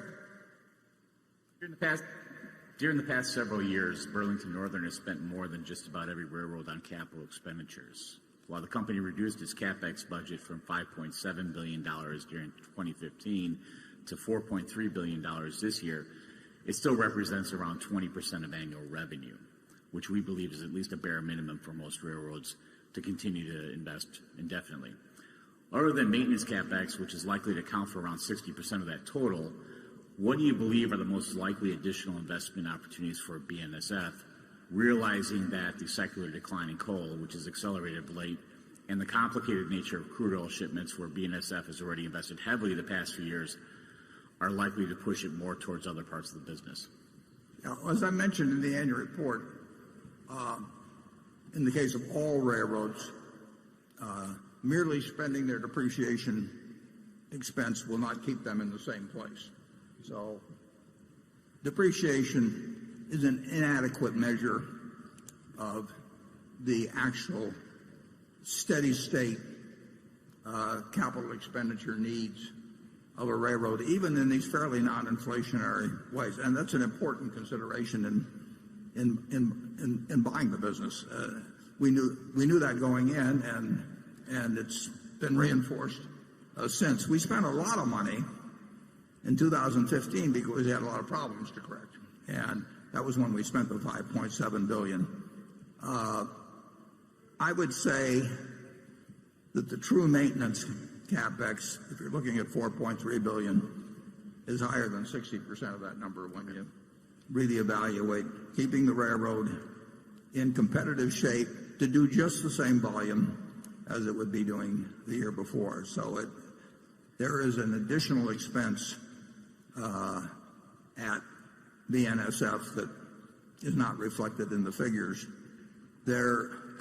We also have a lot of intangible expenses at some other businesses that aren't real expenses. I mean, overall, I think that Berkshire's figures actually are on the conservative side in relation to real economic earnings, but that's not true at any railroad. They've also had something called positive train control, which amounts to a lot of money for the industry. I think we may be a little further along than most of them in paying for that, but that's $200 or $300 million a year, and maybe, I don't know whether it'd be close to $2 billion or something like that in aggregate. So it is a very capital-intensive business. We run at the BNSF, we run far more gross and revenue ton miles than any other railroad in North America, and that has obviously is a factor on capital expenditures. But I would say that it's very likely that we will spend more than depreciation, unfortunately quite a bit more than depreciation, to stay in the same place for a long, long time, as will other railroads. And that's a negative in the picture. We will always be looking for ways to use capital expenditure money to develop additional business, and we get that opportunity regularly. It's just a question of the size of it. And we did a lot of that in the Bakken, and we got benefits from it. We're not getting benefits as much as we thought we would at this point when the price of oil has fallen off. But that was a very sensible capital expenditure, and I hope we get the opportunity to do more. What's happening in coal with the decline, I mean, that doesn't really have anything to do with our overall capital expenditure budget, except we won't be spending a whole lot of money to expand in that arena. Does that answer your question okay? No, I was just thinking maybe with intermodal as well, if that's a longer term opportunity to invest more heavily there. Well, we're always open to it, but we would want, you have to see a fair amount of revenue coming from. We had a proposition very recently, which we worked on for many, many years, in terms of making the port at Long Beach considerably more efficient, and we spent a lot of money on that and spent a lot of time, and we would have spent a lot more money, a whole lot more money, if it had been approved. And recently, the court came out with a decision that was negative on it, and whether that kills the chance to do that or we look someplace else, we'll have to look at the situation. Our competitors there pretend to be environmentalists. It's a common practice now. Yeah, in any event, we thought we had something that made a lot of sense for both the area and for the transportation system of the country, but we were trying to do the right thing, and so far we've lost. But we're still willing to spend a lot of money. Yeah. If we can find things that make the railroad more efficient or make it larger. I mean, either way. Okay, section 4. Good afternoon, Mr. Buffett and Mr. Munger. My name is Marcus Douglas. I'm an investment advisor from Houston, Texas. Where I'm from, there are a lot of people losing their jobs, mostly due to the sharp decline of crude oil prices. My question pertains to the overall state of the union, more so than my dear city. Keeping in mind that crude oil is primarily bought and sold in American dollars, do either of you believe the major fluctuations in the supply of crude oil influence the future monetary policy decisions? Sorry. Well, that's yours, Charlie. Well, my answer would be not much. Yeah, it's an important industry, obviously, and the decline in the price of oil has had a lot of effects. Very good for the consumer, hundreds of millions of consumers, and very bad for certain of the businesses, like the one we bought in Lubrizol, and some others to a degree. Net, it should be good for the United States overall to have low prices for oil. We're a net oil importer. I mean, just like it's good for the United States to have low prices for bananas. We're a banana importer. Anything we net buy is a plus when prices fall. But that oil is big enough and extends into so many areas that it also hurts plenty when the price of oil falls, and it particularly hurts capital values. So the consumer gets the benefit when he or she goes to the filling station, every 2 or 3 weeks or something like that, and it comes in relatively small increments. The capital value contraction, which is huge if you project out lower price oil for a while, hits immediately. I mean, an oil field that was worth X may be worth half X or a third of X or no X overnight. And so there are certain big factors. Well, in terms of our chemical operation, people just stop ordering. So you have this big impact on capital values immediately, and you have the benefits move in over time. But net, the United States is better off, and Saudi Arabia is worse off when prices of oil are lower. Oil is a big part of the economy, but our economy has continued to make progress overall during the oil price decline. But obviously, given regions suffer disproportionately, just was like they boomed. They got a real boom during the period when it was at $100 and when fracking came in big time. Charlie? Well, I think that will do it for this subject. Okay, Carol. Thank you. The question is from Larry Lebowitz of Boston.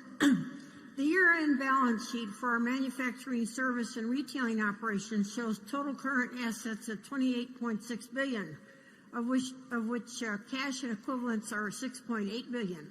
Meanwhile, total current liabilities are $12.7 billion, implying net working capital of $15.9 billion. It has become increasingly common for companies like Apple and Dell to finance their business via their suppliers, in some cases with negative working capital. Why is it necessary for these Berkshire businesses to have so much working capital, particularly so much cash? More generally, how do you think about efficiently managing the working capital of a business segment so large, sprawling, and decentralized as this one? Yeah, well, we have excess cash every place at Berkshire. So we don't, at present, it really doesn't make any difference whether we have it at certain subsidiaries or other subsidiaries. So we have excess cash. As I've pointed out in the past, we'll never go below $20 billion of cash, and we'll actually stay comfortably above it, but allowing for the preferred that's going to of Kraft Heinz will be again over $60 billion of consolidated cash. We don't really worry much about what pocket it's in. It's not making anything anyway at these levels. Now, if rates move higher, we've actually got the mechanics in process to do sweep accounts and that sort of thing. So I would pay no attention to the particular cash that's being held in that category there. The cash in Berkshire Hathaway Energy, the cash in the railroad, we have independent levels that we don't guarantee their debt, and they run with ample cash, and we would not look at sweeping that down to a minimum. But if you talk about 40 or 50 of our miscellaneous subsidiaries, we will go to a sweep account when rates get where it really makes any difference to do it. But right now, when you're getting zero, it doesn't really make much difference where you get zero. So I think the fellow's overanalyzed it a little bit, but I understand why he did it. Warren, one of his ideas is, why don't we imitate some of these other people and pay our suppliers a lot more slowly so we have more working capital? Yeah. Well, that's a big thing in business now. And last year, Walmart, for example, went to almost all of their suppliers, as I understand, and certainly the companies that we supply, and they basically had a list of half a dozen things that they wanted present suppliers to agree to, and one of those things was more extended terms. And each of our companies made their own decisions, but my guess is they got more extended terms from most of their suppliers, maybe a very high percentage of their suppliers, and they have gone from, I don't remember the exact requests, but whether they went from 30 to 60 days or what it was, but they got a meaningful extension. So you will, in a couple of years or a year, it takes time to implement, you'll see higher payables relative to sales at Walmart than you saw a year or two ago. And, they are under a lot of pressure competing with Amazon and others, and that's one of the ways that they expressed it. And I've seen it done other places, and it's conceivable that one of our subsidiaries might deem it wise to do it, but I don't think they will. I mean, I think that the pressure for cash at Berkshire is not that high, and I think that the pressure or the desire for great relations with suppliers would probably overcome, in most of our managers' minds, any desire to start extending terms. Yeah, I think it's hard to do that brutally when you're rich and your supplier isn't, and think that your supplier is going to love you. And so I think there's something to be said for leaning over backward to have a win-win relationship with both suppliers and customers, always. It's never been pushed at Berkshire. You can argue we got a pretty good thing going in float anyway, so. Yeah, and we don't need it. Let somebody else set the record on that one. Okay, Johnny. Most American corporations separate out supposedly one-time restructuring costs, whereas Berkshire doesn't. Berkshire's reported operating earnings are therefore, in my opinion, of higher quality. Have you ever calculated how much higher operating earnings on average would be if Berkshire separated out plant closing costs, product line exits, severance pay, and similar items? Is it a material number, or does Berkshire not incur much in the way of these types of costs typically because most of your acquisitions are standalone? Let me take that one. That's a question like asking, why don't you kill your mother to get the insurance money? We don't do it. We're not interested in manipulating those numbers, and we haven't had a restructuring charge ever, and I don't think we're about to start. Yeah, I would say this too, Johnny. We don't do that. The numbers would not be huge there could be a year, I suppose, when they might be for some reason, but they are more conservatively stated than most companies, and I think they're of higher quality. And but I pointed out also that I think that our depreciation expense at the railroad, which is standard and which all the other railroads use, is inadequate as a measure of true operating earnings. But that's and you're talking about. We like to advertise our defects. Not all of them. There's no question that I think we will have more amortization of certain intangibles which reduce earnings and reported earnings, but which in reality are not expenses. We'll have more of that than some companies, and I pointed that out. I never want to report one of these things where I have the whole adjusted earnings set out and say this is what you're supposed to pay attention to, because every one of those I've seen virtually results in some inflation of figures, and things are good enough at Berkshire. We don't need to inflate the figures. Okay, station 5. This is Martin calling from Germany. I'm a fixed income manager. We launched with Henry Laber a fund, and you have my sympathy. Yeah. The volume is about 650 million. We are 4.1% ahead this year. Obviously, my question is about fixed income. If I look in your annual report, it's about the volume of 25 billion. And if I add, let's say, the CDS, you were selling the CDS, and it's about a volume of 7 or 8 billion.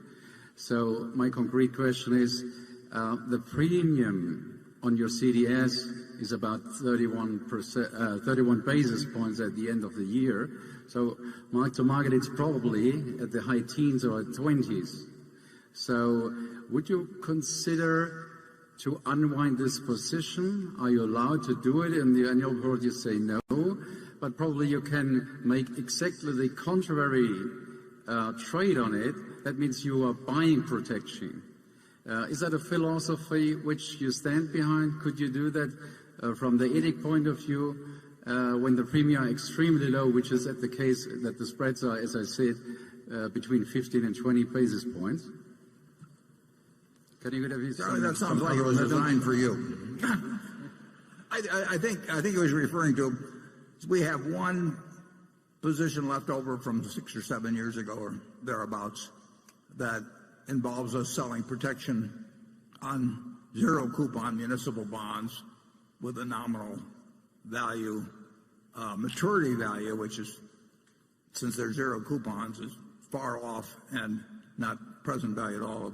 I think 7.7 billion or something like that. And we're just sitting with that position because we like the position. And the gentleman mentions that our CDS is, that's an insurance premium against our debt that people buy. There's a fair amount of activity in it from time to time, and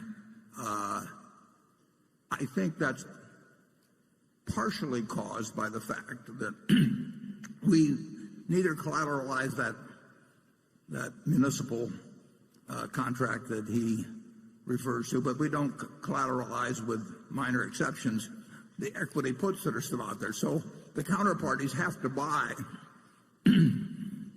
I believe this is the case. I think the counterparties have to buy protection on Berkshire's credit through CDSs. Now, the people they buy it from, their credit probably isn't as good as Berkshire. So, I mean, I think but it's probably in an internal rule at some of these firms that are on the other side of the contract. And so, but that really doesn't make any difference to us. Back in 2008 and 9, our CDS prices went up to a crazy level. And I even commented here at the annual meeting that I would love to be selling them myself, except I wasn't allowed to. But what goes on in the CDS market really isn't of any particular interest to us, and it's too bad for the other guys. They didn't get collateral from us, and we wouldn't have given it to them. And so they have to buy these things that, like I say, from our standpoint, they're wasting their money. but they probably have internal rules that make them. I think I've addressed your question, but Charlie, do you think I've addressed his question? Well, the truth of the matter is that we don't pay much attention to trying to get an extra 2 basis points by being gamey on our short-term things, and that credit default position is a weird historical accident, and we don't pay much attention to it either. It'll go away in due course. Yeah, all of our contracts are just going to expire. We're not now we do a few operational contracts in our energy company. I mean, there's a couple of places where they, for their own reasons, and sometimes because the utility commissions want them to, they do certain things, but it's peanuts. And the positions that I instituted 6 or 7 years ago are basically all in a runoff position, and the first big runoffs will be in 2018, in a couple of years. We're basically not in that. We don't fool around with our own credit default swaps at all. No, never. No. But I would have liked to have sold them in 2008. They actually got up. People were paying. I know, it was crazy. 500 basis, about 5% in terms of betting that Berkshire would go broke, which was totally crazy. But I couldn't take advantage of it. I wanted to, though. Becky. This question comes from Tom Hensley, a longtime shareholder from Houston, Texas, who says, over the years, you've been effusive in your praise of Ajit Jain and his contributions to Berkshire. In the 2009 chairman's letter, you wrote, if Charlie, Ajit, and I are ever sinking in a boat and you can only save one of us, swim to Ajit.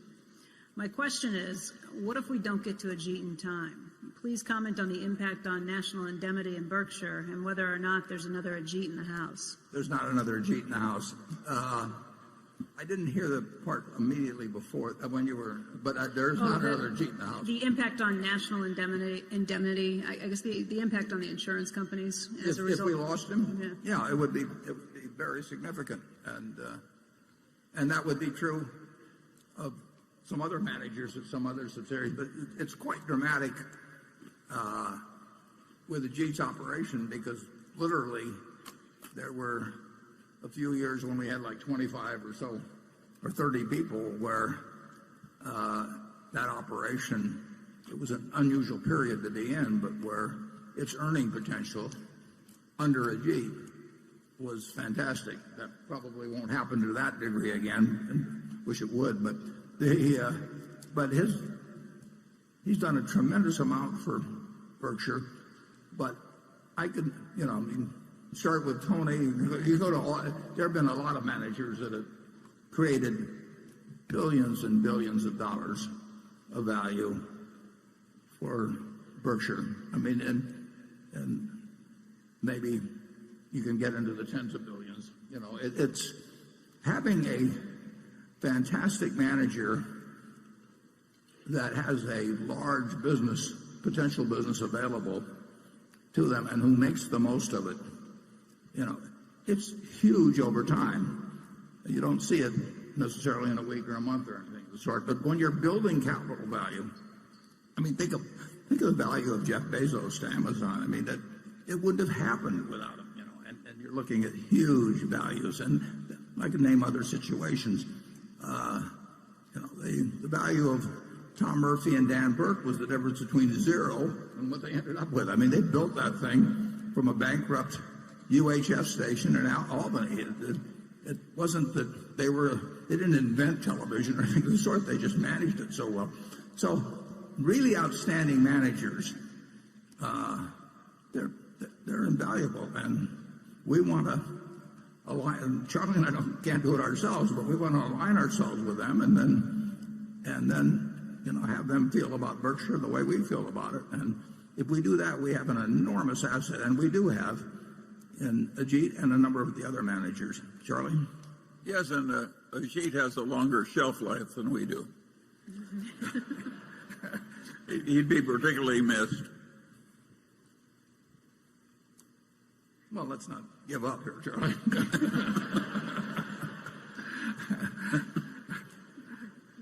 I reject such defeatism.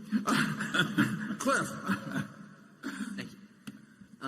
Low to negative interest rates is something that's been discussed a few times today, and you've mentioned its implications for return on float.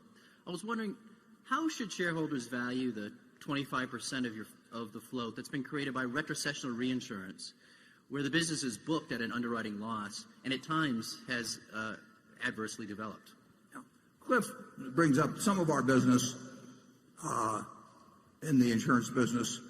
We take with either the probability of some underwriting loss in order to get to use the money for a very long period of time, and it would look under today's interest rates like we can't do much with that.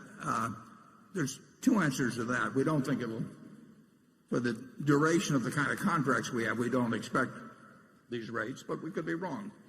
But the second one also is that we do think that occasionally we will get chances, even in periods of low interest rates, to do things that will produce quite a bit, very reasonable returns. And so we are not measuring it against, double A corporates or anything of the sort. We're measuring it in the potential utility to us with our really pretty unusual flexibility in respect to the deployment of funds and this long period when we'll have an opportunity perhaps to come up with one or two things where we can deploy money at a rate that may be quite a bit higher than other people assume now that money can be deployed. Charlie? Yeah, we're willing to pay a little money now to have a certainty of having a lot of money available in case something really attractive comes up in a bit difficult time. It's an option cost. It's an option cost, right. And that option came in handy in 2008 and 9, for example. Did it ever? Okay, station 6. Hi, Charlie and Warren. My name is Mindy Jensen, and I'm from Longmont, Colorado. I work for the largest real estate investing social network online called BiggerPockets.com. We're seeing investors starting to get concerned that the real estate market is a bit frothy, similar to the run-up of 2005, 6, and 7 that led to the crash in 2008. Warren, in 2012, you told Becky Quick that if you had a way to easily manage them, you'd buy 100,000 houses and rent them out. How do you feel about the real estate market today? It's not as attractive as it was in 2012. We're not particularly better at predicting real estate markets than we are stock markets or interest rate markets, but there's certainly, and it's driven to some extent by these low interest rates, but there are certainly properties that are being sold at very, very low cap rates that strike me as having more potential for loss than gain. But again, if you can borrow money for very, very little and you think you're getting into some very safe asset, 100 basis points or 150 basis points higher, there's a great temptation to do it. I think it's a mistake to do that, but I could be wrong. I don't see a nationwide bubble in residential real estate now at all. I think in a place like Omaha or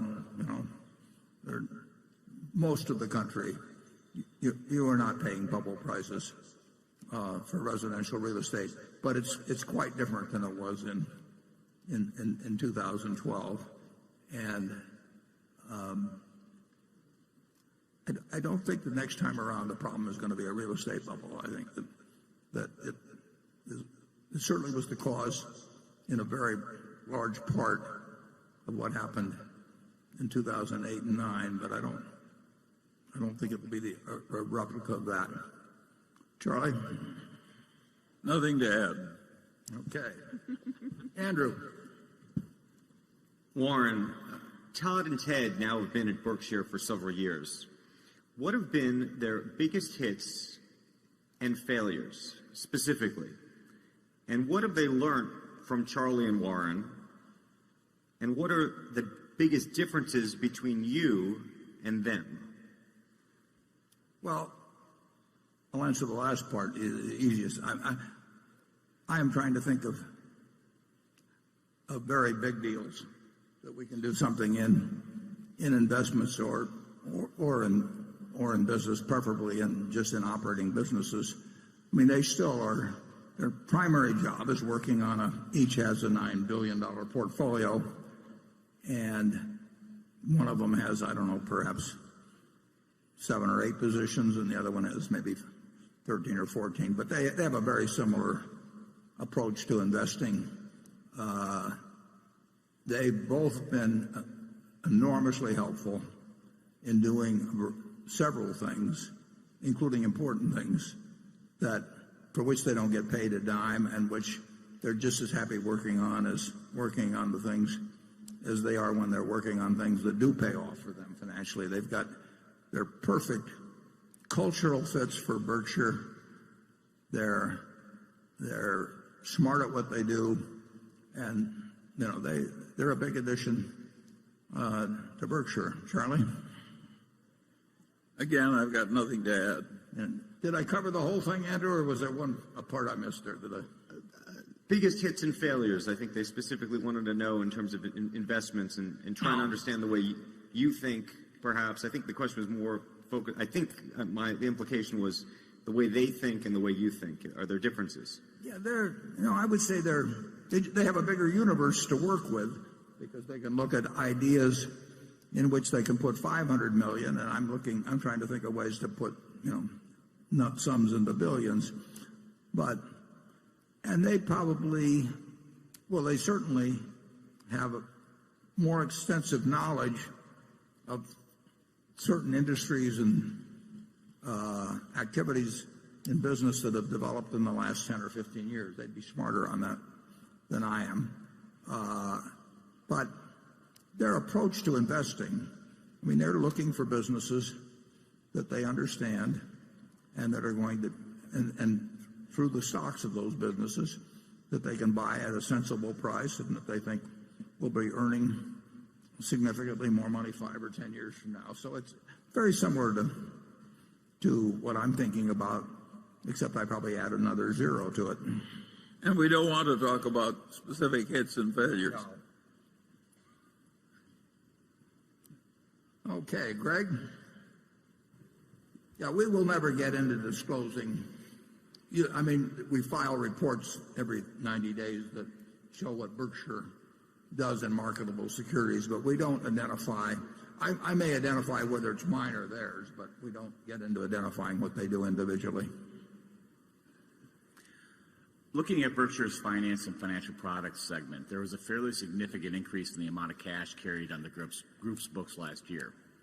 After holding steady between $2 and $2.5 billion during 2012 through 2014, the amount of cash held at the segment spiked up to $5.4 billion at the end of the third quarter of last year and $7.1 billion at the end of 2015. This incidentally coincided with your acquisition of GE's railcar leasing unit, as well as the acquisition of several railcar repair and maintenance facilities.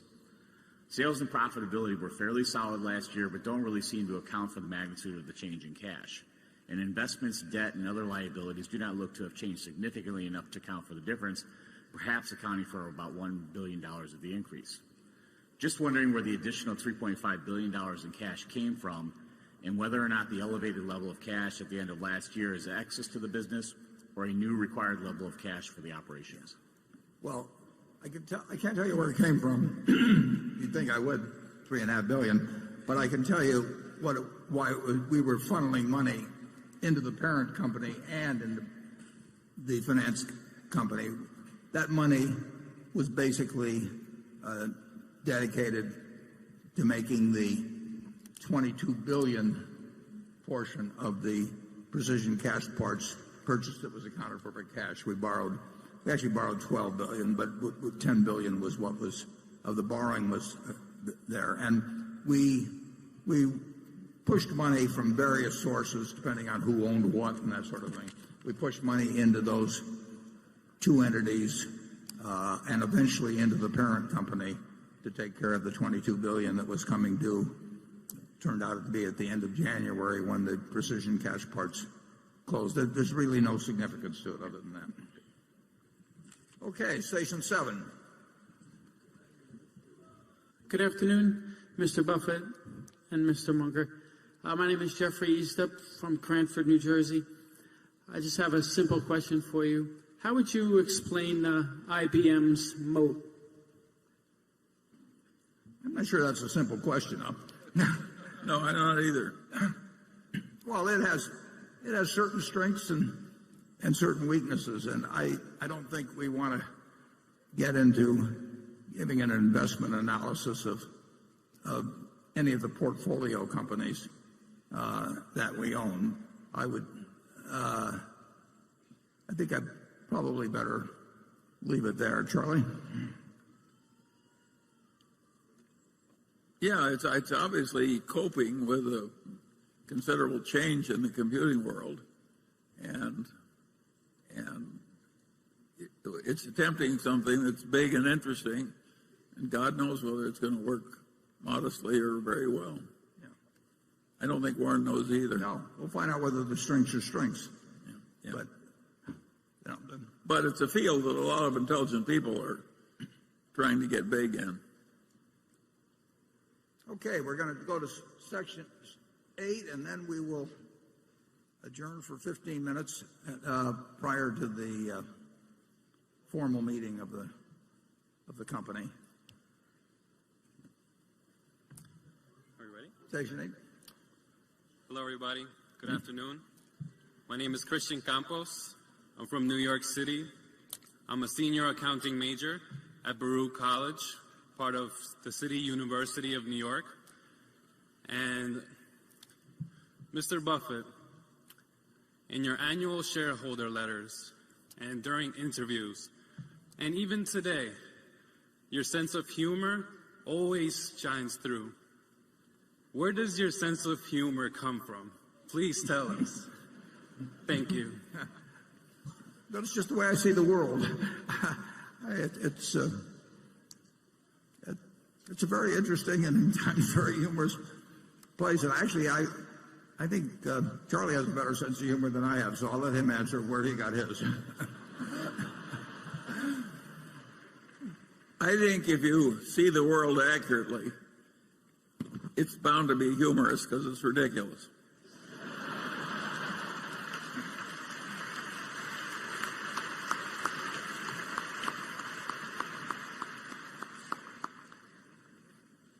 Well, I think that's a good note to close on. We will reconvene in 15 minutes for the formal part of the meeting. We have one proxy item to act on, and so I hope that those of you who are interested in learning more about actually the insurance aspects of climate change will stick around and we'll have a discussion on that, and I'll see you at 3:45. Thank you.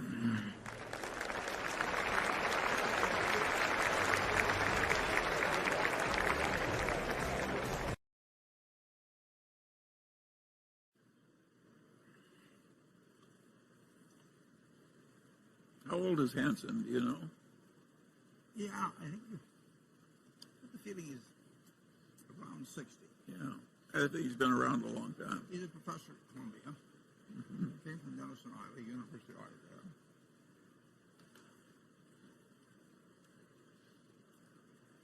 He's fixated on Berkshire Hathaway's losing too much money on insurance. Well, I think. No, what do you? Because we don't understand global warming. We'll find out.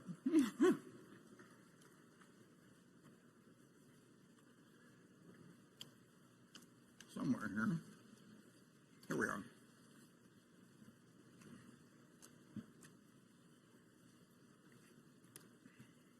Okay, if everybody will please settle down, we'll proceed with the meeting. Meeting will now come to order. I'm Warren Buffett, Chairman of the Board of Directors of the company. I welcome you to this 2016 annual meeting of shareholders. This morning I introduced the Berkshire Hathaway directors that are present. Also with us today are partners in the firm of Deloitte & Touche, our auditors.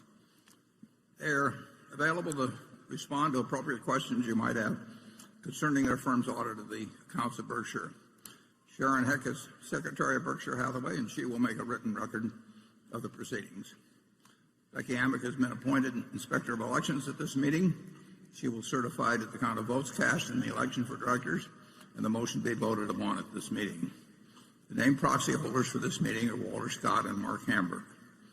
Does the Secretary have a report of the number of Berkshire shares outstanding? Turned off the lights on me. Entitled to vote and represented at the meeting? Yes, I do.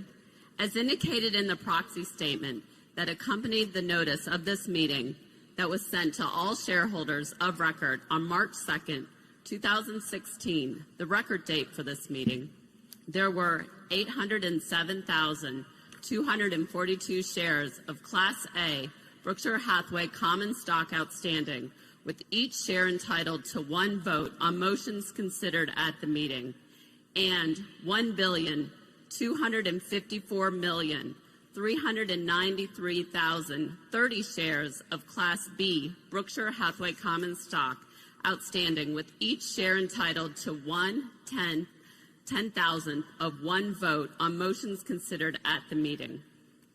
Of that number, 575,608 Class A shares and 772,724,950 Class B shares are represented at this meeting by proxies returned through Thursday evening, April 28th.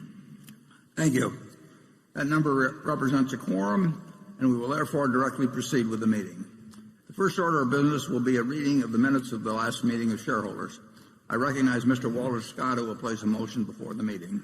I move that the reading of the minutes of the last meeting of shareholders be dispensed with and the minutes be approved. Do I hear a second? I second the motion. The motion has been moved and seconded. We will vote on the motion by voice vote. All those in favor say aye. Opposed? The motion is carried. The next item of business is to elect directors. If a shareholder is present who did not send in a proxy or wishes to withdraw a proxy previously sent in, you may vote in person on the election of directors and other matters to be considered at this meeting. Please identify yourself to one of the meeting officials in the aisle so that you can receive a ballot. I recognize Mr. Walter Scott to place a motion before the meeting with respect to election of directors. I move that Warren Buffett, Charles Munger, Howard Buffett, Stephen Burke, Susan Decker, William Gates, David Gottesman, Charlotte Guyman, Thomas Murphy, Ron Olson, Walter Scott, and Merrill Whitmer be elected as directors. Is there a second? I second the motion. It has been moved and seconded that Warren Buffett, Charles Munger, Howard Buffett, Stephen Burke, Susan Decker, William Gates, David Gottesman, Charlotte Guyman, Thomas Murphy, Ronald Wilson, Walter Scott, and Merrill Whitmer be elected as directors. Are there any other nominations or any discussion? The nominations are ready to be acted upon.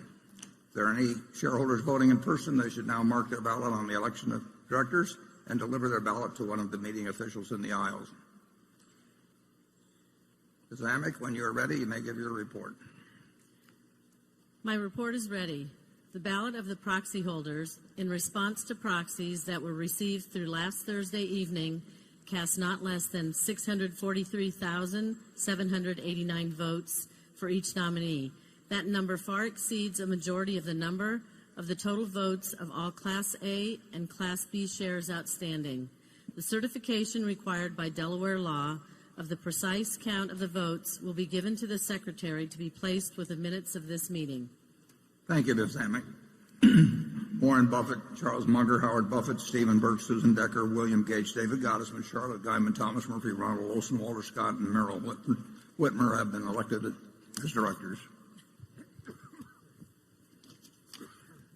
The next item of business is a motion put forth by the Nebraska Peace Foundation.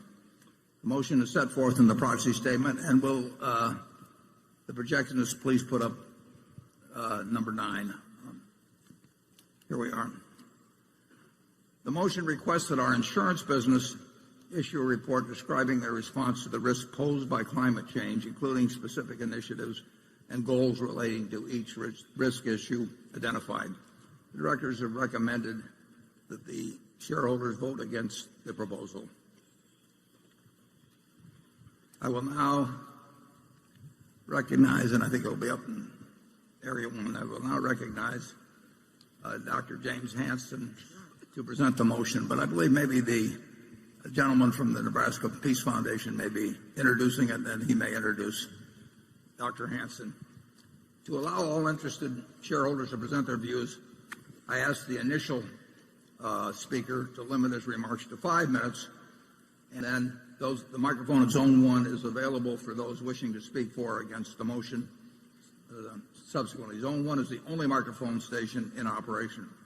For the benefit of those present, I ask that each speaker for or against the motion limit themselves, with the exception of the initial speaker, to 2 minutes and confine your remarks solely to the motion. And the motion should be left up on the, let's see, is that up there or not? Yeah, okay, the motion should be left up there. In a sense, incidentally, it asks us to present a report about the risks to the insurance division by climate change, and I did address this subject in the annual report. That would be a report, and it was a report that was concurred by Ajit Jain, who is number one expert on insurance risks. So that does represent the view of our insurance division and myself as the chief risk officer. But the subject now is open, and we welcome the initial speaker's comments. And if you're just going to introduce Dr. Hansen, I can't see who's who up there, then I presume he will have the 5 minutes, and then subsequent speakers will have 2 minutes. So go to it. You're on. Thank you. My name is Mark Vecina. I'm the treasurer of the Nebraska Peace Foundation, the owner of 1A share of Berkshire Hathaway. We are the sponsor of the shareholder resolution, which Mr. Buffett has described. In so doing, making the recommendation to develop a risk analysis and report on it, we're following the lead of the Bank of England, which last September published a comprehensive report on climate change risks facing the insurance industry and recommended that its regulated companies conduct reviews of the risks and make this available. The Bank of England regulates the UK insurance industry, which is the third largest global insurance market. I'll turn the rest of my time over to world-renowned climate scientist, Dr. James Hansen. Thank you for this opportunity. I want to make a suggestion that I hope you will ponder. Some aspects of climate have become clear. Humans are changing the atmosphere, and we can measure how this is changing Earth's energy balance. More energy is coming in than going out. So the ocean is warming, ice sheets are melting, and sea level is beginning to rise. We are now close to a point of handing young people a situation that will be out of control, with ice sheet disintegration and multi-meter sea level rise during the lifetime of today's young people, which would mean loss of coastal cities and economic devastation. Sea level rise would be irreversible on any time scale of interest to humanity. The other irreversible effect of rapid climate change would be extinction of a substantial fraction of the species on Earth. The bottom line is that we cannot burn all fossil fuels. And the economic law of gravity is that as long as fossil fuels appear to be the cheapest energy, we will keep burning them.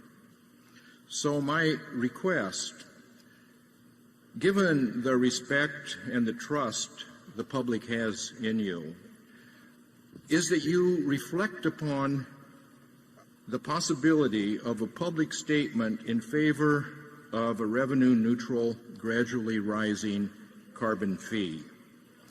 A carbon fee is needed to make the price of fossil fuels honest, to include the costs to humanity of their air pollution, water pollution, and climate change. A rising carbon fee is needed to spur effective investments by the private sector in clean energies and energy efficiency. Most important, it will steadily phase down fossil fuel use. So I'm not asking you to endorse a carbon fee on the spot, but I hope that you will reflect upon it and perhaps provide a clear statement in your next report. It could be your greatest legacy. It could affect everything, even the course of our future climate. Thanks. Thank you, Dr. Hansen. I might say that although we may differ on some specifics, and I don't know, I am no expert on this subject whatsoever. I don't think you and I have any difference in the fact that it's important that climate change, since it's something where there is a point of no return if we are on the course that you think is certain and I think is probable, that it's a terribly important subject. But the motion that was put forth was relating to the insurance aspects of it. And we have discussed, believe me, we have thought and discussed insurance aspects, and I've in effect given a report which was asked for by this within the annual report. So it is really not the issue before the shareholders is not how I feel about whether climate change is real or whether a carbon tax is appropriate. It's whether it poses a risk to our insurance business. And I recognize the Bank of England read that report, but we respectfully disagree with them in terms of, not in terms of the importance of climate change, but in terms of the risk to our insurance business. We don't write policies for a long period of time. We're not forced to write a policy on anything.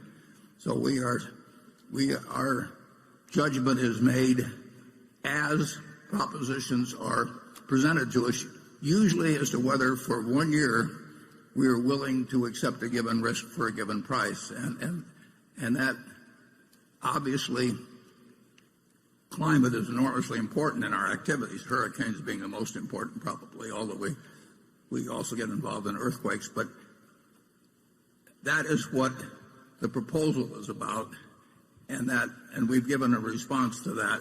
And it does not mean that we differ on the importance of climate change to the human race. So with that, I'd be delighted to hear from the various seconders. Hello, my name is Jim Jones. I'm the Executive Director of the Cady School of Insurance at Illinois State University. I would like to express my concerns based on 3 hidden risks associated with climate change. The first relates to stranded assets of insurers investing in fossil fuels. The second is a more insidious risk related to climate change. This risk is associated with the long-term liabilities associated with property, life, and health lines of business. And I realize that a number of intelligent people and experts don't see a long-term liability, but they're missing one important part, is that primary insurers are not able to withdraw or reprice entire books of business.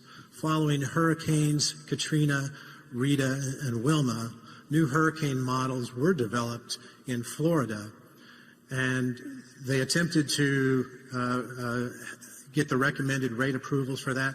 They were not allowed to, and so many insurers began to withdraw from that market. 10 years later, that about 40% of the underperforming business is still on the books of those insurers. And this could play out in several other states that are exposed to climate risk. For a reinsurer, the value of reinsurance with their customers is a long-term business.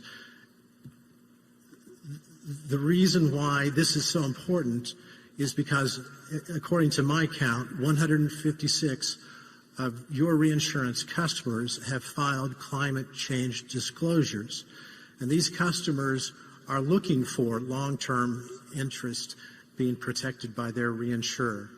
And if not, there's a potential for a relationship default risk that could occur if they perceive your reinsurance as just being one-year contracts that can be repriced or withdrawn. And you enter into that world of the expanding market competition of alternative reinsurance, which just last year was $72 billion. And earlier this quarter, we set a record of $2.2 billion in cat bonds. Thank you. I would point out that we have not been asked ever, to my knowledge, to write long-term contracts.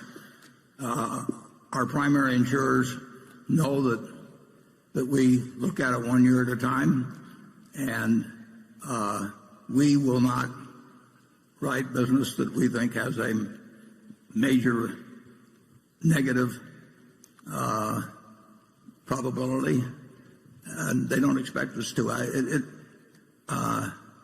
It's way less a relational business than in the past. It's much more a transactional business, but we will not write. If we lose a customer because they want us to do something stupid, we lose the customer. And there is not in our business, I'm not speaking for other reinsurers, but in our business, and I believe with most other reinsurers, they are not going to do something that they think is terribly disadvantageous to them just to maintain a relationship. That's not really a relationship, and be a subsidy. So that does not strike me, frankly, as a factor at all of any negative consequence at Berkshire. We, in terms of what happened after Katrina, rates went up, and actually the hurricane experience in Florida has been better than any period since before 1850 that we have any records on. That's been a surprise to us, incidentally, but we have not written catastrophe business in Florida during that period because we didn't think the rates were adequate. They were adequate. We just were wrong about it. And incidentally, that is not the fact that we walked away from cat business in Florida that we thought was mispriced does not hurt us in the business. It's really it's much more of a transactional business, and there may have been a time when relationships were very big in reinsurance, but with so many entrants in it is very much a transactional business, and no one expects you to do something that's very stupid. If they do, that's the wrong kind of a relationship. But glad to hear the next speaker. Hello, Mr. Buffett. My name is Jane Klebb. I run a group called Bold, Nebraska, which was part of an unlikely alliance who beat Keystone XL to protect the aquifer in our state as well as property rights. And I met you several years ago at Senator Nelson's home, and I had pulled you aside and asked how could we get health care reform passed. And you told me two things. You said the polling numbers matter and that we have to keep on applying public pressure. And we feel the same way about climate change and climate action. The most recent Yale study said that even 47% of conservatives believe in climate change and want to start seeing corporate and government action. And your response to this resolution struck me because one of the sentences said that if you live in a low-lying area, you should probably move. Well, we work with Native brothers and sisters who live in coastal communities, and one of those tribes is now the first United States climate refugees. They didn't have the option to move. They were forced to move. And so we're turning to you and we're turning to ourselves to continue to apply public pressure and hope that both you and Charlie stand with us. And maybe it's not this year, and maybe it's not the year after, but we really look forward to you doing full climate risk analysis, as well as divesting from all the fossil fuels that you own. And lastly, it takes both small and mighty, as well as big and powerful, to solve this problem of climate change. So you blocking small solar in Nevada is the wrong road to go down. Thank you. Okay.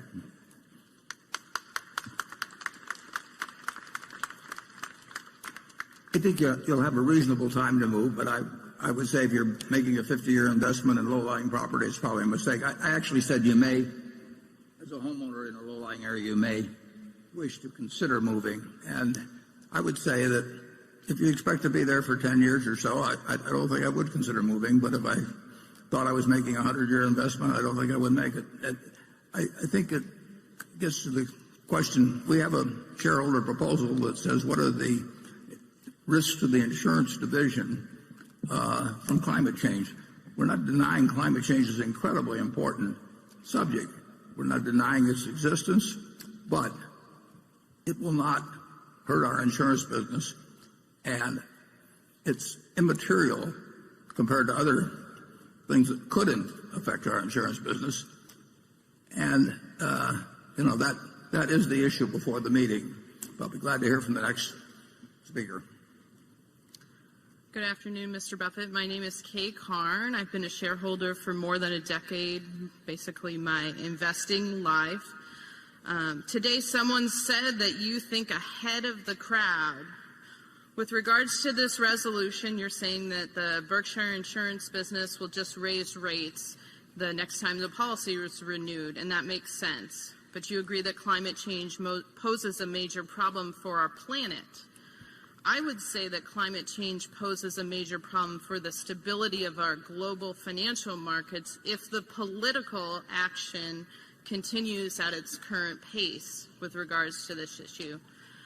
I personally agree with Dr. Hansen that a carbon fee is the solution to address this issue. I'm wondering if you can tell us what you think the solution to address this issue is, and whether you think the Berkshire businesses more broadly than just insurance will be impacted by this issue in the next decade or two.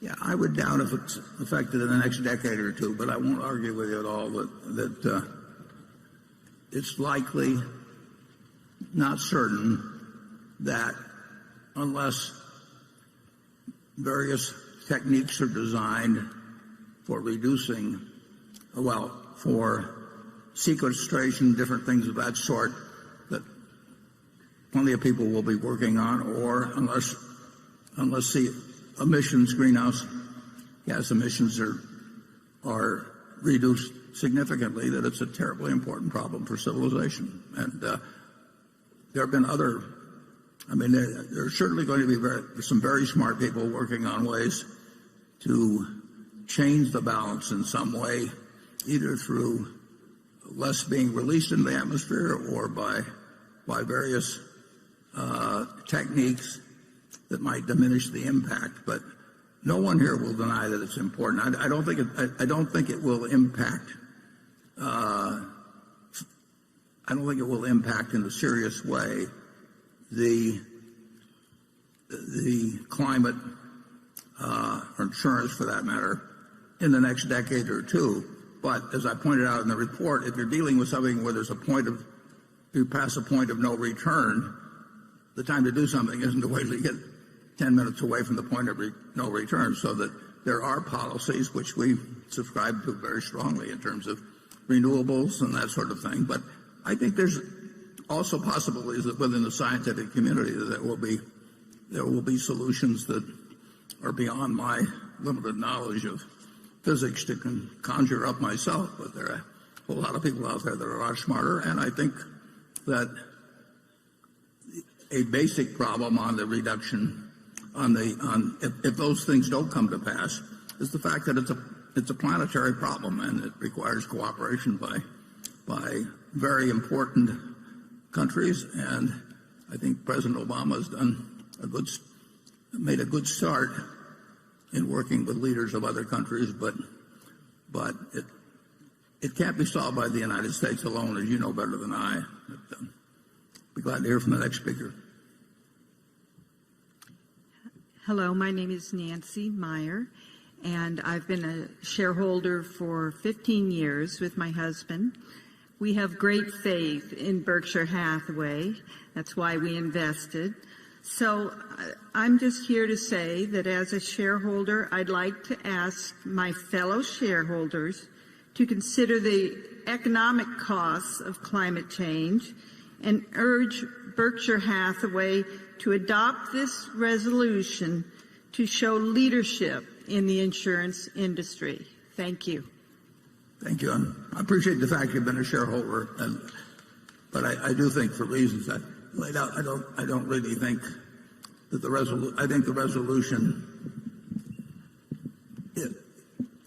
is in a sense inapplicable to our insurance business. I mean, insurance, global climate is not a risk to our insurance business. It may be a risk to the planet over time, but that's a different thing. I mean, we can adopt all kinds of resolutions about saying that obviously nuclear proliferation is a threat to the planet, and you can say, well, then it's a threat to Berkshire. But in terms of being Berkshire specific,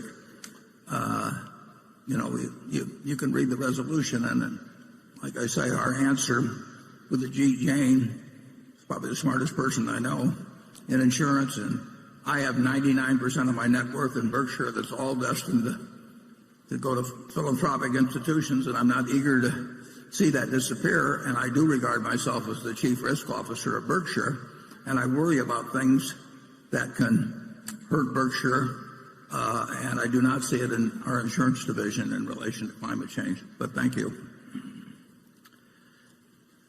Good afternoon, Mr. Buffett. I am Richard Miller in the Creighton Theology Department here in Omaha, and I study and teach climate change and its social effects.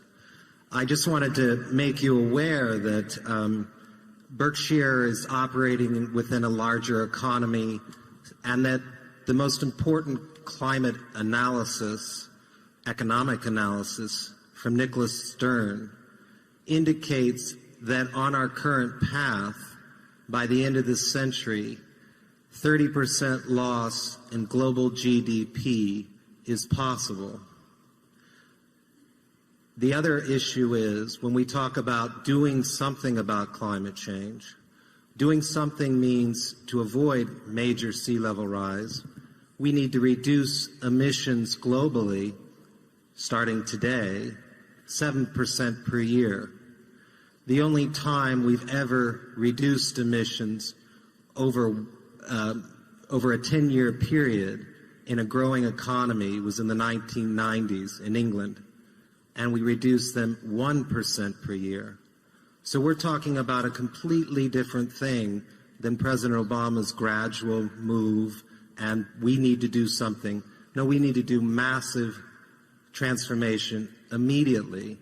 And with your large global holdings, you are a world significant figure on this, not just about this particular shareholder resolution. Thank you for your time. Thank you.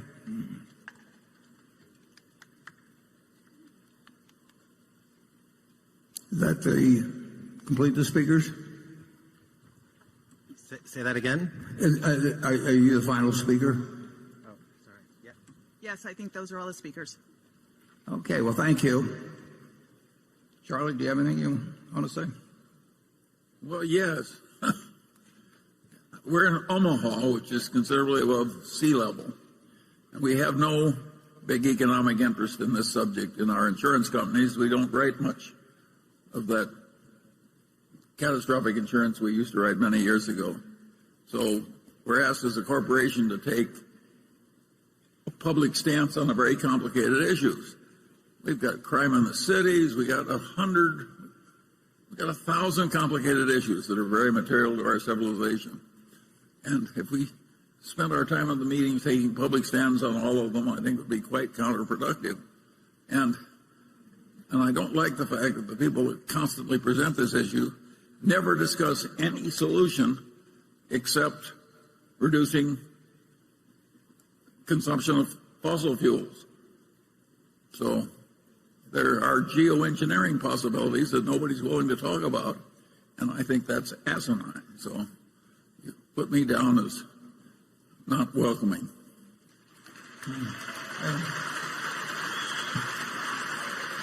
We don't want to have a political rally. The motion is now ready to be acted upon. If there are any shareholders voting in person, they should now mark their ballots on the motion and deliver their ballot to one of the meeting officials in the aisles. Ms. Amick, when you are ready, you may give your report. My report is ready. The ballot of the proxy holders, in response to proxies that were received through last Thursday evening, cast 69,114 votes for the motion and 531,724 votes against the motion. As the number of votes against the motion exceeds a majority of the number of votes of all Class A and Class B shares properly cast on the matter, as well as all votes outstanding, the motion has failed. The certification required by Delaware law of the precise count of the votes will be given to the Secretary to be placed with the minutes of this meeting. Thank you, Ms. Amick. The proposal fails. Does anyone have any questions for our audit firm before we adjourn? If not, I recognize Mr. Scott to place a motion before the meeting. I move this meeting be adjourned. Mr. Olson? And I second it. Motion to adjourn has been made and seconded. We will vote by voice. Is there any discussion? If not, all in favor say aye. All opposed say no. The meeting is adjourned. Thank you.